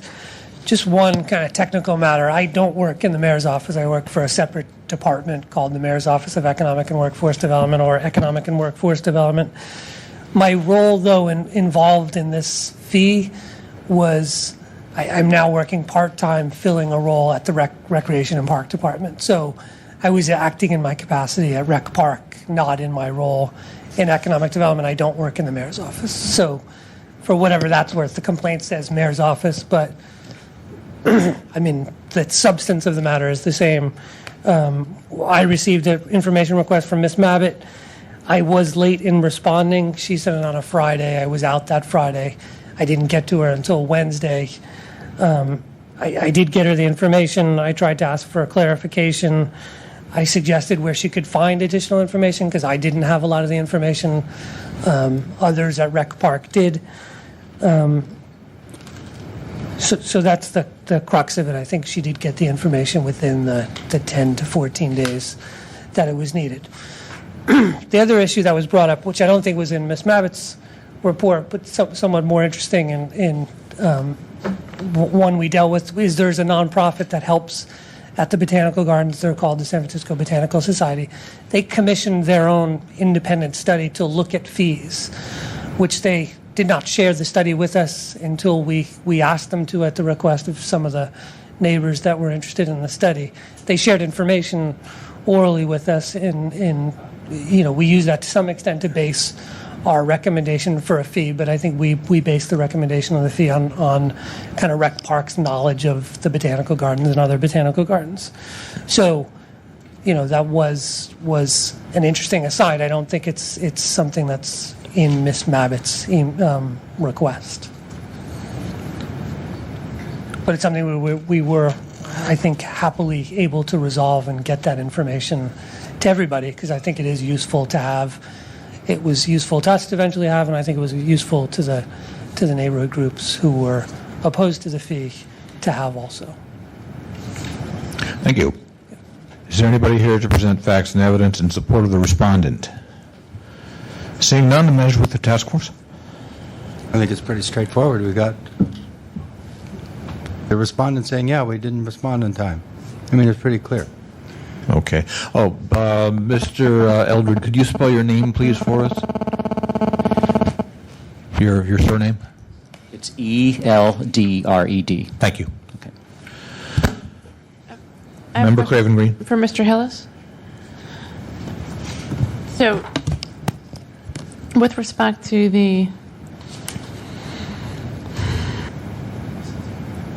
fee proposals ordinance for the Japanese tea garden, the Conservatory of Flowers, and the Arboretum for the fiscal year budget 09 and 010, the only document in your possession was this study? The study, and there was a presentation we had done, yes. And so she already had the presentation. I gave her the study. There was other information she obtained from, I didn't realize when I had responded to her, I was going to suggest other people at Rec Park who had more detailed knowledge of the process and may have had more information. She mentions that there were some emails that she has that have your name on them. Yes, and she has them here, but I do not have them. I looked for those specific emails, but they were both deleted. All right, so you had some emails, and they were deleted from your computer? Right, but the other people who were on that email chain, I think Brent Dennis or Katie Petruccioni, I'm not sure who provided that had them information and they through provided. Rec Park. Are there any other emails that were deleted about this subject that you know of? I would imagine there were emails back and forth about kind of meetings, what time that public hearings were. But you haven't maintained them. Those emails? No. Yeah. I mean, I maintained the documents that we based decisions on that I had, and then subsequently the analysis from the Botanical Society. Okay, thank you.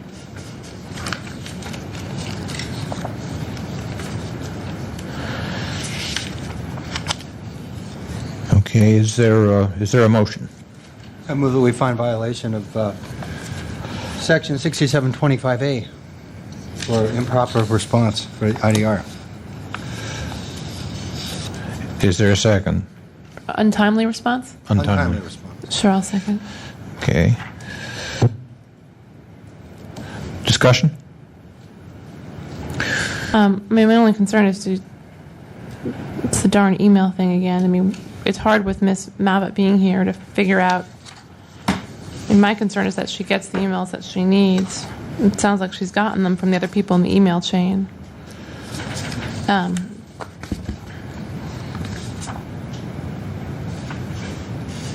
So, I mean, I don't know. It is a concern. Well, would you want to continue the matter? No, would not want to continue the matter. But Well, what if CAC wrote a letter to clear that up? Clear what up? This email business you're worried about. Whether or not you got them, this and that.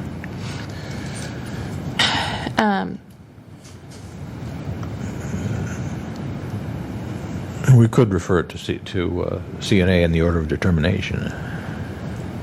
Oh, that's fine. That's fine. I mean, if you look at the substance of those emails, I mean, I don't think.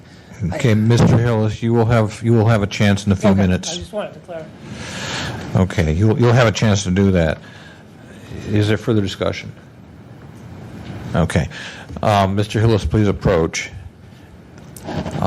You and then Mr. Eldred will each have 3 minutes, starting now, to present any concluding and rebutting remarks. Please proceed. I mean, I don't think I have any on the matter.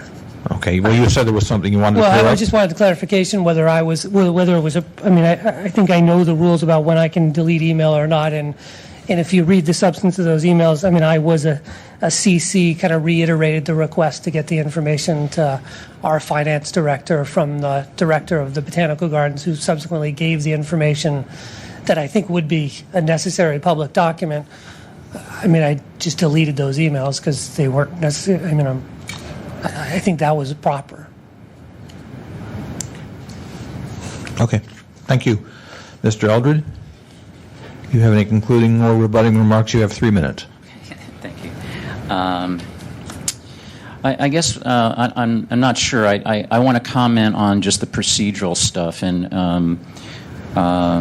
I think that having received something 4 months later is not really timely.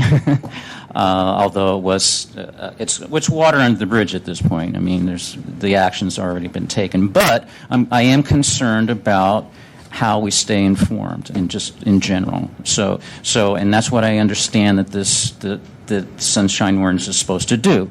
So there's a real lack of procedure in this for me. I guess in terms of Ms. Mabbott, I would just like to say that hopefully you will be able to address some of her if she has the specific concern that maybe on this particular issue, did she receive, and I don't know how you guys work, but did she receive enough to be able to satisfy what this complaint was in a simplistic way, so it's not too involved, and hopefully that can resolve with her as well. So, and again, I thank you for your time, and hopefully I don't have to be here again. Thank you. Is there public comment on this item?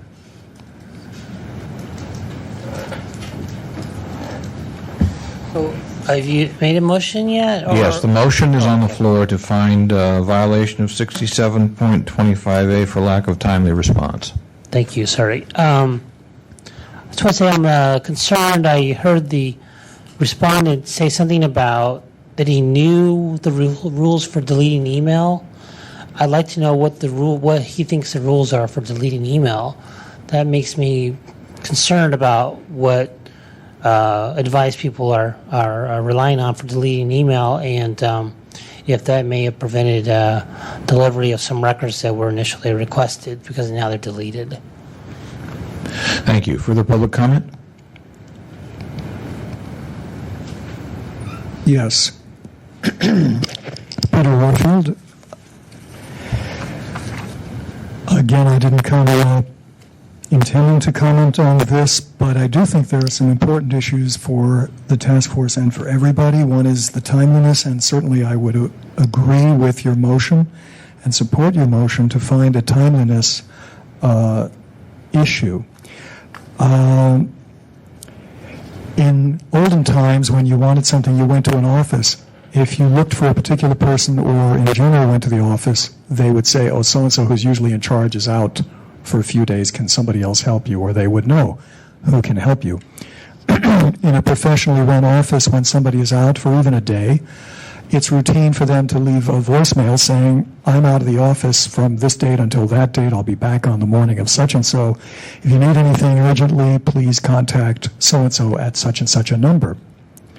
So I think that there's no excuse for an email request, especially an immediate disclosure request, not to be responded to in a prompt fashion. There should be a referral, I would say automatically, to somebody who can handle who represents the backup for the person who's not in the office.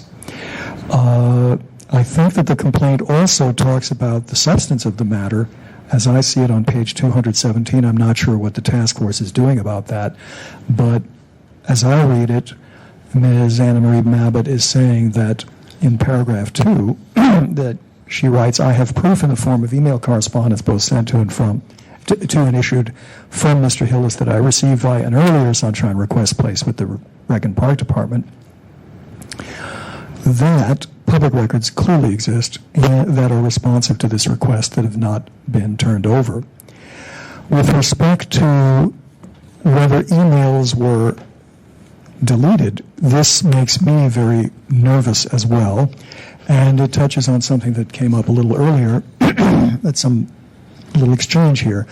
But certainly let me draw your attention to section 67.29-7, correspondence and records shall be maintained.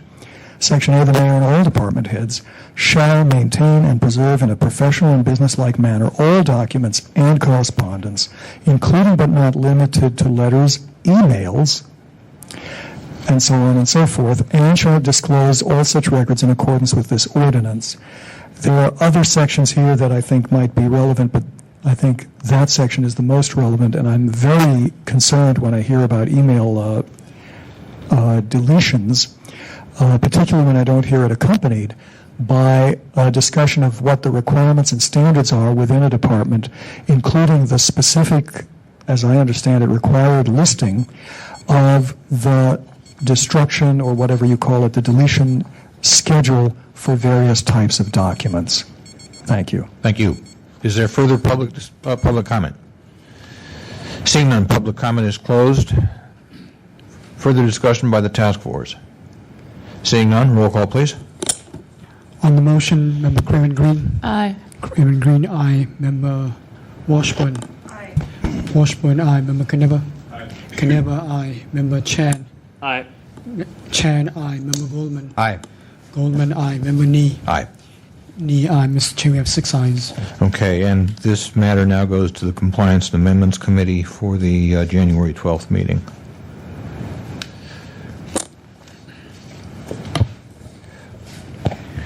Mr. Clerk, could you read the next item, please? The next item is the Supervisor of Records report. Okay. I'm wondering if we shouldn't continue that to when we have a fuller, continue both this and item number 25 to when we have a full house. A fuller house than what we have now. Without objection. If there is no objection? I mean, I do have some comments regarding both, but I'm certainly willing to put them off for a month. Hearing no objection, items 24 and 25 are continued. Public comment? We will take public comment. Since these are separate items, we will take public comment first on item number 24. It came across, and I just wanted to comment on both of those, actually, quickly. I would encourage that the agenda not be so long on the meetings so that there doesn't have to be continuation like this, because I stayed a long time to comment on these items, and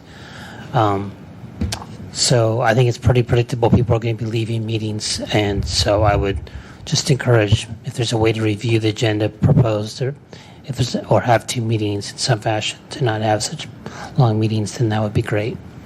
Thank you. Further public comment on item number 24 first.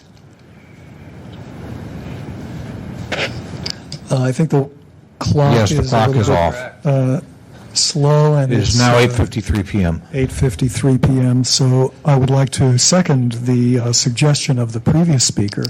It's something that I think I have talked about on occasion with the task force, and that is that I think when you have a lot of business to do, it is not the best procedure.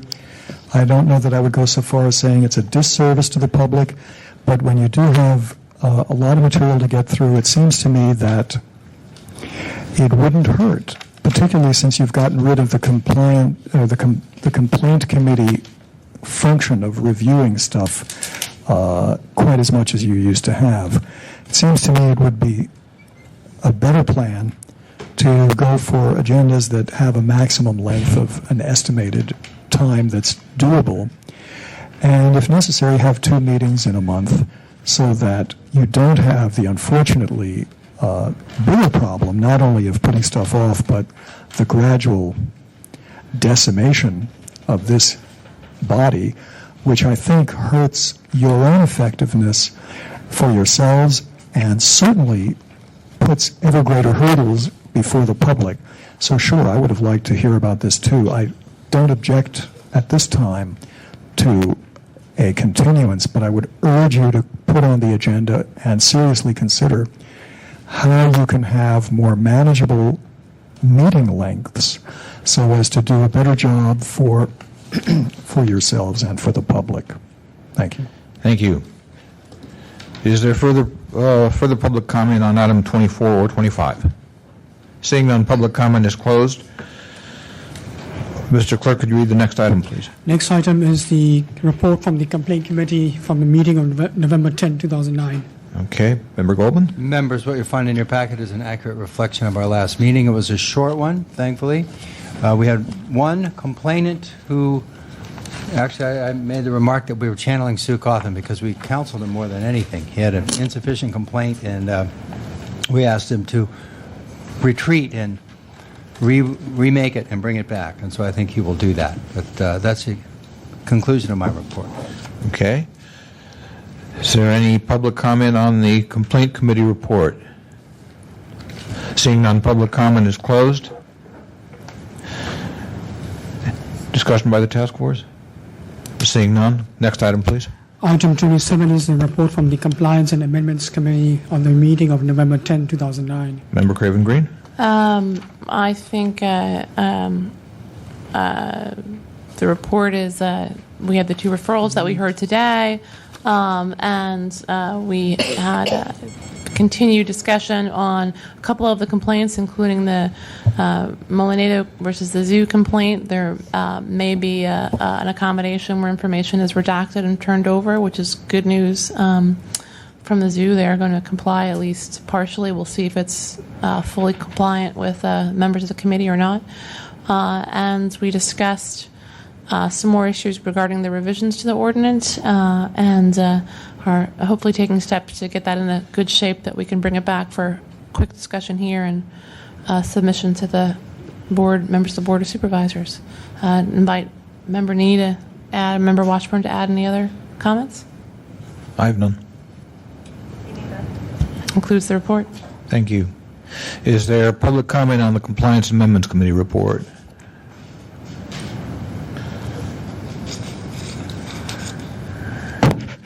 My apologies for not showing up. I think it's the first time in 9 years or 7 years of Sunshine issues that I've missed a meeting related to a complaint. And what can I say? Call me up and leave me a message. Thanks very much. Thank you, sir. Any further public comment on Compliance and Amendments Committee report? Seeing none, public comment is closed. Discussion by the task force. Next item, please. Next item is the report from the Education Outreach and Training Committee meeting on November 12, 2009. Okay. Is there anybody from the EOT committee here? Nobody's present. Look like it. Okay. Is there public comment on the report of the Education Outreach and Training Committee?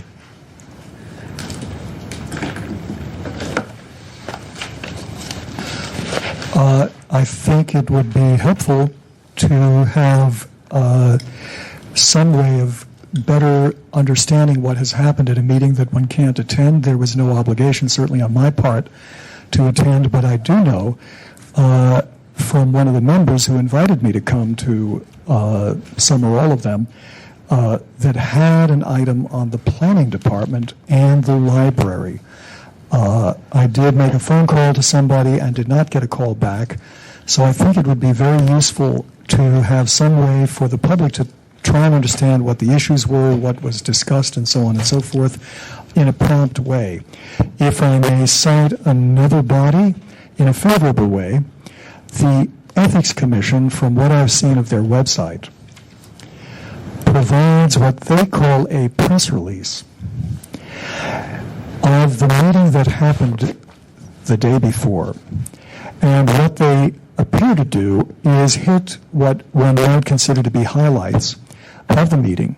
It's not official minutes, but it is an attempt to provide the public with easily available information on the website about basically the highlights of what has happened. And I would suggest that this body consider doing something along those lines. I know you have long meetings and full agendas, but something that could be, I think you do very good jobs on, by and large, on the orders of determination that I have seen, so you're not lacking in writers and or editors. But the idea that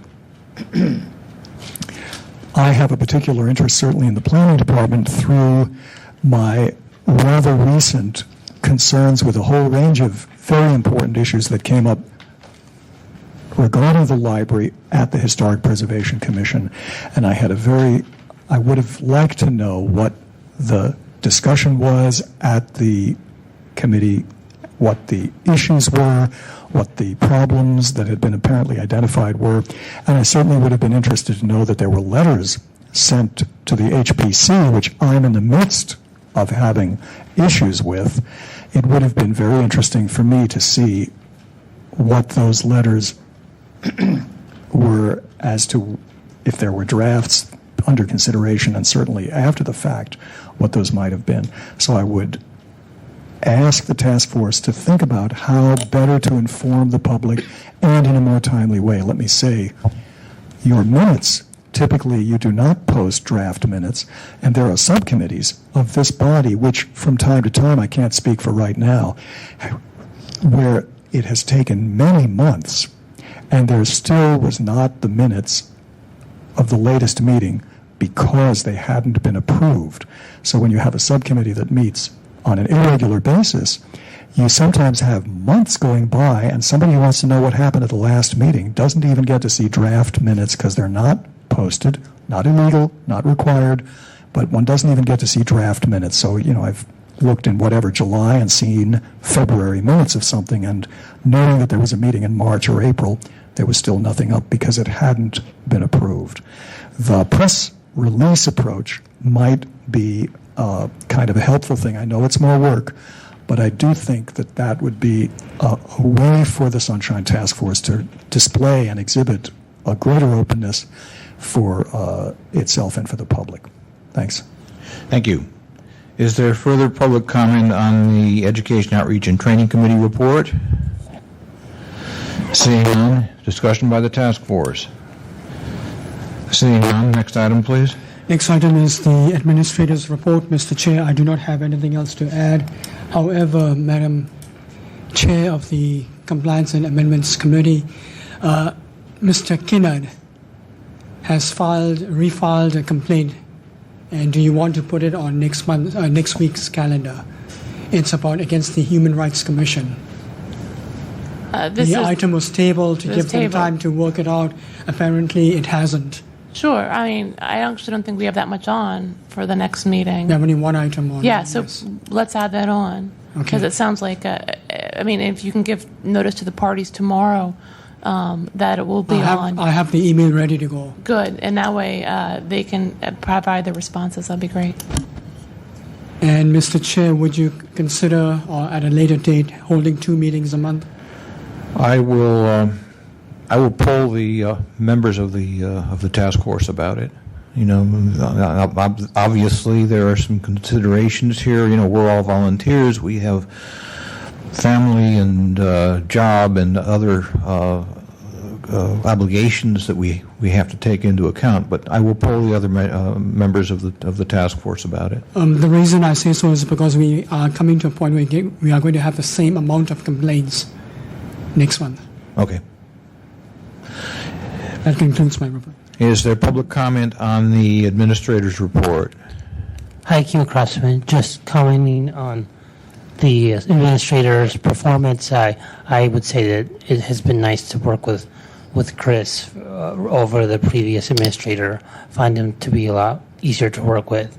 But I still would like to see a change in your complaint form so that it doesn't allow people to redact contact information they voluntarily provide. I think it should still just tell people that if any information they provide is a public record, and you can, if you want to suggest, provide alternate contact information like your business contact or whatever, that's fine too. But to prevent people from contacting members of the public who have filed complaints, which you've ruled again and again is not what you believe to be the appropriate, and then to allow that to be the standard form and to allow the administrator to withhold that information, I wish could get resolved. Thank you. Thank you. Is there further public comment on the administrator's report? Yes, Peter Warfield, I'd like to second the previous speaker's comments. I think it's actually a matter for this body to review and rule on or overrule. I don't know where it came from, but I think the checkbox inviting people to state that what they're, I'm not sure the exact phrasing, but the invitation to keep information confidential, I think, is totally inappropriate, especially for this body, and it has no support in anything within Sunshine. I think the appropriate thing, as the previous speaker said, is to tell people up front, whatever you provide us is a public document unless there are, and then you can supply it, very particular exemptions and state what those are. And you can certainly suggest to people what they can do if they want, for example, their home address or their email address or whatever else kept confidential. There's plenty of ways that people can send information confidentially. They can send a letter with no signature, no return address, et cetera, et cetera. There's a whole range of ways. Mr. Crossman has talked about setting up a special email account anonymously and so on and so forth. But soliciting people to withhold information, I think, is completely wrong. With respect to a very basic operation of this body, I think there's basically, with respect to deadlines for filing for a hearing on a particular meeting date, it's a mess. I have had numerous, in the last few months, discussions, stories about what that is, claims that there were documentation, and then can you provide it? Yes, but not today. How about Monday? And then didn't get it. I've heard 2 weeks prior to the meeting. I've heard 3 weeks and 1 day prior to the meeting. It's a mess. It should be real easy to say to the body or to the administrator, what's your deadline for getting a hearing at the task force on your next meeting, and if not that, the next meeting. It seems to me it ought to be something that would be part of your schedule of meetings, which I don't know if you do it. Other bodies decide their yearly schedule of meetings, typically at the end of the previous year. Each meeting should be paired with a specific date. That's the deadline for getting a hearing on that meeting. You also have a statutory requirement that you may not always be meeting. 45 days after a complaint is filed, you're obligated specifically under the law to provide the public who has made a complaint with a decision. And that too would have to be taken into consideration. But somebody spending an hour or 2 or 3, whatever it takes, ought to be able to say, for these 12 meetings in these next 12 months, these are the exact deadlines, taking into account holidays, whatever it is. I certainly can follow the rules, but when there's no rules, when there's nothing written, when it keeps changing, it's a mess. So I hope that you will ask your administrator to work up something coherent for the public and for yourselves to be able to use. Thank you. Thank you. Further public comment on the administrator's report? Seeing none, public comment is closed. Next item, please. Item 31 is announcements, comments, questions, and future agenda items from the task force. Okay. Anybody? Seeing none, item 31 is concluded. Do I hear a motion for adjournment? So moved. Thank you all for attending. Happy holidays. Yep.